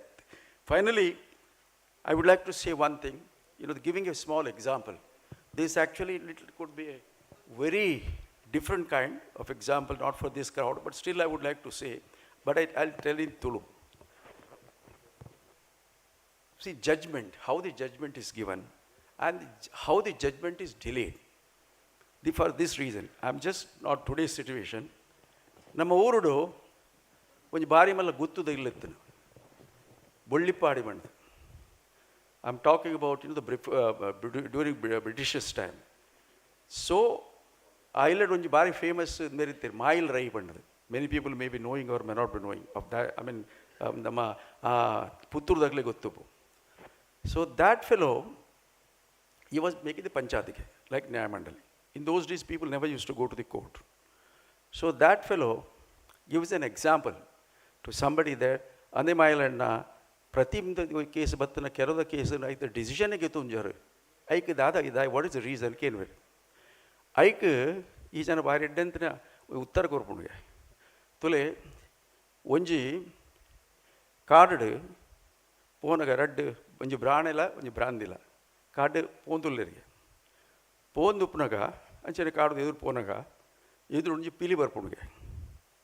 Pili battadu one put brand nama branadala brandidala yanikle pattin pen. They were very scared. Totally say that we are finished. Atanaga, when you do, when you Muslim barpeke, when Barry, we call it Barry. I batre kendaga, the problem. I haven't change a problem. And child Jua Batkale. Jua Batkale, when I can perga, Yabatka, Pirin Kerpe. Hard ink engine rewarded. Engine again like or pandering. Engine, because they're desperate. Sometimes, then the illegal activities take maybe because of desperate also. I can't wonder. Here, Kerananda, in a Bodhinkoro. It's a different kind of story. So, he killed it. Thereafter, Sundata, Taita and Baka, Branan definitely Maradudi. He is not prepared to give his wife. Itte, E. Branela, ಈ ನಮ್ಮ ಈ Muslim ಫಲ ರಜ್ಜಲ್ನ ಮಾಯಿಲನಡೆ ಬರುವುದಿಲ್ಲ ಎಂಗ್ಲೇ ನ್ಯಾಯ ಕೊರೋಡು ಆರು ಇಂಚ ನ್ಯಾಯ ಕೊರ್ಪಂಡು ಬೇರೆ ಐಕಿತೆ ಐಪಂಡು ಬೇರೆ ಇಂಕೊರೆ ಸಾಧ್ಯಚ್ಚಿ ಯಾನ್ moment ಆನಂದಾಂಡ that the Brandi will die. She will finish. She will, go to suicide. I cannot do that. But only one thing I can do that, I can delay the justice. Why I can delay the justice? So that he reaches such a level of his age. So he lose interest in her. This is a very different kind of thing. Sometimes in justice kornagala, how the justice is getting delayed. It may not be happening in your court cases. Maybe a small story. There is a justification is there, but justification is not there everywhere for delaying. So Anchadupunaga, yan maatedla request parmani, akala jivanudu, uju doctor nate popunala, uju advocate nate popunala, barrevalli. With this word, I wish all the best. Thank you very much. Thank you, Vivekananda. Of course, your suggestions shall be implemented in its true spirit and truth, definitely. And vakilirnade nade porchi bandaru and enkulina alpunbuka avanchuru correction malpoda apundu agatte ittananda baroda apundu doctor edikla lawyer nade. Anyway, we will proceed further. Pravinanna, the president from the chief guest of today's function, Praveen Boshetti, please sir. Vivekananda said justice delayed. Yes, I am adding to that. And ತುಳುಟು ಪನ್ಪೆ ಒಂಜಿ ಎನ್ಪ ವರ್ಷದ ಒಂಜಿ ಪರಬನ್ನು ಕಟಕಟೆಡ್ ಉಂತಾದಿರು ಜಡ್ಜಿಗೆ ದಾದ ಒಮ್ಮೆ ನಮಿತ್ತು case ಮೇರೆ ನಮಿತ್ತು case ಪನ್ನಾಗ court clerk ಪನ್ಪೆ ಒಂಜಿ 14 ವರ್ಷದ ಪೊಣ್ಣನ್ನು ಚಿಡಾದಿರು ಪಂತು ಹೈಕು ಜಡ್ಜಿ ಗರ್ವಾರ್ಪುಣು ನಿಕ್ ನಾಚಿಕೆ ಪೂಜ ಈ ಎನ್ಪ ವರ್ಷದ 14 ವರ್ಷದ ಪೊಣ್ಣನ್ನು ಎಂಚಿ ಈ ದ್ಯಾ ಚಿಡಾಯ ಪನ್ನೆಕ್ ಯಾನ್ ಚಿಡಾದಿನಿ 17 ವರ್ಷೋಡು ಇದ ಮುಟ್ಟಲ ಕೇಸ್ ಚಾಲು ಉಂಡೆ ಅನ್ನ ಪನ್ಪೆ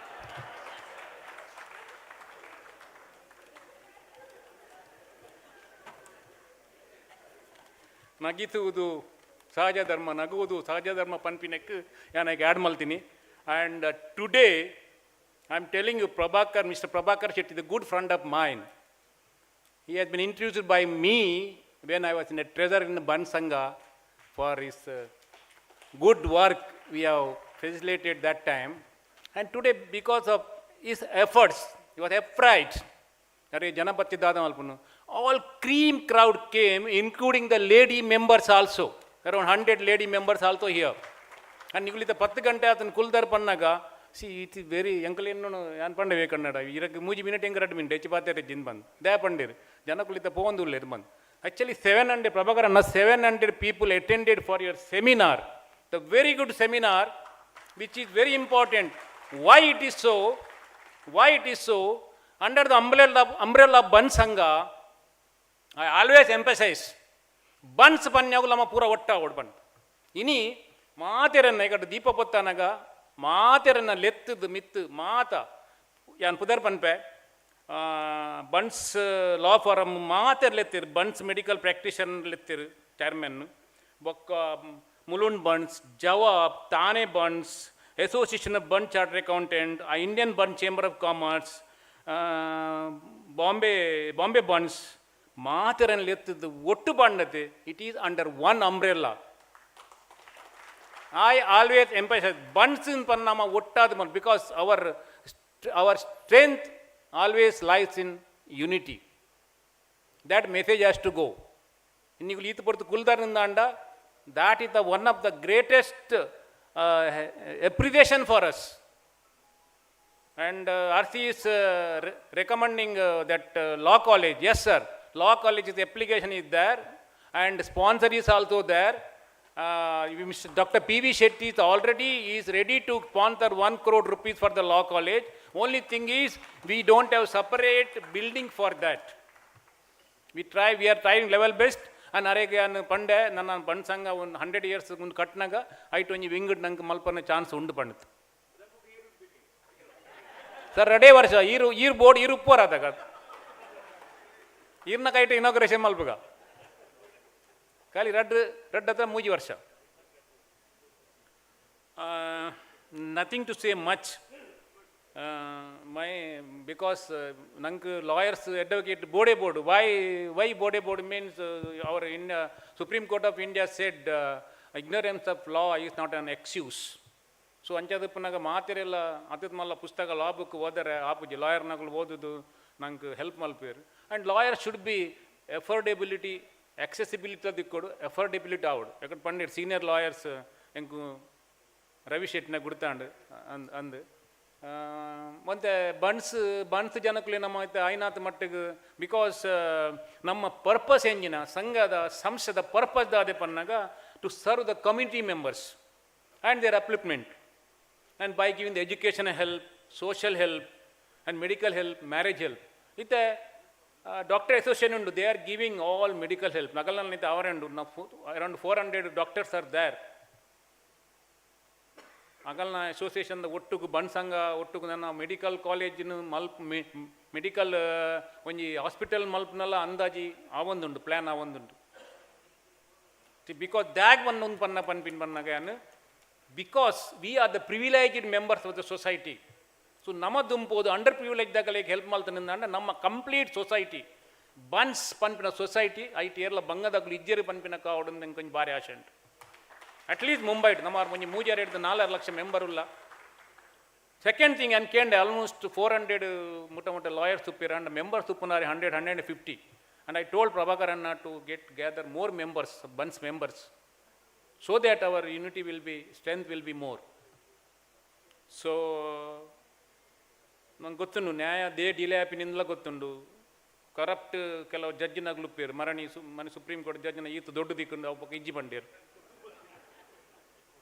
ಹೈಕೋರ್ಟ್ ಜಡ್ಜ್ ಐತ ಒಂಜಿ ಎಲ್ಲ ವಿಷಯ ಪನ್ಪೆ ಒಂಜಿ ಐತಲ್ಲ ಒಂಜಿ ಎಲ್ಲೆ ಜೋಕ್ಸ್ ಉಂಡು ಏರ್ಲ ಅಪಡ್ತೇನೆ ನಡೆ ಜಡ್ಜಿ ಬಾರಿ ಕಡುಸ್ ಜಡ್ಜಿ ಒಯ್ಕಲ್ಲ ಬಗ್ಗೊಂದಿತ್ತುಜಿ ಆಯನ್ ಇಲ್ಲ ಪೋರೆ ಬುಡು ಪೂಜಾಯ್ ಐಕ್ ಒಂಜಿ ಯಂಗ್ ಜಡ್ಜಿ ಒಂಜಿ ಐಡೆ ಮಲ್ತೆಕಿ ಎಂಚ ಮಲ್ಪನ್ ಪನ್ನಾಗ ಆಯ್ ಕೇಂಡೆ ಸಬೂತ್ ಪೇಶ್ ಕರೋ ಪಂಡ ಆಯ್ ಸಬೂತ್ ಸರ್ ಆಯ್ ಒಂಜಿ ಪುಸ್ತಕ ಕೊರಿಯೆ ಲಾ ಬುಕ್ ಕೊರಿಯೆ and is told that sir section 420 and page number 420 C open it sir ಕರ್ ಜಡ್ಜಿ ಓಪನ್ ಮಲ್ಪನಾಗ ಐಟು 2000 ನೋಟ್ ಬರದೀತೆ ಜಡ್ಜಿ ತುಯೆ ಏರೆಲ್ಲ ಗೊತ್ತಾಪುಜಿ ಜಡ್ಜಿ ಖುಷಿ ಆಂಡು ಆಯ್ ಬಂಡೆ ಹಾಂ ಎಸ್ और भी ऐसा सबूत पेश किया आ जावे पन्ना इंचिन जड्जी नागलु उल्ले नम्मडे देपन्न हईकोर्ट मरणी तिक्किदिन अವು ಬಂಡಲ್ ತೂನಾಗ ನಂಗೆ ಗೊತ್ತಾಪುಂಡು ಅವು ಏತು ದೊಡ್ಡ ಅಗಲ್ಲ ಉಂಡು ಬಂಡದು and just I told just for presence of mind ನಿಗಲ್ ಅಂತ ನಿಕಲು ತೆಲ್ಪ್ಲೇನ್ ಬಂದು ಈತು ಕೊಡ್ತು ಕುಲ್ಲಿಯಾರ್ ನಿಕಲು and as regards the one more thing I wanted ಮಂಜುರ ಪಂಡೆ ಆ್ಯಂಡ್ ಮಂಜುನಾಥನ್ ಅಡ್ವೊಕೇಟ್ ಮಂಜುನಾಥ್ ಶೆಟ್ಟಿ ಹೆಗ್ಡೆ ಸಾರಿ ಆಡ ಪಂಡೆ ಒಂಜಿ ಮಿನಿಟ್ಲ ಇರು ಬೋರ್ ಮಲ್ಪೊಚ್ಚಿಂದು but that gentleman has created a very good one a seconds are ಉಲ್ಲ ಒಂಜಿ ಸೆಕೆಂಡ್ಲ ಬೋರ್ ಮಲ್ತಜೆ the very good are ಮಲ್ತನ ಒಂದಿನತೆ others also done very well but Manjunath has done very very very well so his wife is there you can give the message to him Latha Manjunath ಇದ್ದಾರು Manju hello so nothing to say much 10 ಗಂಟೆ ಆಂಡು ನನ್ನ ಅಧ್ಯಕ್ಷರೇ ಪಾತೆರೆಂಡು and ನೀನು ಬೈದ್ನಾಗಲೇ ಮಾತ ಬೊಕ್ಕ ನಾ ಕುಡಂಜಿ ಪನೊಂಡು ಎಡ್ಡೆಡ್ಡ ಜನಕ್ಕುಲೇನು ನೆತ್ತ 30 ವರ್ಷದ ದುಂಬು ಈ ಫಾರ್ಮಾತಿನ ವಿಠಲ್ ಶೆಟ್ರು ಆರು I know Vittal Shetty advocate Vittal Shetty very well ಆರು ಫೋಟೋ ಹಿಡಿತೇರು ಆ್ಯಂಡ್ ಪೂರ ಎಡ್ಡೆ ಕೆಲಸ ಮಲ್ತನಾಗಲು ಇನಿ ಪ್ರಭಾಕರ್ ಶೆಟ್ಟಿ ಅತ್ನ ಎಡ್ಡೆ ಜನದ ಕೈ ಕುಂತು ತಿಗದು ನಿಂತು ಬಂದು ಹೆಂಗೆ ಮಸ್ತ್ ಖುಷಿ ಒಂದುಂಡು ಒಂತೆ ಬಣ್ಣ ಯಾನು ಅಬ್ಸರ್ವ್ ಮಲ್ತೆ ಪ್ರಭಾಕರ್ ಶೆಟ್ರೆ ಒಂತೆ ಫಂಕ್ಷನ್ ಮಲ್ಪನಾಗ ಒಂತೆ ಇರೇ ಅಭ್ಯಾಸ ಇಜ್ಜಿ may be the new one the first function the second function will improve and ಇಂಚಿನ ಪ್ರೋಗ್ರಾಮು ಒಂದು ಅಟ್ಲೀಸ್ಟ್ 6 ಮಂತ್ ಕೊರ ದೀಕನಮ್ಮ ಜನ ಬರ್ಪೇರು ಜನ I think check the negotiable instrument act ಅವೊಂಜಿ ದೀವೊಲಿ ಬೊಕ್ಕ ಸೀನಿಯರ್ ಸಿಟಿಜನ್ ರೈಟ್ಸ್ ಎಂಚಿನ ಬಂದು ಅವು ದೀವೋಡು ನಮ್ಮಡ ಬಣ್ ಸಂಘಡು ಸೀನಿಯರ್ ಸಿಟಿಜನ್ ವೆಲ್ಫೇರ್ ಕಮಿಟಿ ಉಂಡು ಕ್ರಿಸ್ಟಿಯನ್ ನೈಟ್ ಭಾರಿ ಲಾಯ್ ಕೆಲಸ ಮಲ್ತೊಂದುಲ್ಲೇರು ಪ್ರತಿ ಸೀನಿಯರ್ಸ್ ಎಂಕುಲು ಏರು ಉಳ್ಳೇರ ಒಂದು 80 ಇಯರ್ಸ್ ಮಿತ್ತಗಲಿಗೆ ಇಲ್ಲ ಪೋದು ಕಾರ್ ಪತ್ತಿದ್ದು ಆಗಲೇ ಸನ್ಮಾನ ಮಲ್ತು ಬರೋದಿಲ್ಲ ಆಗಲ್ಲ ಕಣ್ಣು ನೀರು ಬಂದಾಗ ಅವೇ ಎಂಕಲೆ ಆಶೀರ್ವಾದ ಎನ್ನುವ ಆತ್ ಎಂಕಲೆ ಖುಷಿ ಆಪುಂಡು ಐತರಡ್ಡು ವಿಷಯ ನಿಗಳು ಸಬ್ಜೆಕ್ಟ್ ದಿಲೆ ಬೊಕ್ಕ ವಿವೇಕಣ್ಣಿ ಬಾರಿ ಪೊರ್ಲು ತೋಜೊಂದುಲ್ಲೇರಿ ನಾನು ಆರು ದಿನ ಪೊರ್ಲೆ ತೋಜುಂಡು ಬೊಕ್ಕ all office barriers of the buns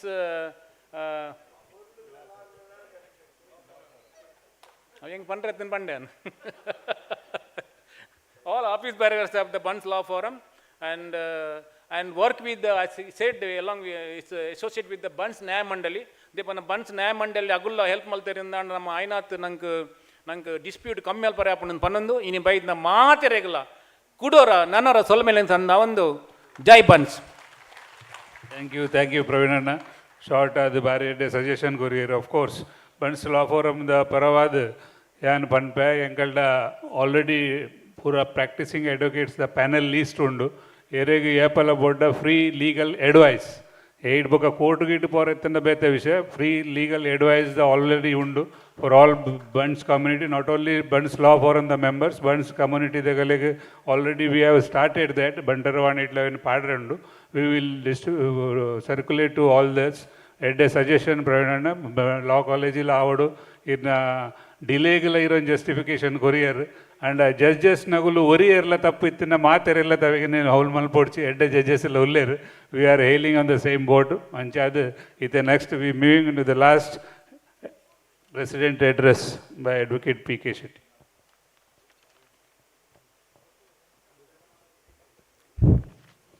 ಮಾತೆರೆಗ್ಲ ನಮಸ್ಕಾರ. It's a formality that I must address the chief guest and guest of honor and all the dignitaries in the dais, and good evening to everybody. I will not take much time because everything is said. Now, Kalinama, today's day is day dream come true. ನಮ್ಮ ಅಧ್ಯಕ್ಷರಿಗೆ Bombay bonds ಸಂಘದ ಅಧ್ಯಕ್ಷರಿಗೆ ಒಂದು ಮಲ್ಲ legal seminar ಮಲ್ಪಡೋದು ಪಡೆದಿತ್ತೇರೆ. I said, if you are giving me support, we will go ahead. Then next talk was with our guest of honor, Mr. Vivek Shetty. I said, if you are giving money, I will go ahead with Buntsangha's president's promise. So both of us have agreed. And Praveena said, you must bring some judges to the seminar. What can I do there? I said, no. We want you and Vivek Anna to come and address, so it is easy for me. Today I am tension free, though there is some delay in the program. Otherwise, you have to put two people for the escorting the judges who come here, rather than concentrating on the subject. Anyway, I am really grateful to all the associations who have supported me here in this, getting this seminar really successful, carrying more than 600 to 700 people for this seminar. Now, only one thing I want to say, we have not printed any leaflets and things that, okay, here is the notary, here is the free legal advice, here is the women advocates and all that. So, what we have said is the PPT people, please display the pages of the free legal advice advocates. Mr. PPT, please display the pages of free legal advocate services. I must tell you only 2-3 things. We have got 20 and odd notaries. We are going to distribute, we are going to circulate this list in the WhatsApp group of Buntsangha and all WhatsApp groups of all these 8 associations. Whoever want to take benefit, they can take. Second is, we have 125 and over 27-30 advocates has offered free legal service in the advisory capacity.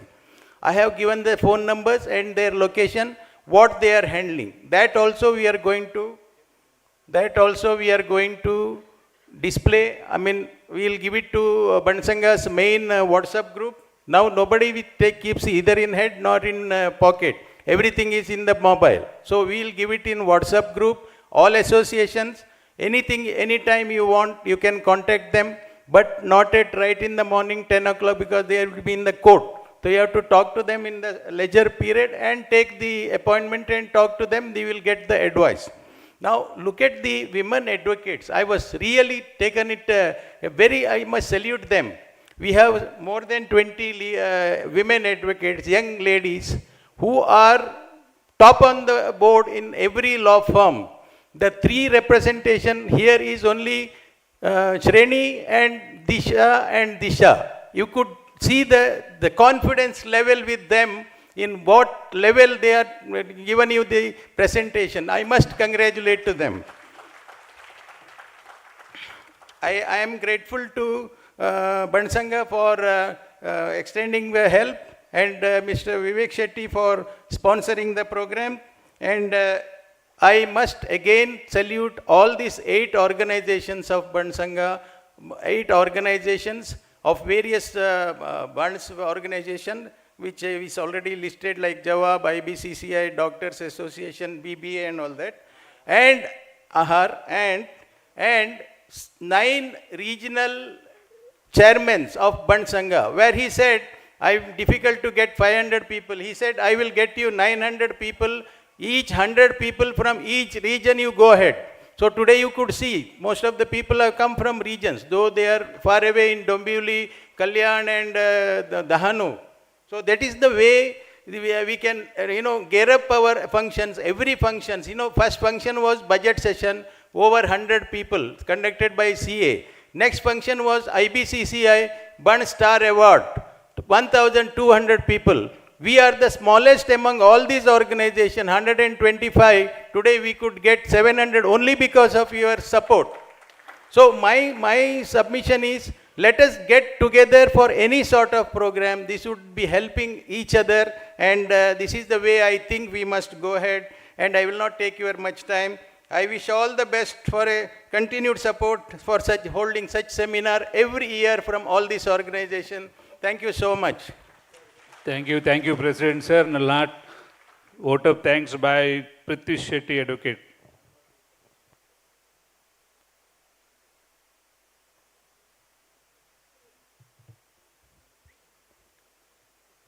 I was supposed to say good evening, but it doesn't seem very appropriate right now. I'm conscious that each of you is raring to get started with dinner, so I'll keep this very brief. It's an honor and a privilege for me to stand here and deliver this vote of thanks on behalf of the BLF committee. First and foremost, I would like to thank Mr. Prabhakar Shetty, President of BLF, for presiding over the seminar, and all our committee members who have been tirelessly working and continue to work behind the scenes. They have been the backbone of the event's success. I would also like to express our deepest gratitude to our chief guest, Shri Praveen Boja Shetty, President of Bunt Sangha Mumbai, and our guest of honor, Shri B. Vivek Shetty, Chairman and Managing Director of Vishwa Chemicals Limited, for gracing us with your presence today. Your inspiring words have left us with much to reflect upon. A heartfelt thank you to all the panel members, moderators and speakers, Mr. Ravindranath Shetty, Senior Counsel of the Bombay High Court, Mr. Ranjit Shetty, Ms. Disha Shetty, Ms. Srini Shetty, Mr. Manjunath Hegde, again Ms.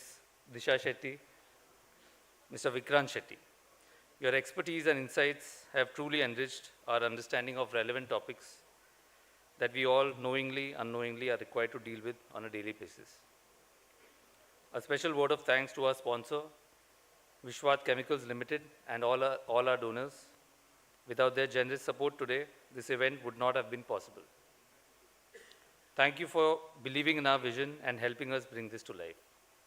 I would also like to thank Bombay Bunts Association, Jawab, IBCCI, ABCA, Association of Bunt Doctors, Mulund Bunts, Thane Bunts Association, AHAR, the Mahila Vibhag of Bunt Sangha, and all 9 regional chairmen of Bunt Sangha for their continuous guidance and support.